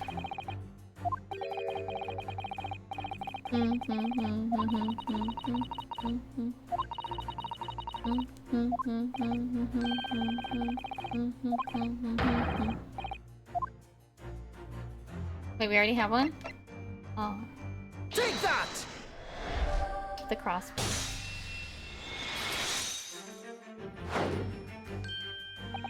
To reach the intended destination, what better tool than this crossbow? That was found at the scene, in fact. And in all likelihood belongs to Mr. Drebber. If the man had only brought it away with him on that day, he could have avoided losing a shoe at such a critical time like this. So then wait, where is he though? Do you think he's in the safe?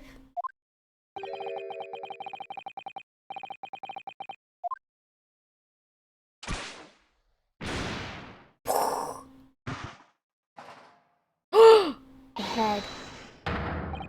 What the? Oh, waxwork?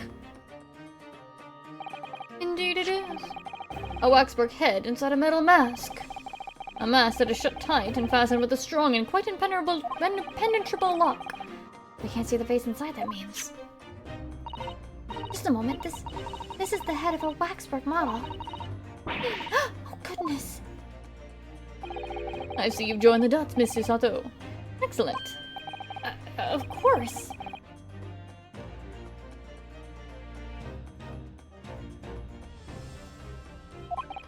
The case of the abducted Madame Tuspel's model that you largely solved. It was only the head of the killer that was still missing. Indeed it was. But I believe Madame Tuspel's will now have to settle her sizable account with me. Yes, as you have now surmised, is the head of the infamous professor. Yes. Why is it here? This conclusively confirms my suspicions. The man responsible for stealing the professor from Madame Tuspel's and returning its son— I don't know how to read that word— earlier today was none other than Enoch Durbar. This is incredible. Professor Harebrain's case and the waxwork abduction they're inextricably linked by Enoch Durbar's workshop. Are we gonna go open the safe or what? Woo! It appears our logical cruise has come to an end, my dear fellows. All that remains is, yes, to speak with the architect of this adventure. Woo! Woo! Woo! Fancy music? Architect? You mean Mr. Drebber?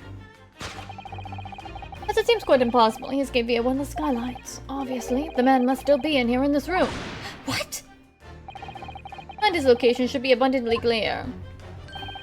If you simply reflect on the journey we've made together during this deduction. Enoch Drebber is right here. And we're in this room? So, Mr. Naruto, will you do the honors? Yes, of course. Mr. Drebber's hiding place must be in the... safe! Take that! Safe! The safe!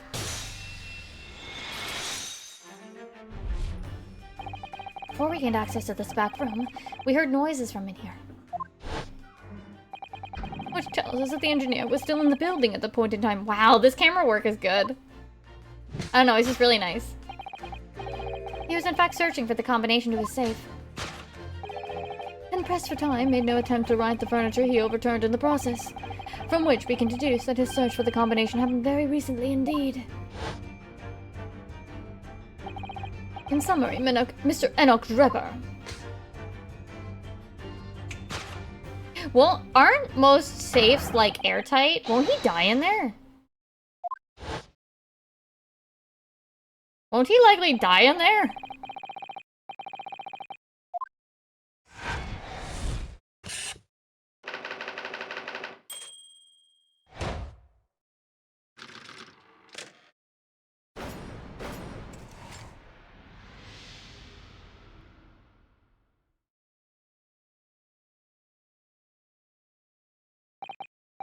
Or are they not entirely airtight? I don't know. I think perhaps it's time we ended this game of hide and seek, don't you? By opening the safe, you mean? What else? Yeah, the combination was 1432582. Do that. Alright, then here goes.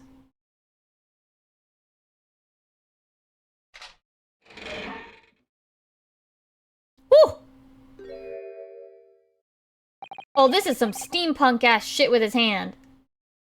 You found me.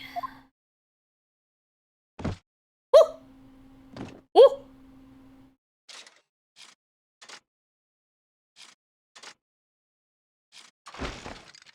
Oh my god, is he breakdancing? Is he okay? Oh my god, he's breakdancing. Oh my god.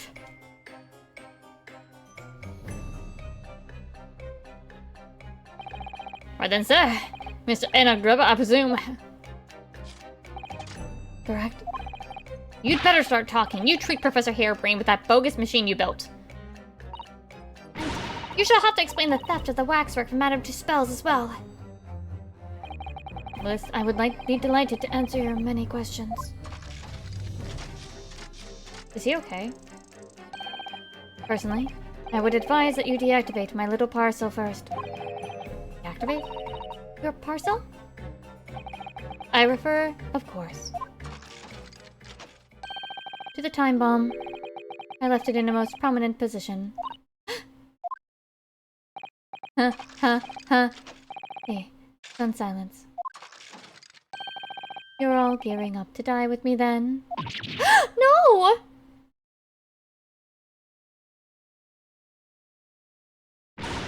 Mr. Sholmes, with only 7 seconds to spare!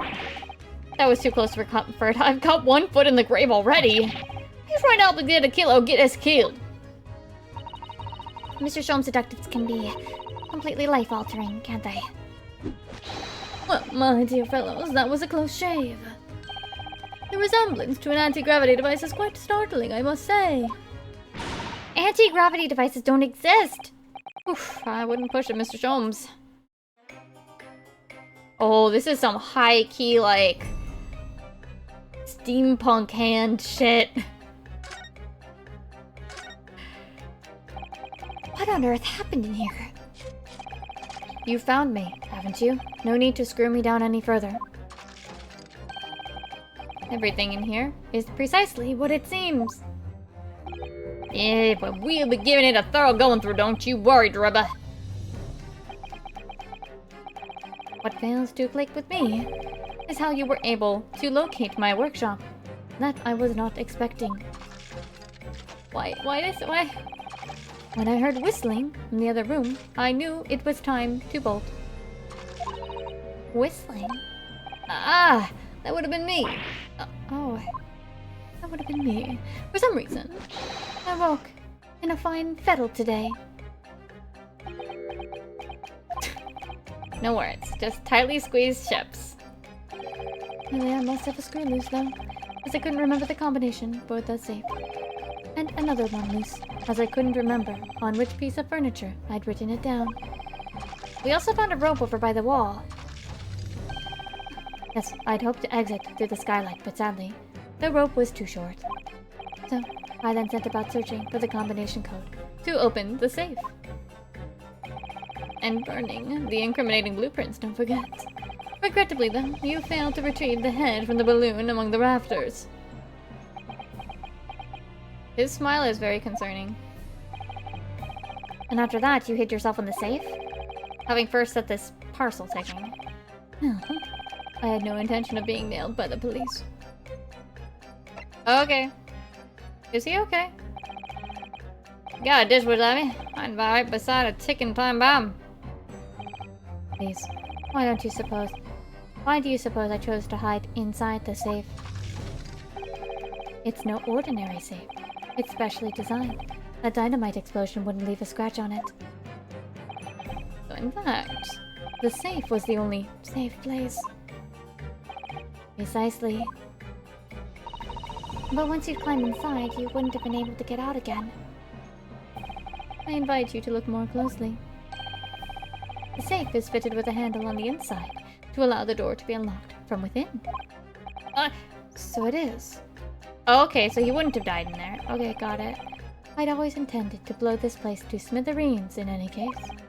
I just wasn't expecting uninvited guests to come along and screw up my plans. Do you mean to say you were planning to blow this all up? No, that was unforeseen. What do you mean? Why does he keep... Oh my god. Most people run, you see, when they see a ticking time bomb at their feet. I calculated the timer required for retreat to a safe distance and set the device accordingly. With your seemingly endless discourse in here, you're a spanner in the works. Gregson was looking at Sholmes. Is something wrong, Gregson? Do I have something on my face besides the usual eyes, ears, nose, and mouth?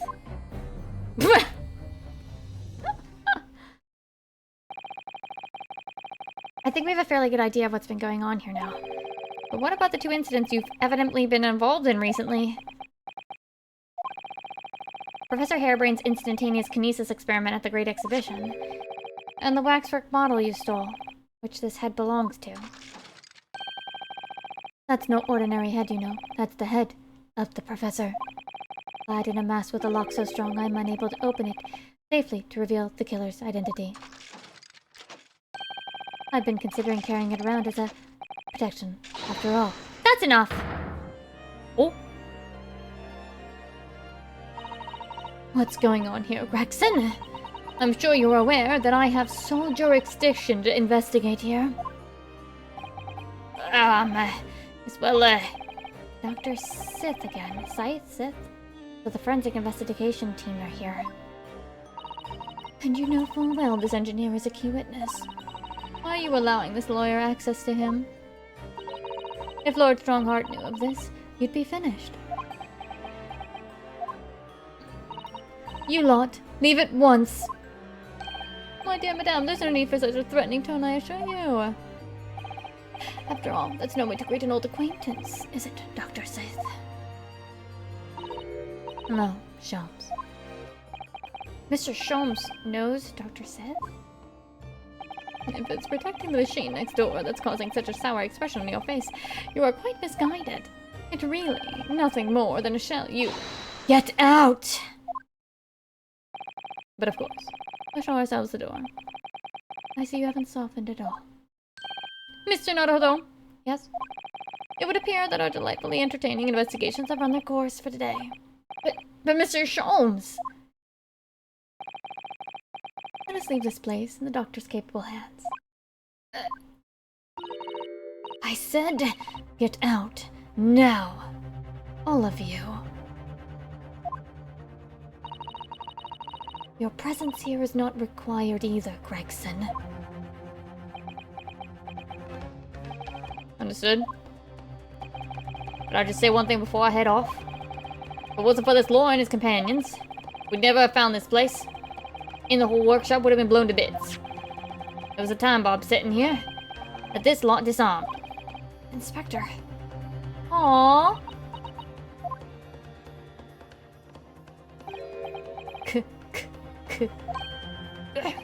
Something giving you a chuckle, is it, Drebber? So sorry. Didn't mean to offend. You're quite right, of course. You did disarm the time bomb, didn't you? Gina? Yes, you did disarm that one. Oh, fuck. Eh? What are you... That one? You mean... Oh shit, oh shit.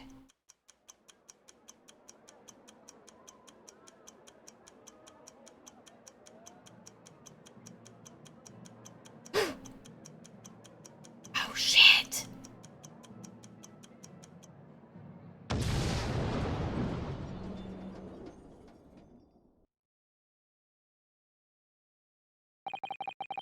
It was an hour later that we heard the news of the enormous explosion that ripped through the experimentation stage of the Great Exhibition.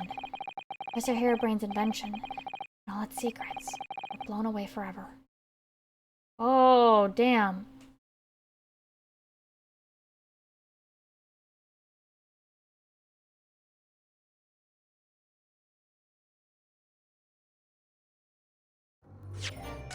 Okay. That happened. Is it trial time? It's trial time. Alright. We're gonna try to still finish this. I am gonna make tea first, though. So give me one moment.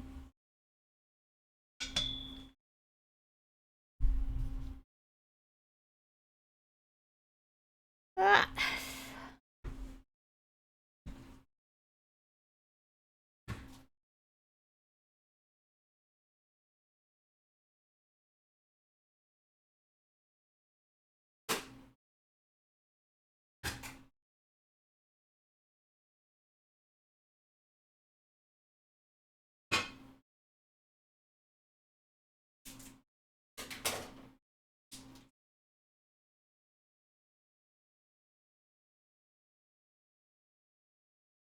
Okay, I'm also gonna go...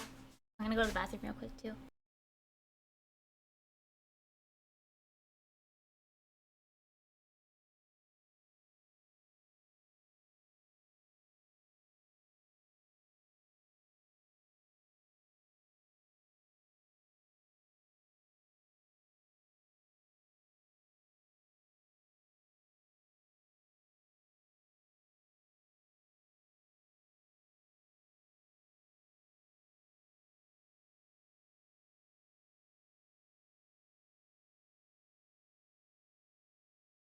Okay, we're just waiting for my tea now. Ah. Just wait for tea. I want to finish the case. I know we might run a little later than usual. But that's okay. I want to finish this. I want to finish episode 3, right? And then we only have 2 more cases. I know that if I run really long, I could probably finish them quickly. Honestly, I'm figuring after this, there wasn't really much, like I said, there wasn't really much that I wanted from the Steam sale, right? Or really anything. I didn't buy anything.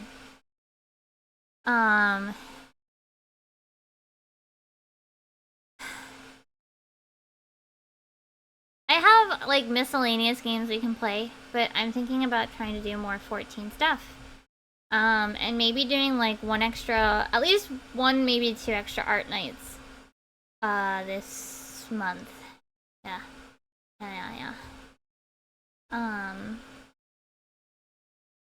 Maybe do some, I don't know how to do it just chatting. I have to play something.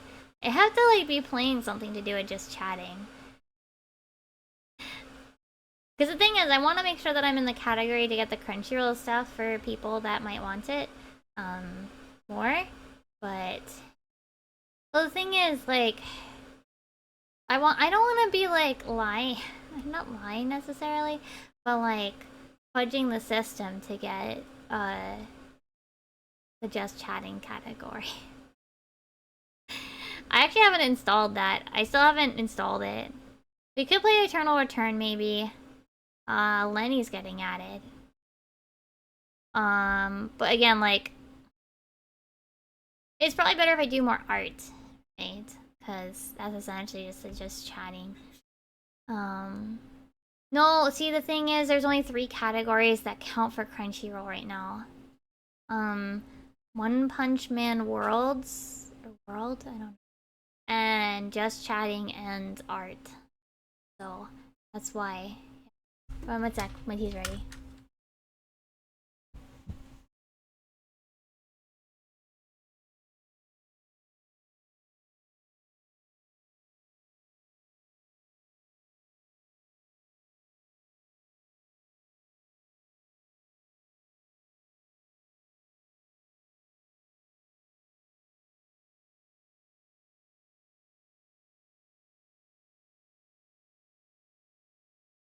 Back with tea, but I'm walking slowly so I don't spill any.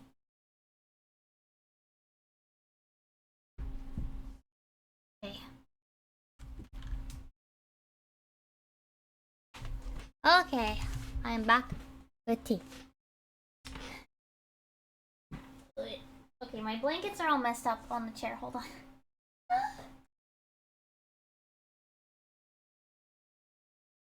And blanket also includes my Loperit cardigan hoodie thing. Hold on. The blanket's gonna get caught in the wheels, and I really don't want it to do that. That should not get caught in the wheels, hopefully. Okay. No, I was just... It was like all over the place, and it was really hard to sit down in, and I was mostly worried about it getting caught in the wheels. Okay.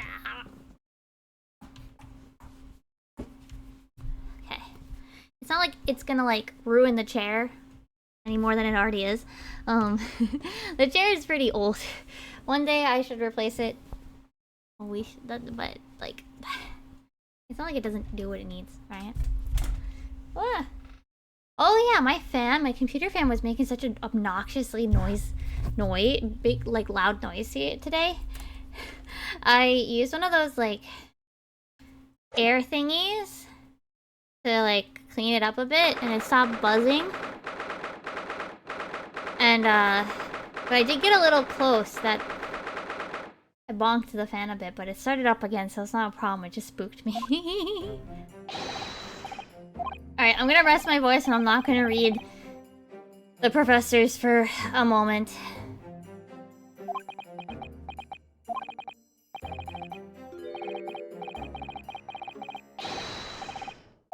Oh, Sholmes is gonna be here today too. Cool.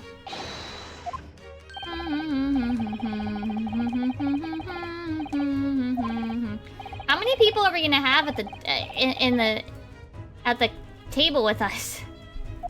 Eh?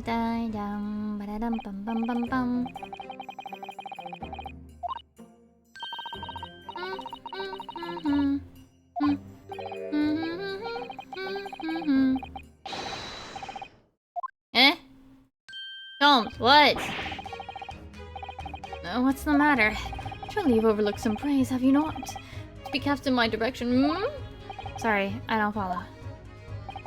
Must I spell it out? I, the great Herlock Sholmes, the great detective of worldwide acclaim, arose at some ungodly hour to be here now. First thing in the morning, a miracle you must... Good. What? Poked both teeth, punched me and kicked me from the bed. Then she poured a whoa, whoa, whoa, whoa, whoa, whoa, whoa, whoa. Is his face okay?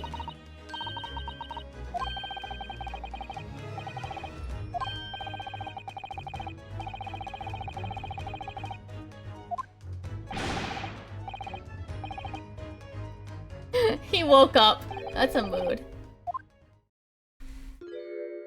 Oh, wait, what's up, Gregson? Good morning. I mean, we also have, what is it, Hollow Cure that I want to get done. Essentially, my intention is to do probably Saturday as 14. Either Saturday or Sunday as 14. And then the other day that week will just be like like a miscellaneous game, like Hollow Cure, Eternal Return, some rhythm games, maybe Gungeon. Just so I don't have like only one game. Or maybe doing partial 14 and then swapping over to something different after a little while. He's still too hot, fuck. Because it does start to feel a bit weird to call myself a 14 streamer when I only do 14 out of 5 days a week now. To be fair.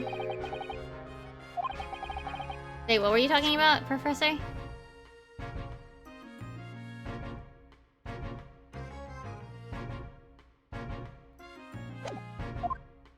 Oh, the grim expression, right? Okay. Oh, the paperwork!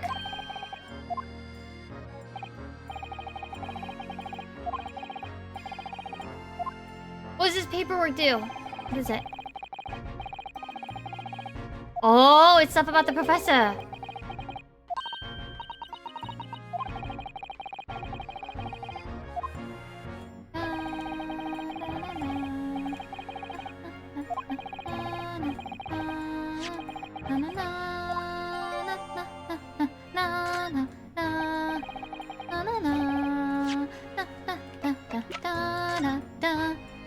Redacted for confidentiality. Pseudonym the professor. Death by hanging confirmed at midnight, 17th of June. Courtney Stevens.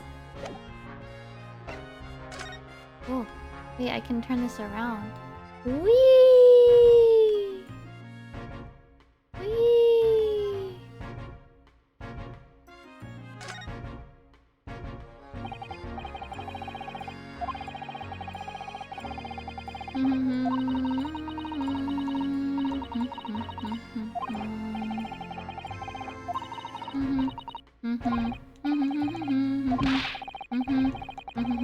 Imagine if you had an itch on your cheek all of a sudden, you'd be utterly helpless.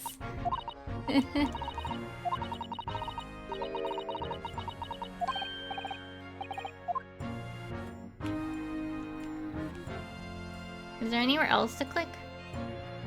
No? No.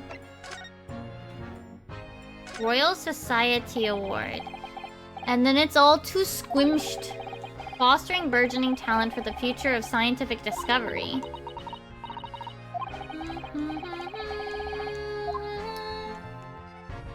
Is there anything we... Wait, what if this is the key? What if there's a key in here? What? There's nothing else to click. Whee! Oh.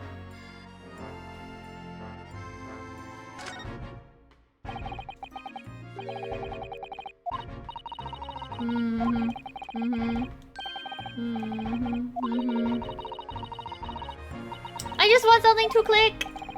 That's all I want.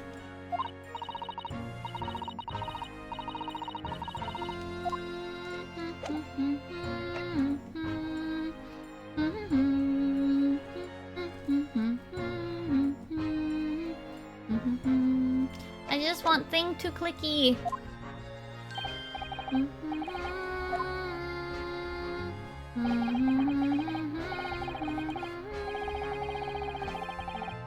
In the shadow of the great detective Sholmes. Okay, Gregson.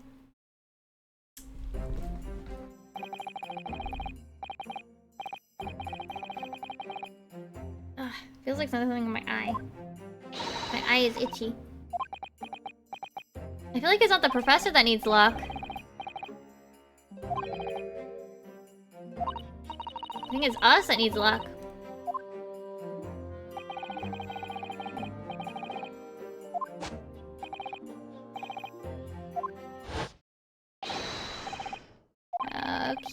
Cool down, T, cool down.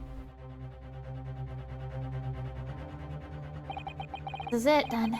The final chapter. Funny, my heart's racing a little. I've not felt this before, actually. This strange foreboding. As if something's going to happen in this trial that I'm not ready for. Well, didn't Sherlock say something was gonna happen? Or, sorry, Herlock. But I can't let that distract me from the only thing that really matters. Finding the truth.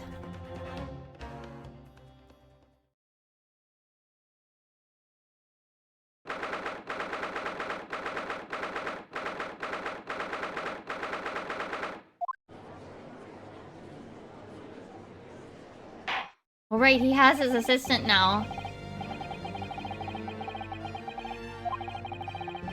Is he gonna be next to him or not? Ooh, he's next to him in the thingy. Why does Susato not get next to hang out to me? It gets not get to hang out next to me. Sorry, words.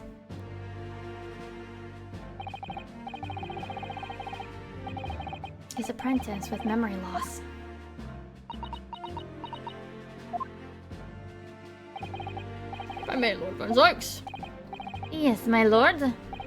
There appears to be someone standing at your side. Ah, yes. My apprentice is an assistant. The prosecution believes today's proceedings will see the complexity of this case rise considerably. Does he get a... Woo! Woo!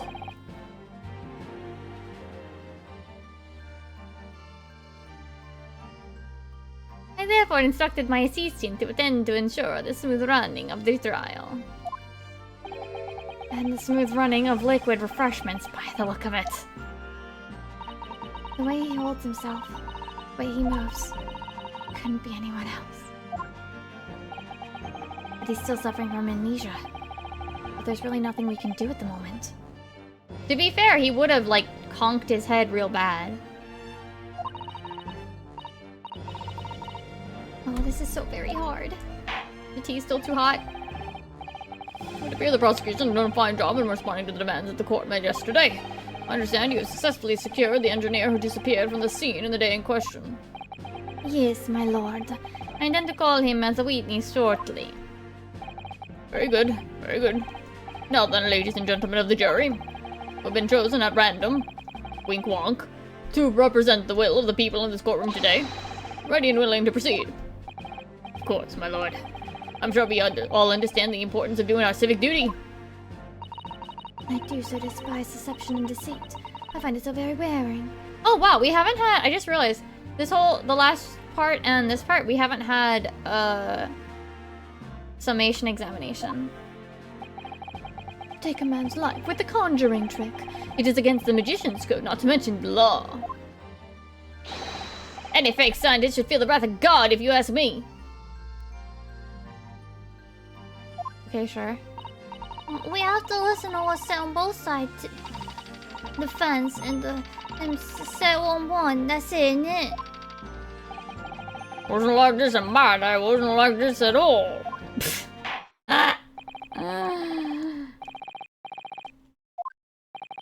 Before I do, my lord, there is a report I must read to the court. Woo! Yesterday at the Great Exhibition Grounds, the evidence of primary importance in this case, the super high voltage instantaneous kinesis machine, which was installed on the experimentation stage, was deliberately destroyed in an explosion effected by an unknown person or persons. It was... What? An explosion! This is an outrage! Bum, bum, bum, bum. Yes, I heard this grave news yesterday. Scotland Yard submitted a report to my office in the evening. I read that the machine was blasted to smithers. and the record reduced to ashes in the flames. I have here a photographic print of the scene taken in the wake of the explosion. Well, that sucks. This shows what little remains of the machine. Yes, a terrible business. Wait, what happened to the guys watching it, though? That a knock dropper. The court will take this print as evidence, Counsel.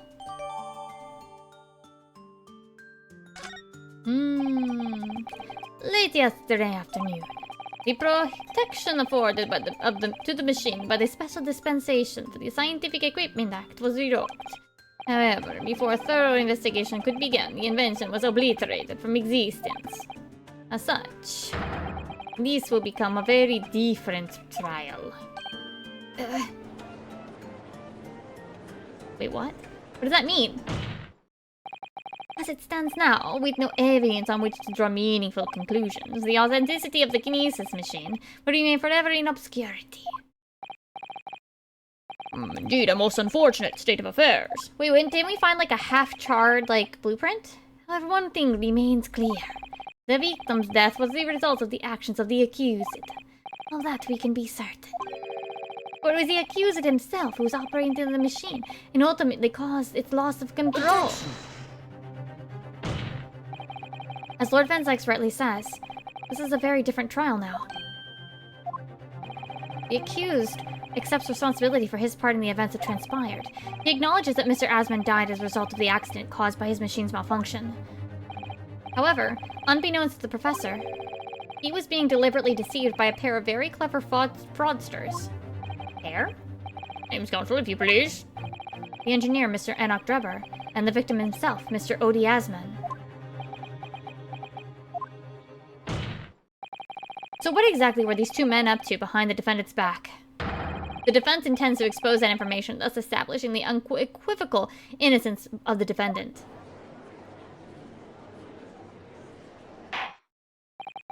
Thank you, counsels. The positions of the prosecution and defense have been clearly stated. First witness, okay.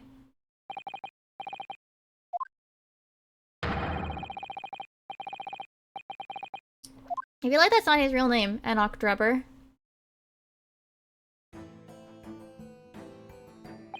State your name and occupation for the court. Name, Enoch Drebber. Occupation.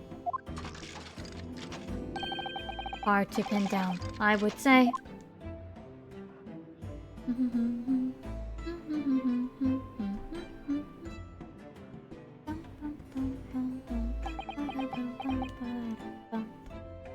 How much human and how much robot do you think he is? File current indicates that you're currently being investigated in connection with another case.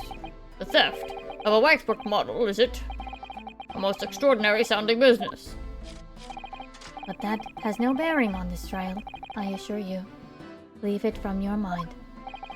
You're very familiar with the public experiments carried out at the great exhibition some days ago. The accused super high voltage instantaneous kinesis demonstration. Yes, you could say that. I am aware of it.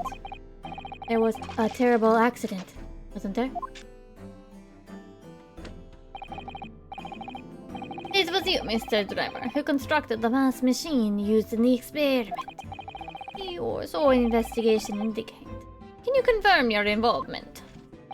Yes, I constructed it in precise accordance with the blueprints. But that's all. Then the court would be very interested to hear your thoughts about the machine, I'm sure. What is he doing? I want to see him explode.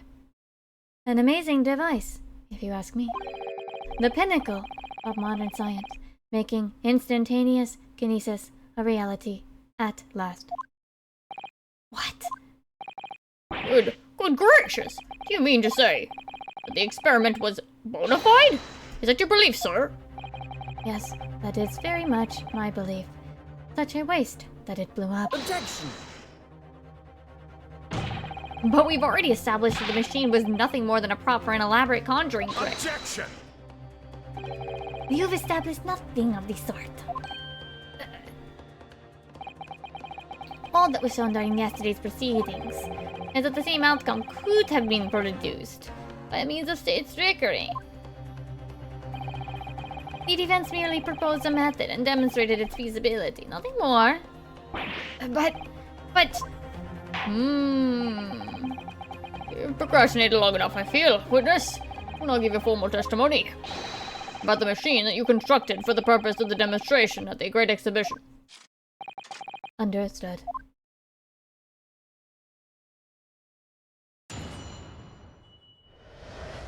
He has the plus and minus symbols all on opposing sides. It's so weird.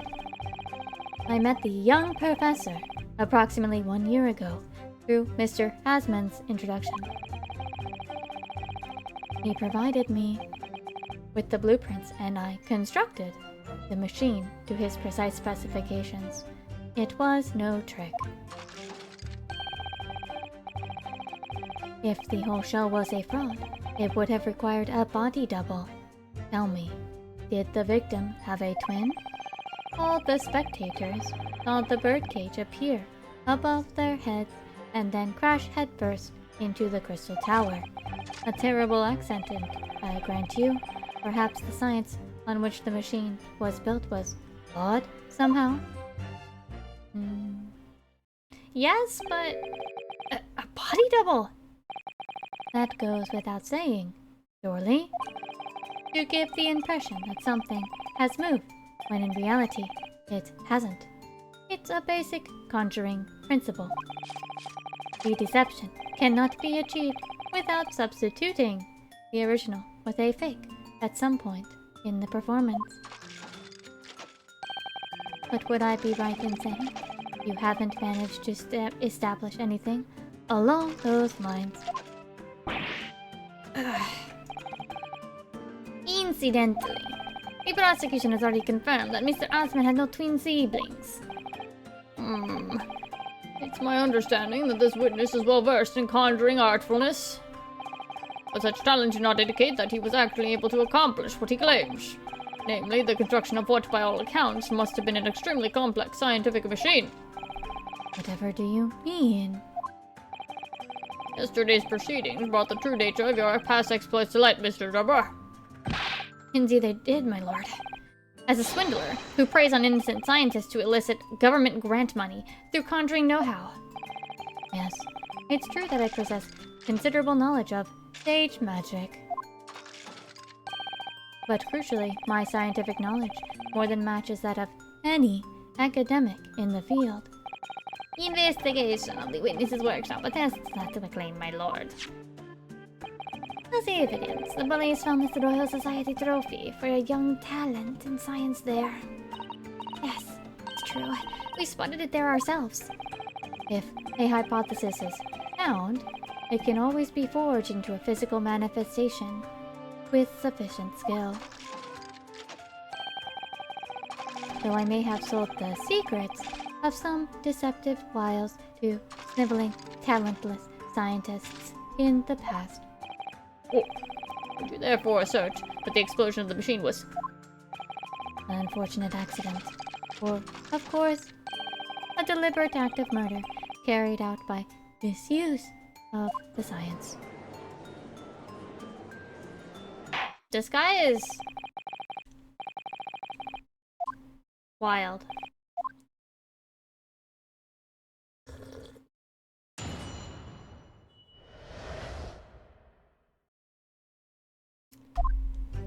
I want to know who the fuck the head is. Hold it!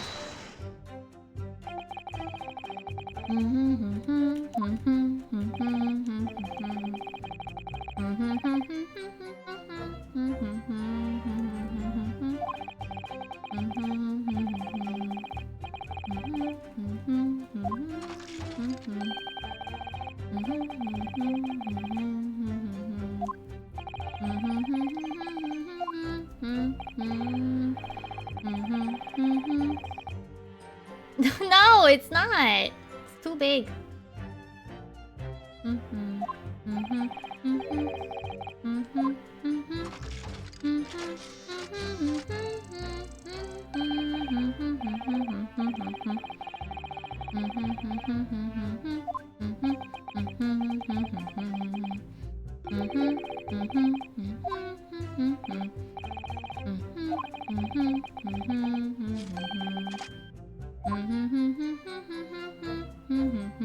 Him having these like weird random orange text is definitely supposed to be all like robotic-y, isn't it?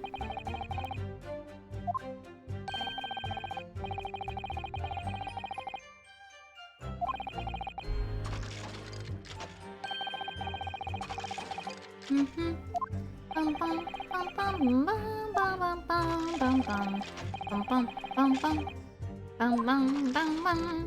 Bum bum bum bum bum bum bum bum bum bum bum bum.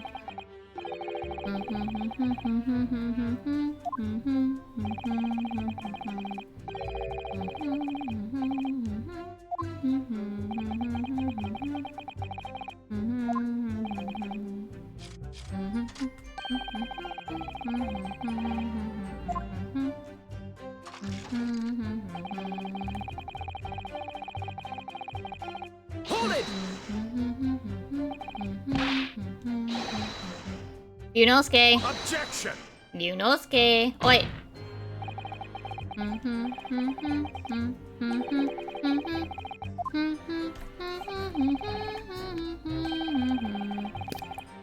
The thread of hope hadn't quite left me. Mood.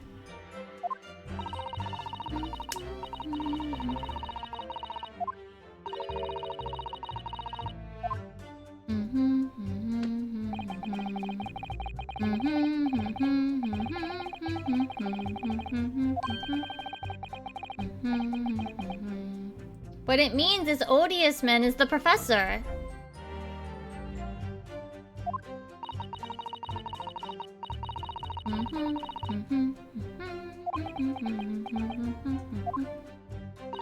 And they use the wax statue.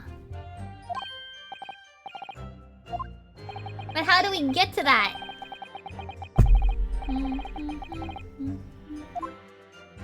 Like, how do we get to that fact? Hold it! And that's absolutely the case. Like, I've known that we had a wax doppelganger the whole time.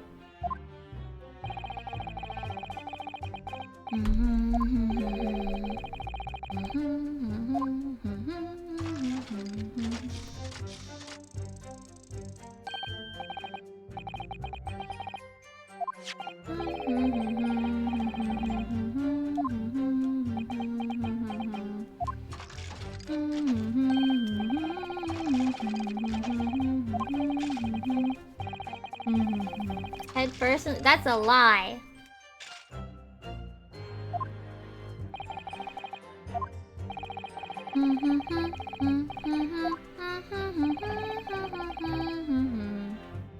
What if the apprentice is the waxwork dummy? Oh my god.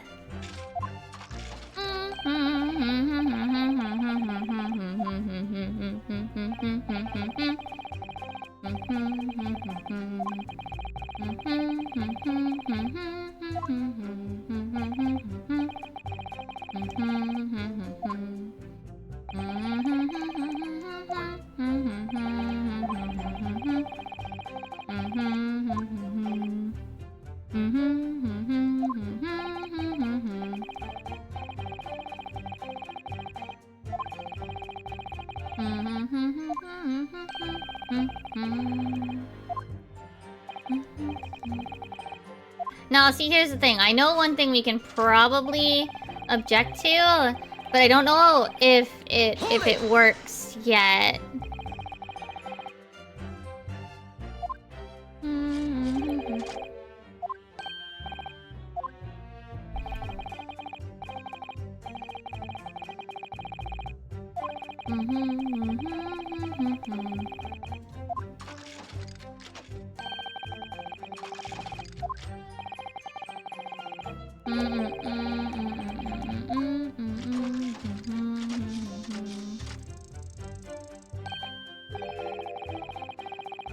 Oh, Mr. Dropper, fuck off.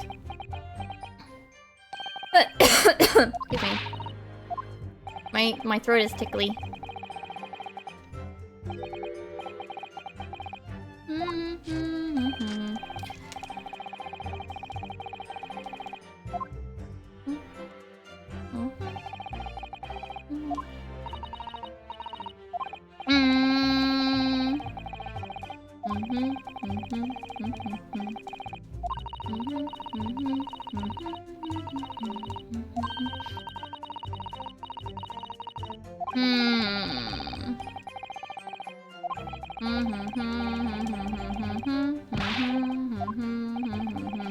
Okay.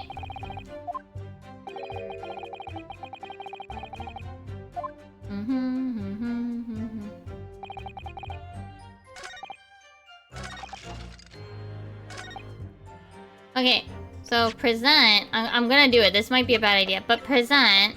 Objection! Yeah! We've examined the birdcage that crashed into the crystal tower ourselves. As you can see, the cage, which is a wooden construction, has sustained damage in one particular spot. Following the explosion, it fell some 30 feet into the glass of the crystal tower. A level of damage is to be expected, surely. I agree. The damage itself is entirely understandable. What doesn't make sense is the location of that damage.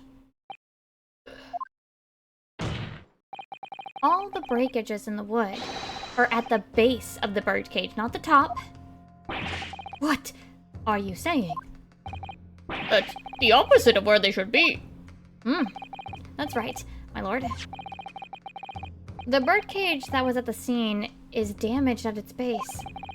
So we have reports of the birdcage falling headlong into the crystal tower, yet the damage is at the bottom. The only way to reconcile these two facts is to accept that there were two bird cages in play that day, which were at some point switched. Switched during what wasn't a scientific experiment at all, but an elaborate piece of stage trickery. Well, that's a fun way to use the text. Good gracious, explain yourself, witness. Well, if we examine the facts, there's only one logical conclusion we can draw. The damage on the base of the birdcage clearly indicates that it crashed tail first into the tower. Objection! But multiple witnesses report claim it fell headfirst.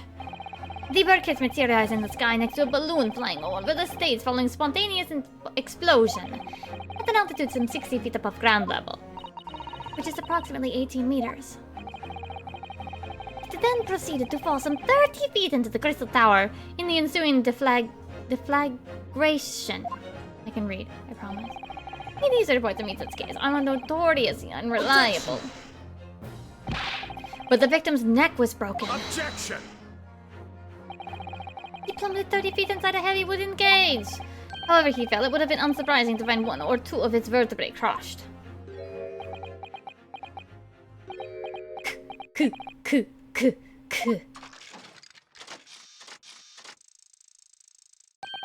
A riveting scientific analysis of events from the prosecution there.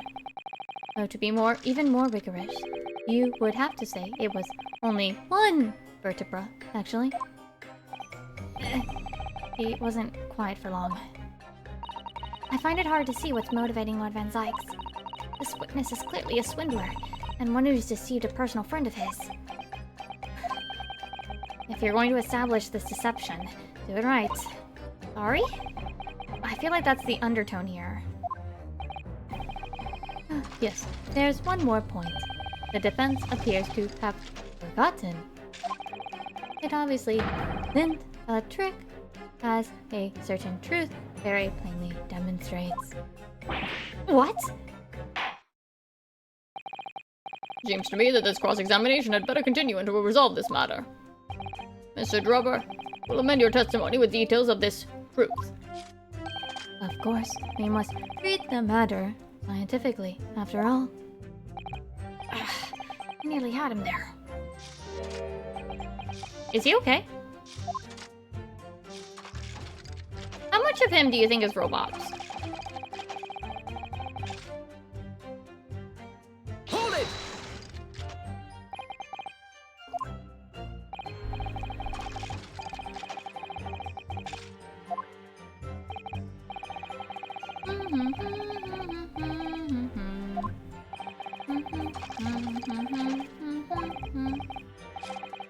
Everything must have fallen from somewhere. Well, from the top of the thingy!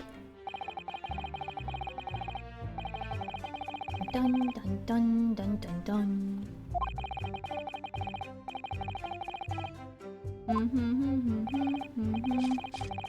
What about the experimentation stage?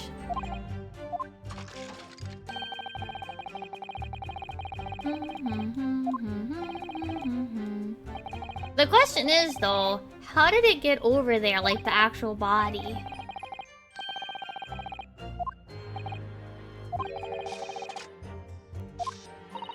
Certainly all the spectators on the day saw it. The birdcage plummeting 30 feet through the air. I mean, irritatingly, yes.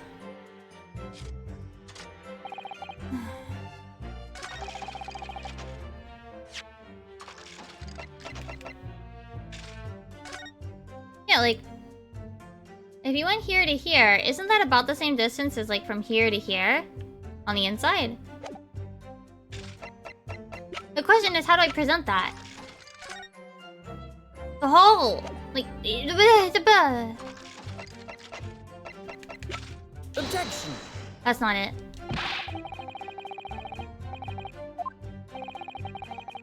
How do I prove that? How do I prove that?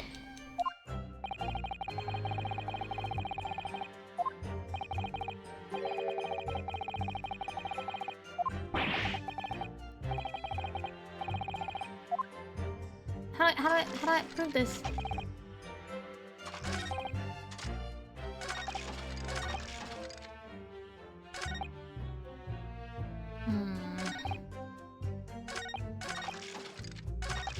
I feel like this is what I have to I have to deal with, right?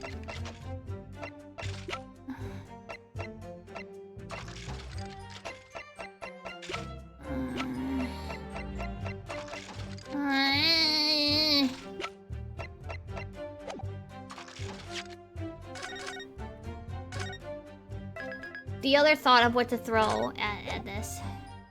Alright, this is probably not gonna work either. Objection! Oh, it did! It did work! Woohoo! This is a diagram of the experimentation stage and its surroundings.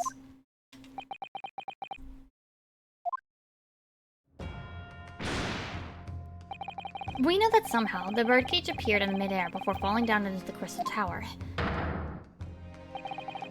A fall of about 30 feet, or 9 meters. However, if you examine the diagram carefully, you'll see that there is one other possible location from which the birdcage could have fallen. The same distance of 30 feet. No. Oh, he's realized it. Well, it appears a defense is a possible explanation to put forward. Lord Counsel? Yes, my lord. Of course. Will indicate the place in which you are referring on this same diagram. Yeah, it's like... It's like here. Take that! The place I'm referring to is here. But that's where the birdcage would have been to begin with. Which is exactly the point, my lord. Yes, the birdcage was in the machine on the stage, but what we must also consider is the height of the stage itself. Lord Counsel? It turns out that the experimentation stage was built a considerable height above ground level. If you look at the diagram, in fact, you'll see it's about the same height above ground as the balloon was above the crash site.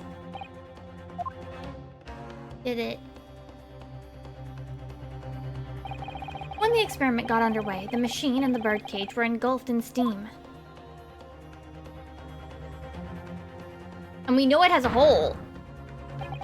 In that moment, the floor in the stage gave way, and if we assume there to be a void underneath, this birdcage and the one seen by the audience would have fallen almost exactly the same distance.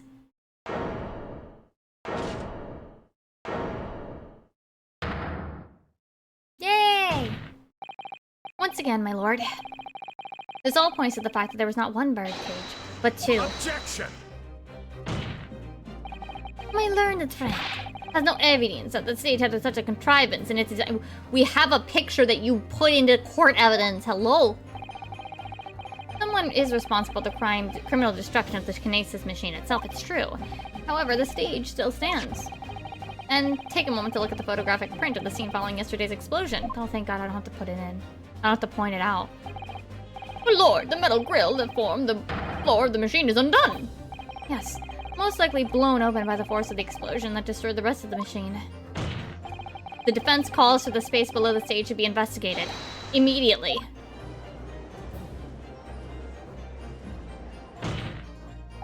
Mr. Drubber. Ugh. It was you who built the kinesis machine, which means that it was you who built the 2 bird cages that were used to carry out this deception. Whether Professor Harebrain's hypothesis is sound or not makes no difference, because the construction of this machine that matters. A machine designed to take Mr. Assman's life. And laid the blame firmly at the professor's door. Something that could only have been carried out by you, Mr. Enoch Drebber. Woo!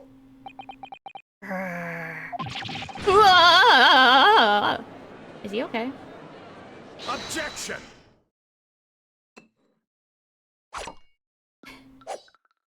Wait, the cork comes out finished. How does that work? Like, he doesn't chop the cork off the top. Like, he actually pulls the cork out. How does that work? Cool waste of another glass.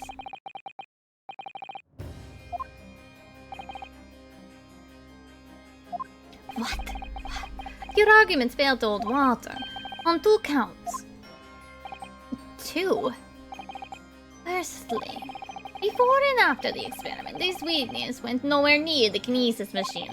Every relevant member of staff from the exhibition has attested to that.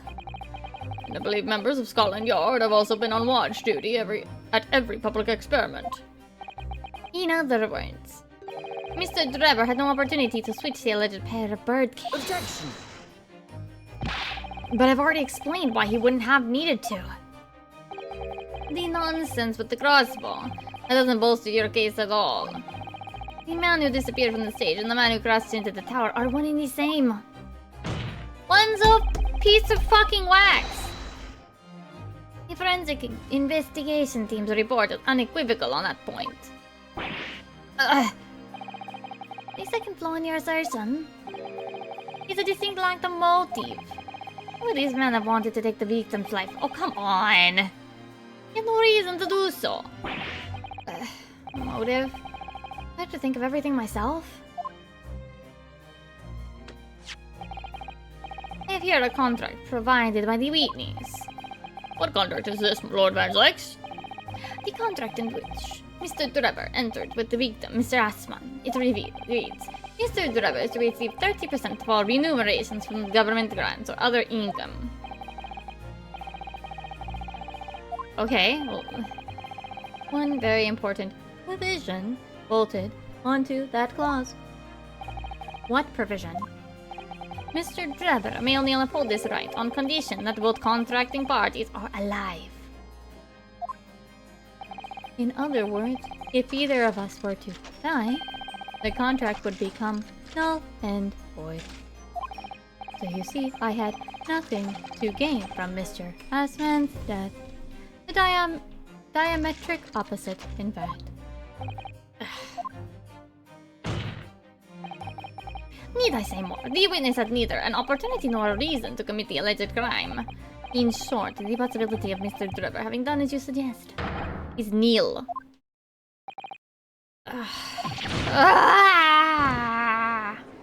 Oh, he's wiggling. He's robot wiggling. No, it's true. Stop. Whee! Not everything has to be about profit. Not everything has to be about profit. Not everything has to be about profit.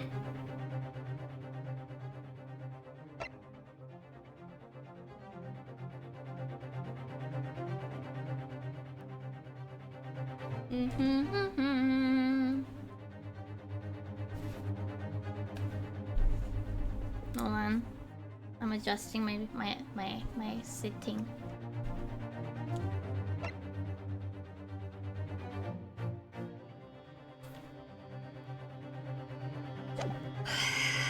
Not everything has to be about profit, I swear. Oh, God.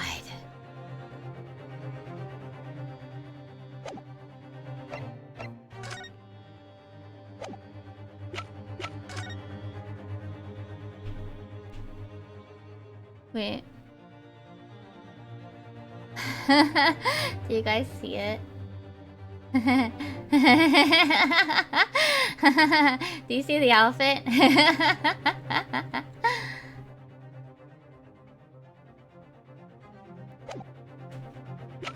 I see. Mr. Trevor had no opportunity to switch the birdcage onto the stage with the one in the crystal tower. He couldn't have done it, and in any case, I have no idea what his motive might have been. There's one aspect of your argument that still holds true, however. There were 2 bird cages. The prosecution is unable to deny that. So I'm sure you're on the right lines, Mr. Naruhodo. And I've no doubt there are other aspects of your assertion that are undeniable truths, too. Well, it would seem that the defense has no rejoinder to offer.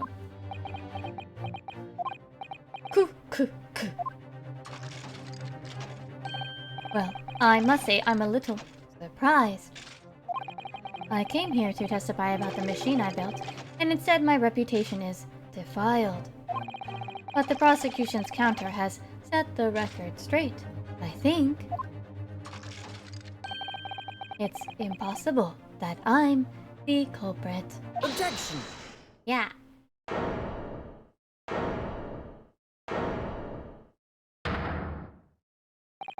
At the beginning of this trial, we believed that there was only 1 birdcage.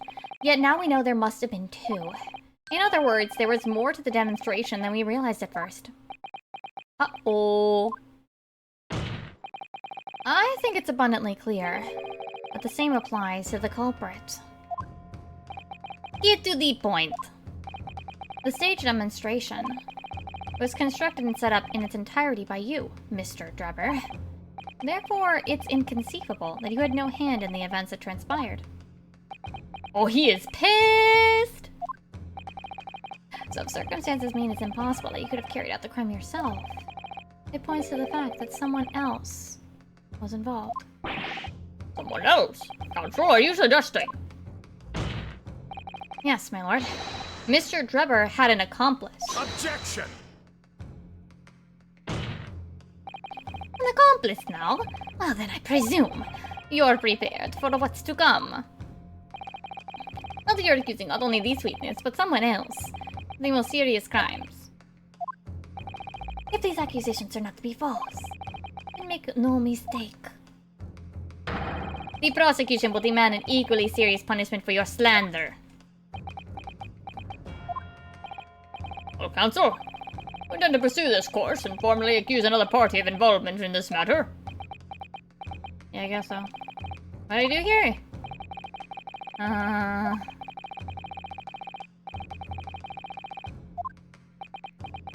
I think the game is gonna tell me I have to.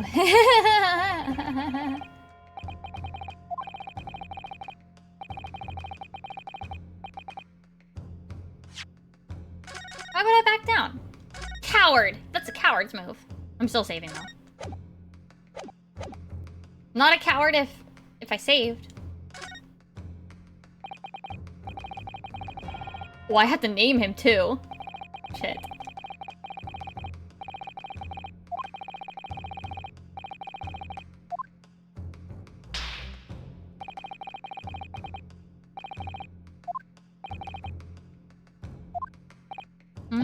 Yes, my lord.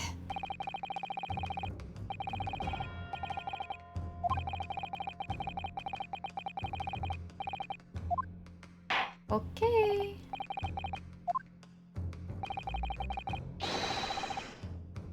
My god actually says it's just ODS, man.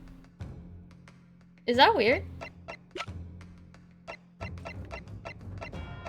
That's the only person that makes sense.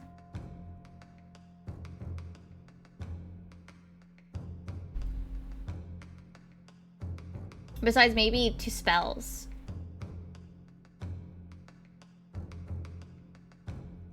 Alright, I'm gonna do the dumb. Alright, let's go.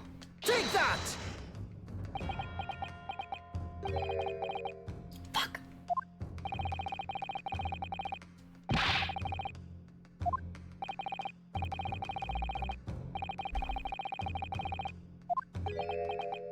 Nope, that's a no.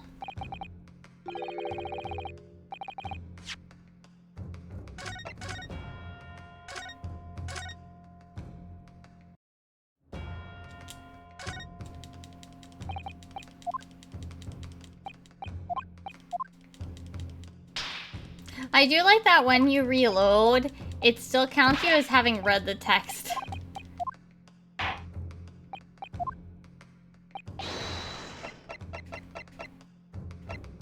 Alright, here's my other guess. Take that!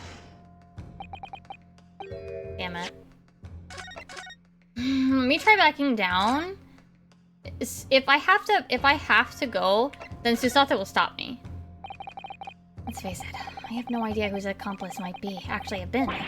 Which isn't the strongest position to be in, is it, Ryunosuke? Mr. Naruhodo, think of the sword at your side. Yeah, she's gonna stop me. She's gonna make me go. Karuma is crying out. Sorry? Crying out for you, to show the strength of your conviction now as a lawyer. Yeah, you're right. The sword that I inherited, which embodies the will of my best friend, is my own accomplice. I'm not sure that's quite right. Quite the right word, but that's the spirit, certainly. Okay, never mind. She's gonna force me. Yeah, I saw that coming.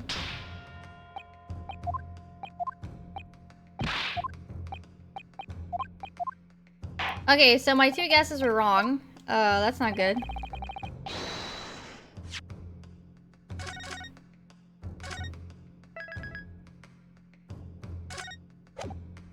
Wait.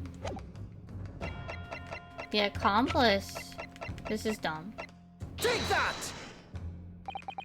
The name of— oh, I'm not wrong! The name of the person in question is— what's wrong, my Nipponi's friend? I fear it doesn't bind your tongue now. It is a little late for that. Of course I'm afraid. After all, naming her in this capacity is definitely gonna make waves. A lot of waves. I could very well turn every single person in this courtroom against me. I'm sure it'll be alright, Mr. Naruhodo. Thank you, Mrs. Sato. The enemy always appears larger than life, but you'll appear exactly the same to the enemy. Alright then. Here goes. You've kept us waiting long enough. Your answer, Counsel. Now! The person who colluded with Mr. Drebber in order to carry out this wicked crime is Scotland Yard's coroner, Dr. Courtney Sith. Wait a sec. Wait a sec, wait a sec, wait a sec, wait a sec. She got married. She got married, didn't she? What in the blazes are you talking about, Dr. Sith? The head of the forensic investigation team and the coroner who conducted the autopsy on the victim.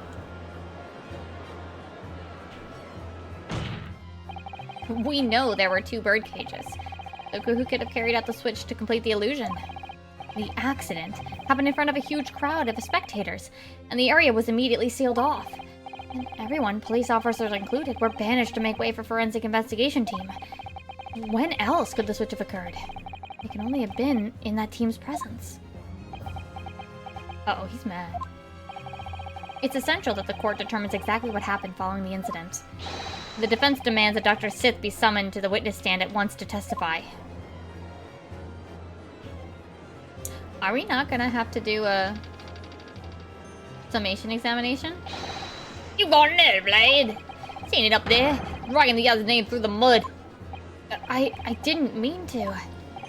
I know the woman very well. There's no better dead room walker out there. How dare you call her a criminal? Oh, is this gonna be where our summation examination goes? My learned friend's imagination appears to be wilder than an East End at night.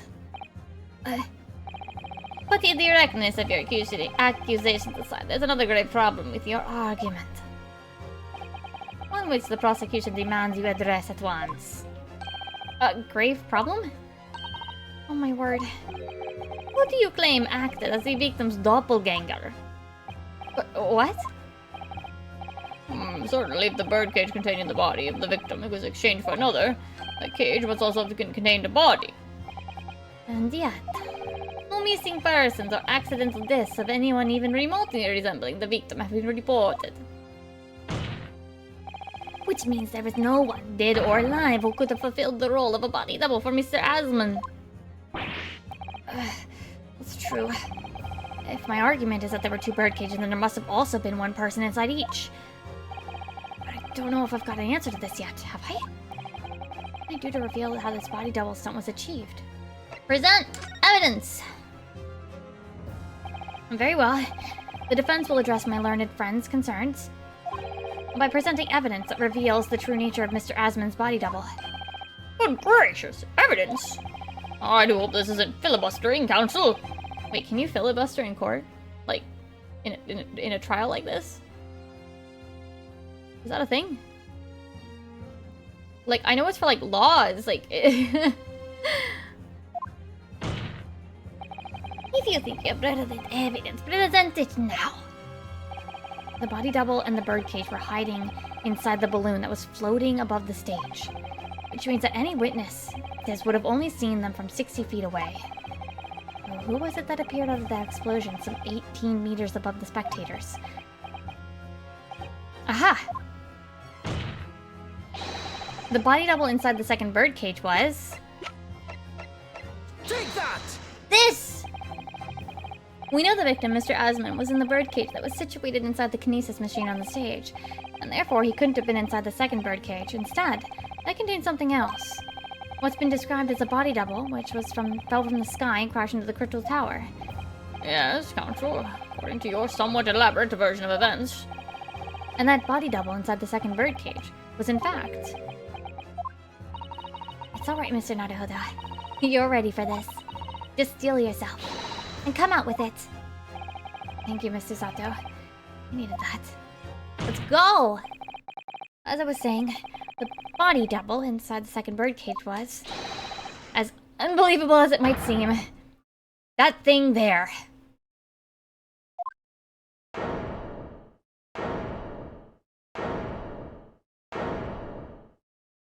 Open your eyes, sir. Ooh! Objection! It's just chilling here? Open your eyes and look into my money pony's friend. Now tell me, what are you playing at? And from now on, Yunosuke, this is the time to show your Japanese spirit. As the court will observe, this is the waxwork model. Oh no, his poor baby wet hand slaps. A model, in fact, of an infamous London murder from 10 years ago. The professor. Objection! You started by indicating the leader of the indicting the leader of the forensic investigation team as an accomplice in this crime. And now you've moved on to indicting waxworks. Yes, that's about the size of it. But why? And why these waxwork? It looks nothing like the victim. In fact, it would hardly resemble him less. What possible justification can you give? If you want to know why, ask Mr. Drubber. Uh-oh. What? Just days before Professor Harebrain performed his public demonstration, Mr. Drubber abducted this model from Madame Tuspel's. Did you say abducted? And 2 days after the incident at the Great Exhibition, he returned it to the museum.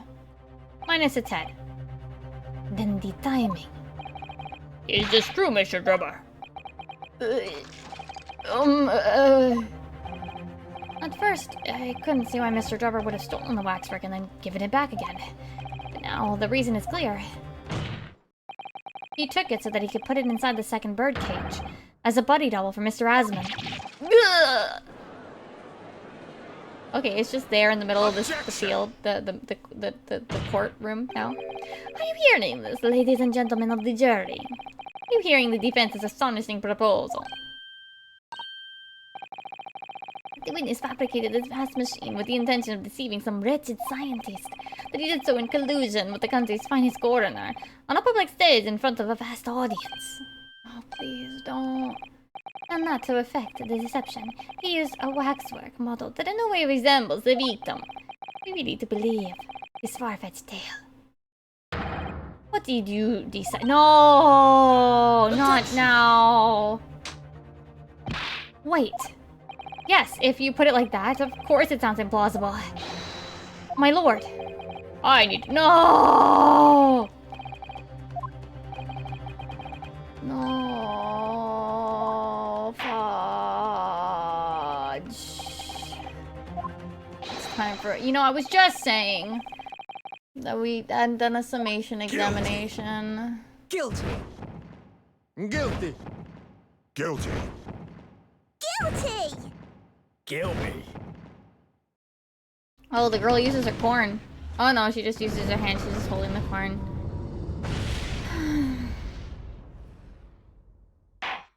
Okay.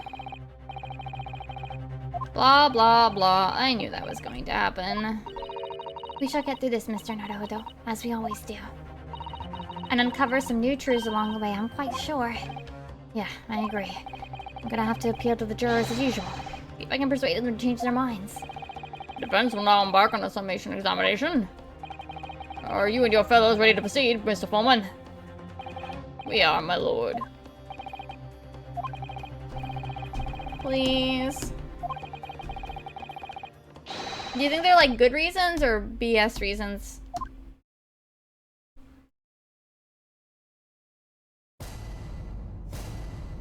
Alright, jury. Are you dumb or not?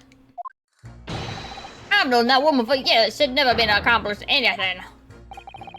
It's a nonsense to think that those two would ever be conniving with one another. Oh dear. This is most troubling. But truly, the waxwork the man stole has nothing to do with the coroner, is it? I have my own problems with members of the police. I do not trust them much. I've seen no rigorous proof that this waxwork, whatever's inside the birdcage, is conjecture. Accusing someone without right evidence is not a proper job, is he? I'm gonna have it. Half of this isn't.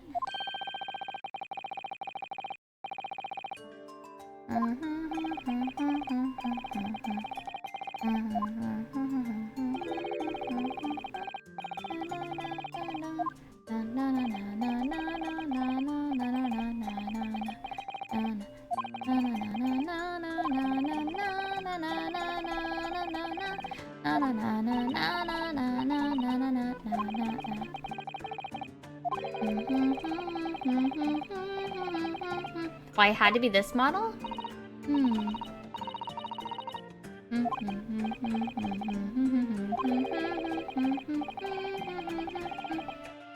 Whether or not the model looked like the victim.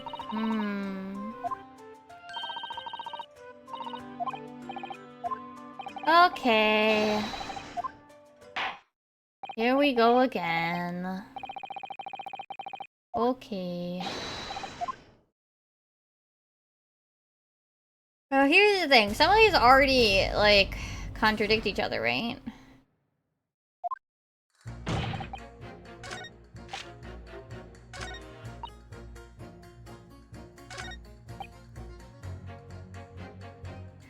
Like, this one already, like, goes against something. Alright, but we gotta go back to the beginning. We gotta press everybody, as usual.